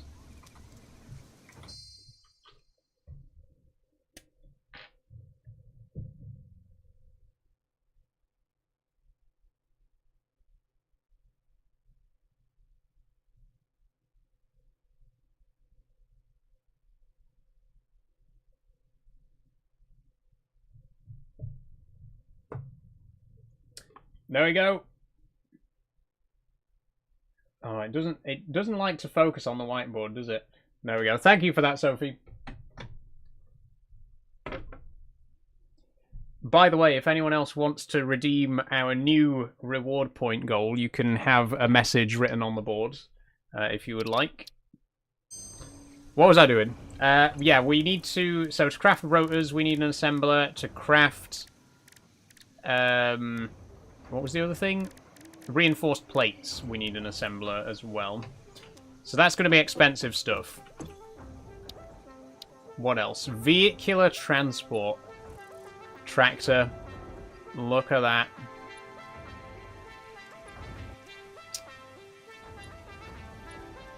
Not trains yet. That's going to be further down the line. But we will eventually get access to trains. Steel production. Oh god, the foundry. This is going to combine coal and iron to make steel, isn't it? Okay. So, next time, 100% next time, we need to tear down the entire factory and start again from scratch, because there are so many new machines that we need to build. Xeno Basher. Oh, nice. A new defensive weapon. And then tier 4, look at this. Blueprint designer. Cool. Logistics Mark 3. Ooh. Industrial storage container. Look at that.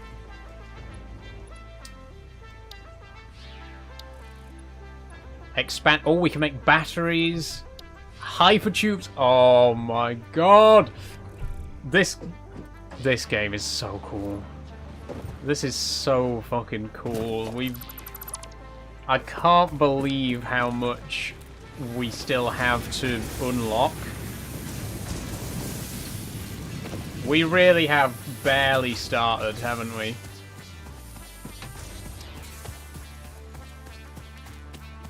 And what do we need for the next tier of the space elevator? Smart plating, versatile frameworks, and automated wiring. So that's a long way off. God, we can scan for coal now. No, we can't. It said we could, but it's not letting me.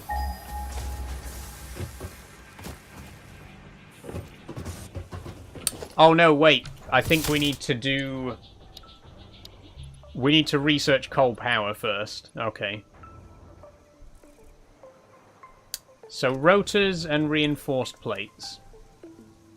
Reinforced plates take screws and iron plates.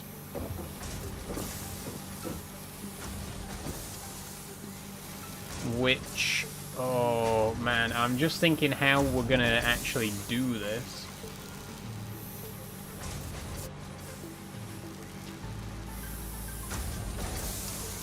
Because what would...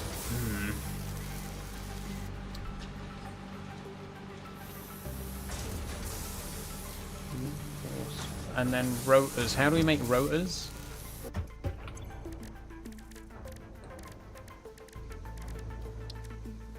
Rotors is rods and screws. Ah, okay. So we need rods and screws, and then we need plates and screws. I think we're going to need more machines to make screws. Just having one machine for screws isn't going to cut it.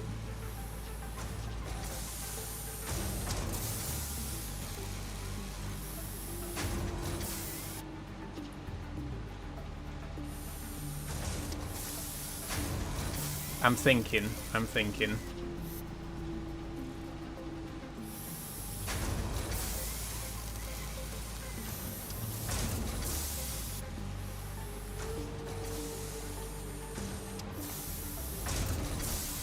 I'm actually not sure how we're going to do this, because we're going to need to split the screws in half. Some of them to make rotors and some of them to make reinforced plates. But then we're also going to need to split the rods in half. Some of those to make rotors and some to just go back to the main factory. And also some of the screws are going to need to go back to the main factory as well. So actually, if we put a splitter here that splits the screws in 3... some of the screws go back to the factory, some of the screws go to make rotors, and some of the screws go to make reinforced plates. Right?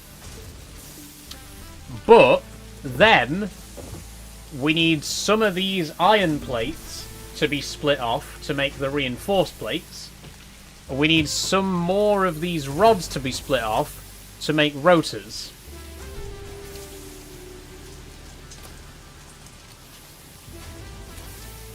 Oh boy. Where did everybody go, says Sophie? Put something cool in chat if you're still here. Yeah, who's still watching? Let's have a check. Okay, here's what I'm gonna do. I'm thinking. I'm using my brain.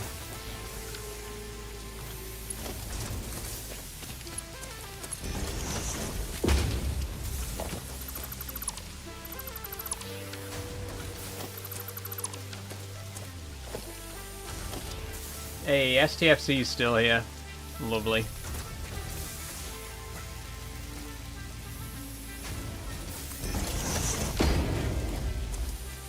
Ooh, these might be too close to connect. Yeah.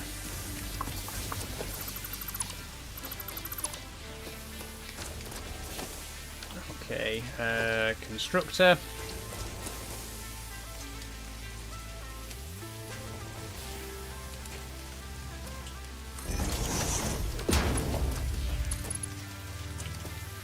It's done it again. It keeps putting the constructor slightly off grid. Omega Rock is still here as well. Lovely. I don't know why it keeps putting the constructor slightly off grid.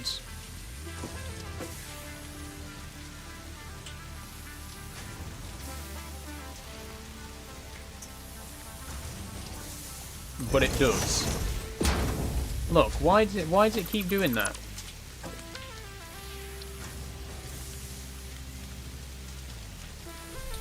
TV's gonna go off.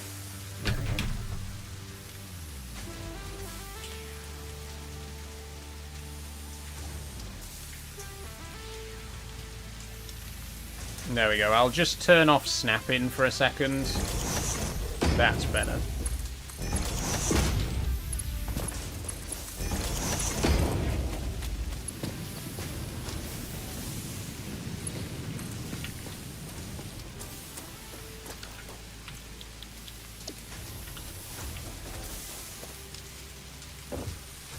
Okay. So now the input for the screws, the output for the screws is going to be split 3 ways. This, how can I rotate this without disassembling it? I don't think I can I? I've got to disassemble it.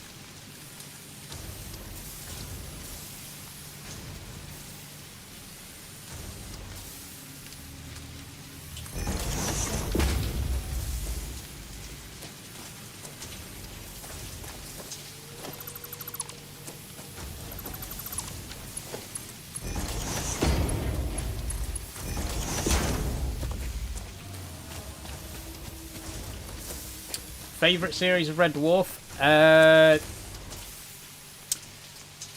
Two. I love the first two series. They're not as popular among fans. Everyone's always like, oh, Series 3 is where it starts to get really good. I love the first two series. They don't get enough appreciation. They're both so amazing. Some of my favourite episodes are from the first two series. I love Future Echoes, Thanks for the Memory, Better Than Life. Oh, Better Than Life. What just... Genuinely, I really feel like the first couple of series are overlooked by a lot of people. And it's such a shame, because they're so good.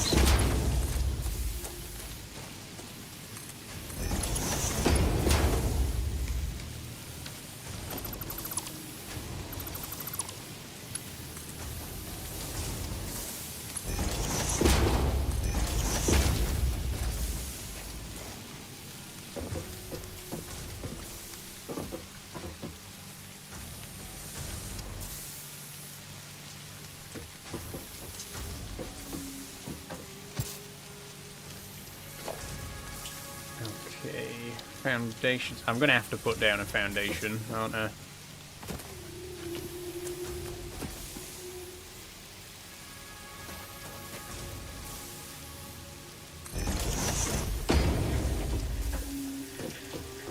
This is my first time using foundations.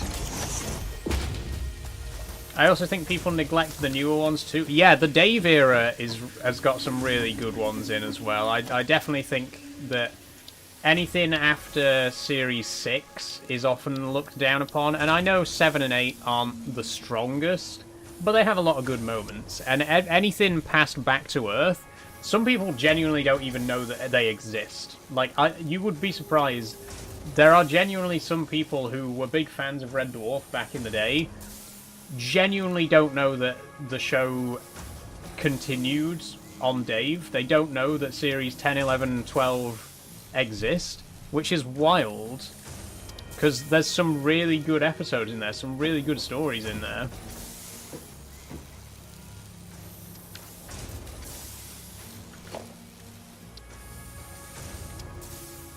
Oh wait, the assembler. Right.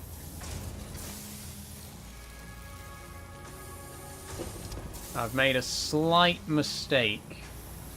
But I realise what I've done wrong now.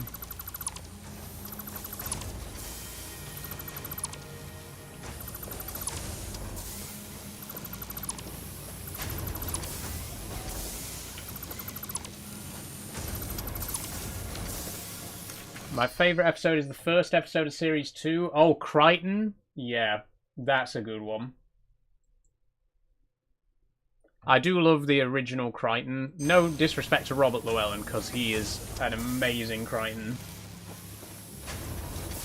And of course, David Ross, the original Crichton, went on to become Talkie Toaster. Which I feel is a very, very iconic character.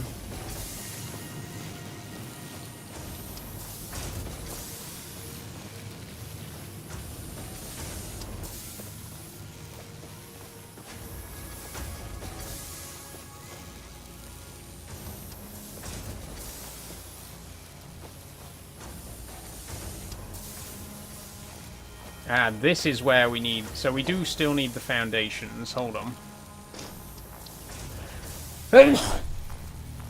Sorry. Sorry again. Oh, hang on.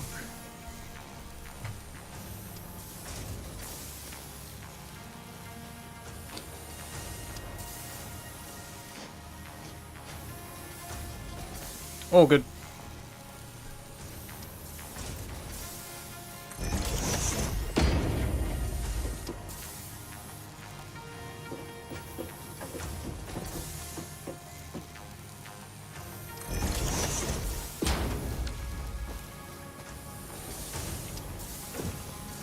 I think the episode with the original Crichton's rather sad. It is a kind of bittersweet ending, right? Surface is too uneven. Okay, we need more foundations.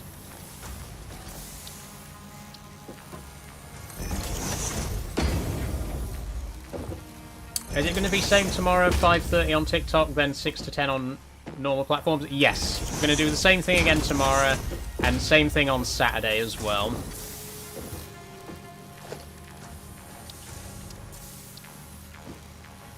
See, it didn't really work today, but I feel like you've got to give it more than one day, right? You can't judge it based on a single day. We'll try it again tomorrow and Saturday, and see if they prove to be any more successful, right?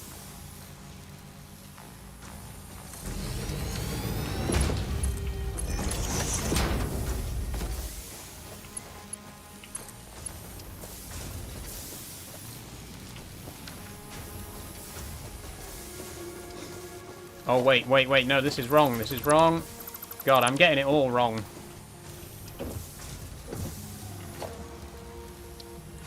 This is all getting very complex very quickly.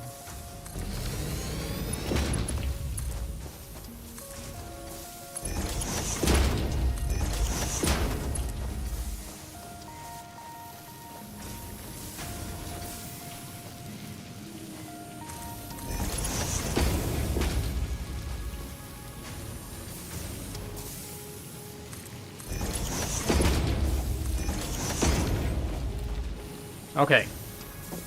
Finally, we should now be able to start making rotors. Whew.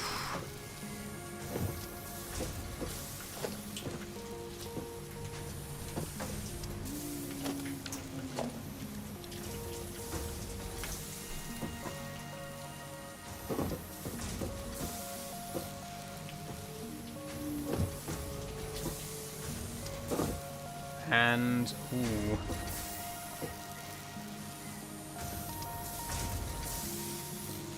Because he's programmed to serve the crew, but they've been dead for years. Yeah, you do feel bad for him. He doesn't really know.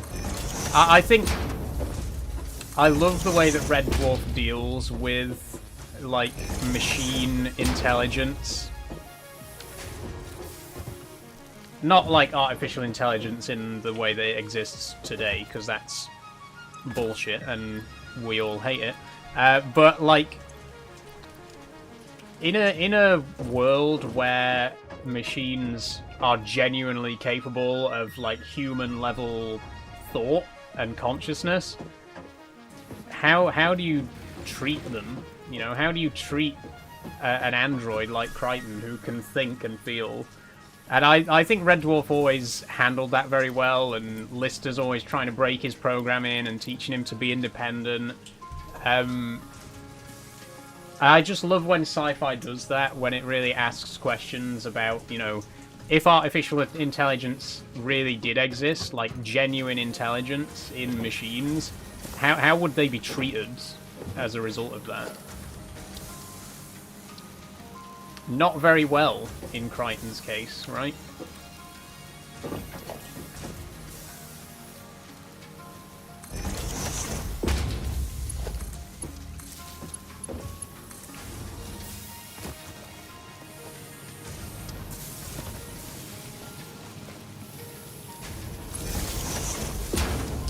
With the Silicon Heaven that he believes in as well. Yeah, that's the really funny episodes. The whole Silicon Heaven thing. Red Dwarf. Red Dwarf. It's a lot heavier hitting than people give it credit for, and it deals with a lot of themes that people don't always give it credit for. You know, when it comes to like religion and technology, and that episode is a really good example of that, where Crichton's telling Lister all about Silicon Heaven, and then Lister says, "Is that anything like human heaven?" And then Crichton says, "Human heaven? That doesn't exist. That's just something they told you to stop you going crazy." I think it's really great that Red Dwarf did, you know, touched upon stuff like that. It touched a lot upon religion. Like, there was the whole thing in Series 1 about how the cats started their own religion with Lister as their god. They like worshipped him as the chosen one, and it shows how religion can stem from just stories being mistold over and over again until they kind of become a myth. I always loved when Red Dwarf took on religion and discussed religion, and it never really did it in a mean way. I like when sci-fi does that. I you know, a good sci-fi should deal with heavy things. It should deal with heavy topics.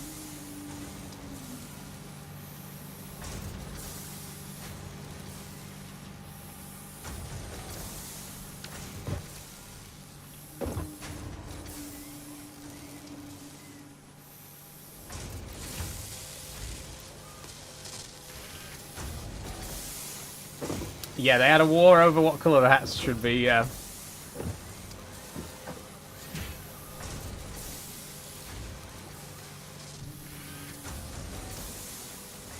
But war was another good theme of the episode, you know, of certain episodes, you know. They had Meltdown with the androids, you know, Rimmer taking charge of the wax droid army, and they all ended up dying, and Lister was, you know, saying how can you really call it a victory when everyone on the winning side has died? Like, is there any winner in war when even the winning side has huge losses and casualties? It's stuff like that. I just love that Red Dwarf was always willing to go there and really satirize things like that in a major way. They said a lot about artificial intelligence. They said a lot about religion. They said a lot about war and, you know, class. There's a hell of a lot of like class discussions in there, and like struggle between Lister, who's working class, and Rimmer, who is from a middle to upper class background. Again, it's just a great comedy, because the best comedy is stuff that has some grounding in reality and talks about issues like that, you know what I mean?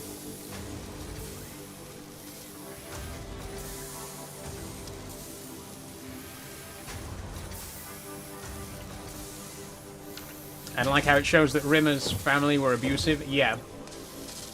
And again, it like kind of flips the class system on its head, because Rimmer's this, you know, he's from this good family, good breeding and all that bollocks, but at the end of the day, he's miserable because his family were abusive, you know, his dad was a failure, and he was constantly forcing his kids to excel because he failed in his life. I just find it really good that it is willing to talk about stuff like that.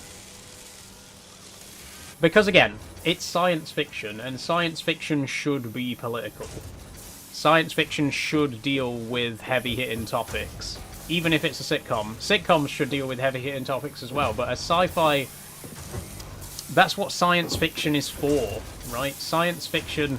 This is why it always fucking pisses me off when people are like, oh, I hate how Doctor Who's political now. I hate how Star Trek's political now. Like, first of all, you have not been paying attention. And second of all, that's literally what sci-fi is. Sci-fi exists as a political satire, you know, it exists to point the finger at societal issues through the lens of science fiction.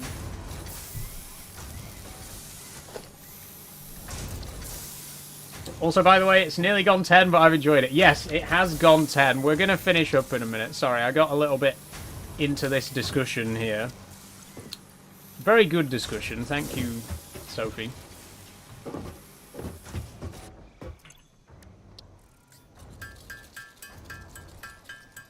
Star Trek was grounded in real life problems. Exactly, Mega Rocker, exactly. That's the thing. Like, that's what sci-fi's for, you know? It addresses real world problems, but in a, you know, in outer space or in the future. It allows us to look at problems and issues that face our society today by disguising them as, you know, what if this happened on a spaceship in the future? You know what I mean? That's what sci-fi... That's what all of sci-fi is. That's why sci-fi exists.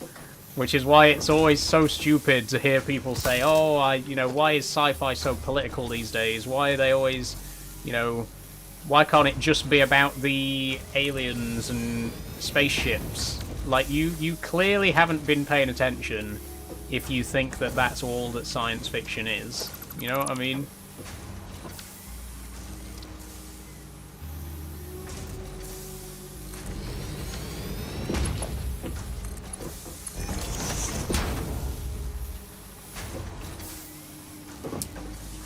Okay, I am gonna have to try to get a belt. Can we bridge belts?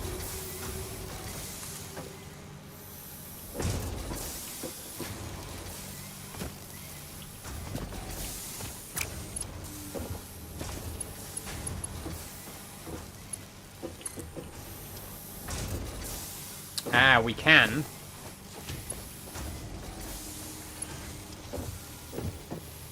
But it's a bit tricky.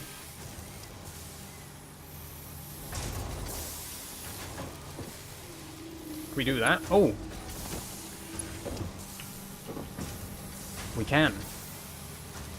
Nice.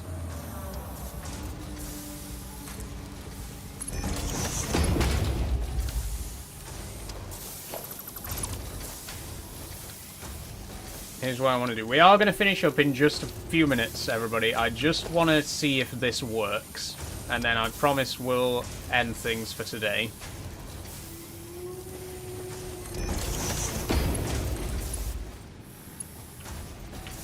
Oh, I've placed that the wrong way.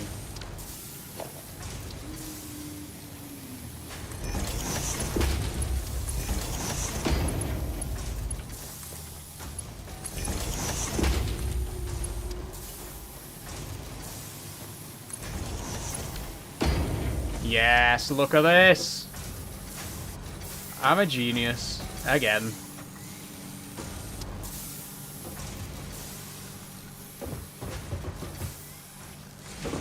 We're gonna rebuild all of this in the next episode anyway, because it's so messy. But look at that. We've automated rotors. We've automated reinforced iron plates.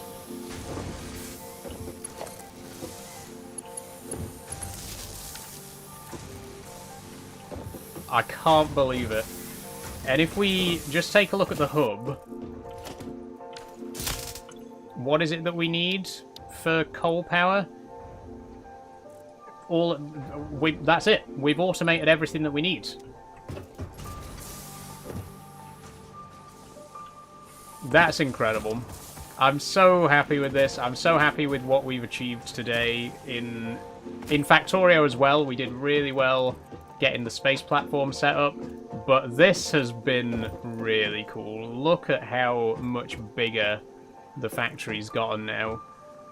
We've automated the production of cables, we've automated the production of screws, rotors, reinforced iron plates. This is amazing. I love this game. I've had so much fun playing this. Thank you so much to everyone who's recommended this game over the years, because I cannot tell you how pleased I am that I finally gave it a go. It's so much fun. It's amazing. Absolutely amazing. Like I say, next time we're going to completely destroy all of this and rebuild it much neater and tidier, but for now, the screws go in, they get split 3 ways, some of them get turned into rotors, some of them get turned into reinforced plates, some of them go straight to storage. Same with the iron plates here, some of the iron plates go to the storage, you can see there. Some of the iron plates go to the reinforced plate manufacturing.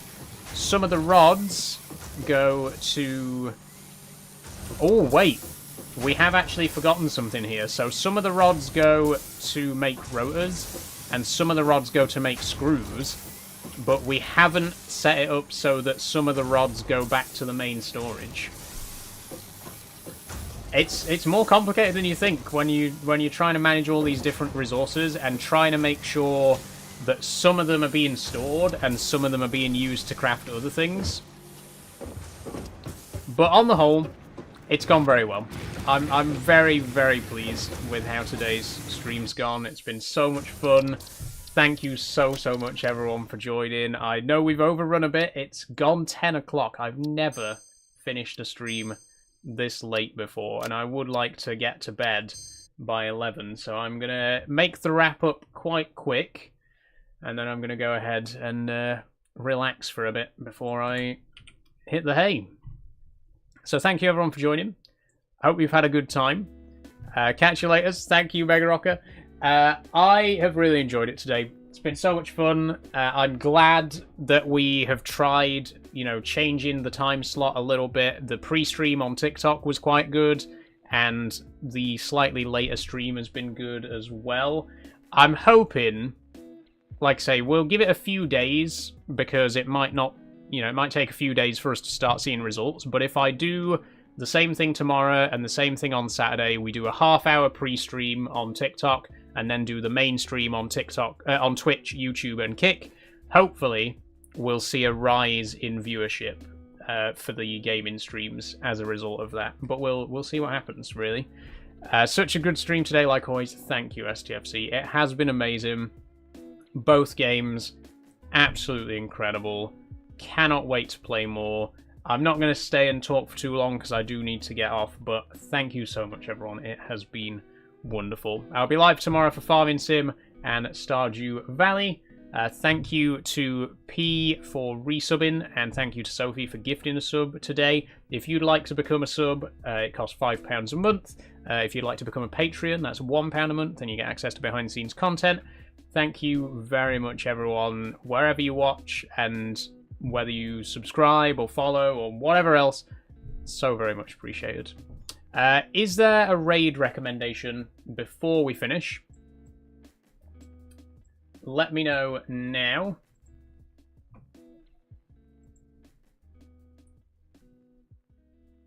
Abs Chats is live.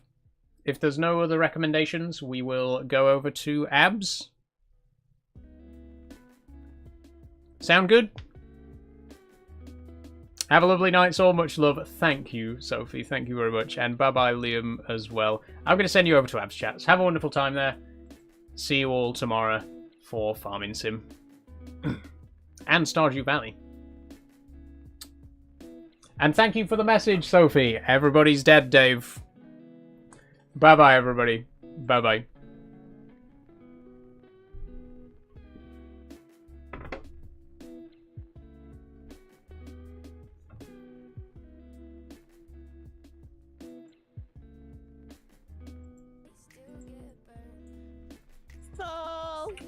Thank you for the read. Hi, readers. I'm really sorry, guys. I had to turn my alerts off because my internet is not playing ball. But I really appreciate the raid. Thank you for trusting me with your community. It really means a lot. These Leons are giving me anxiety, man.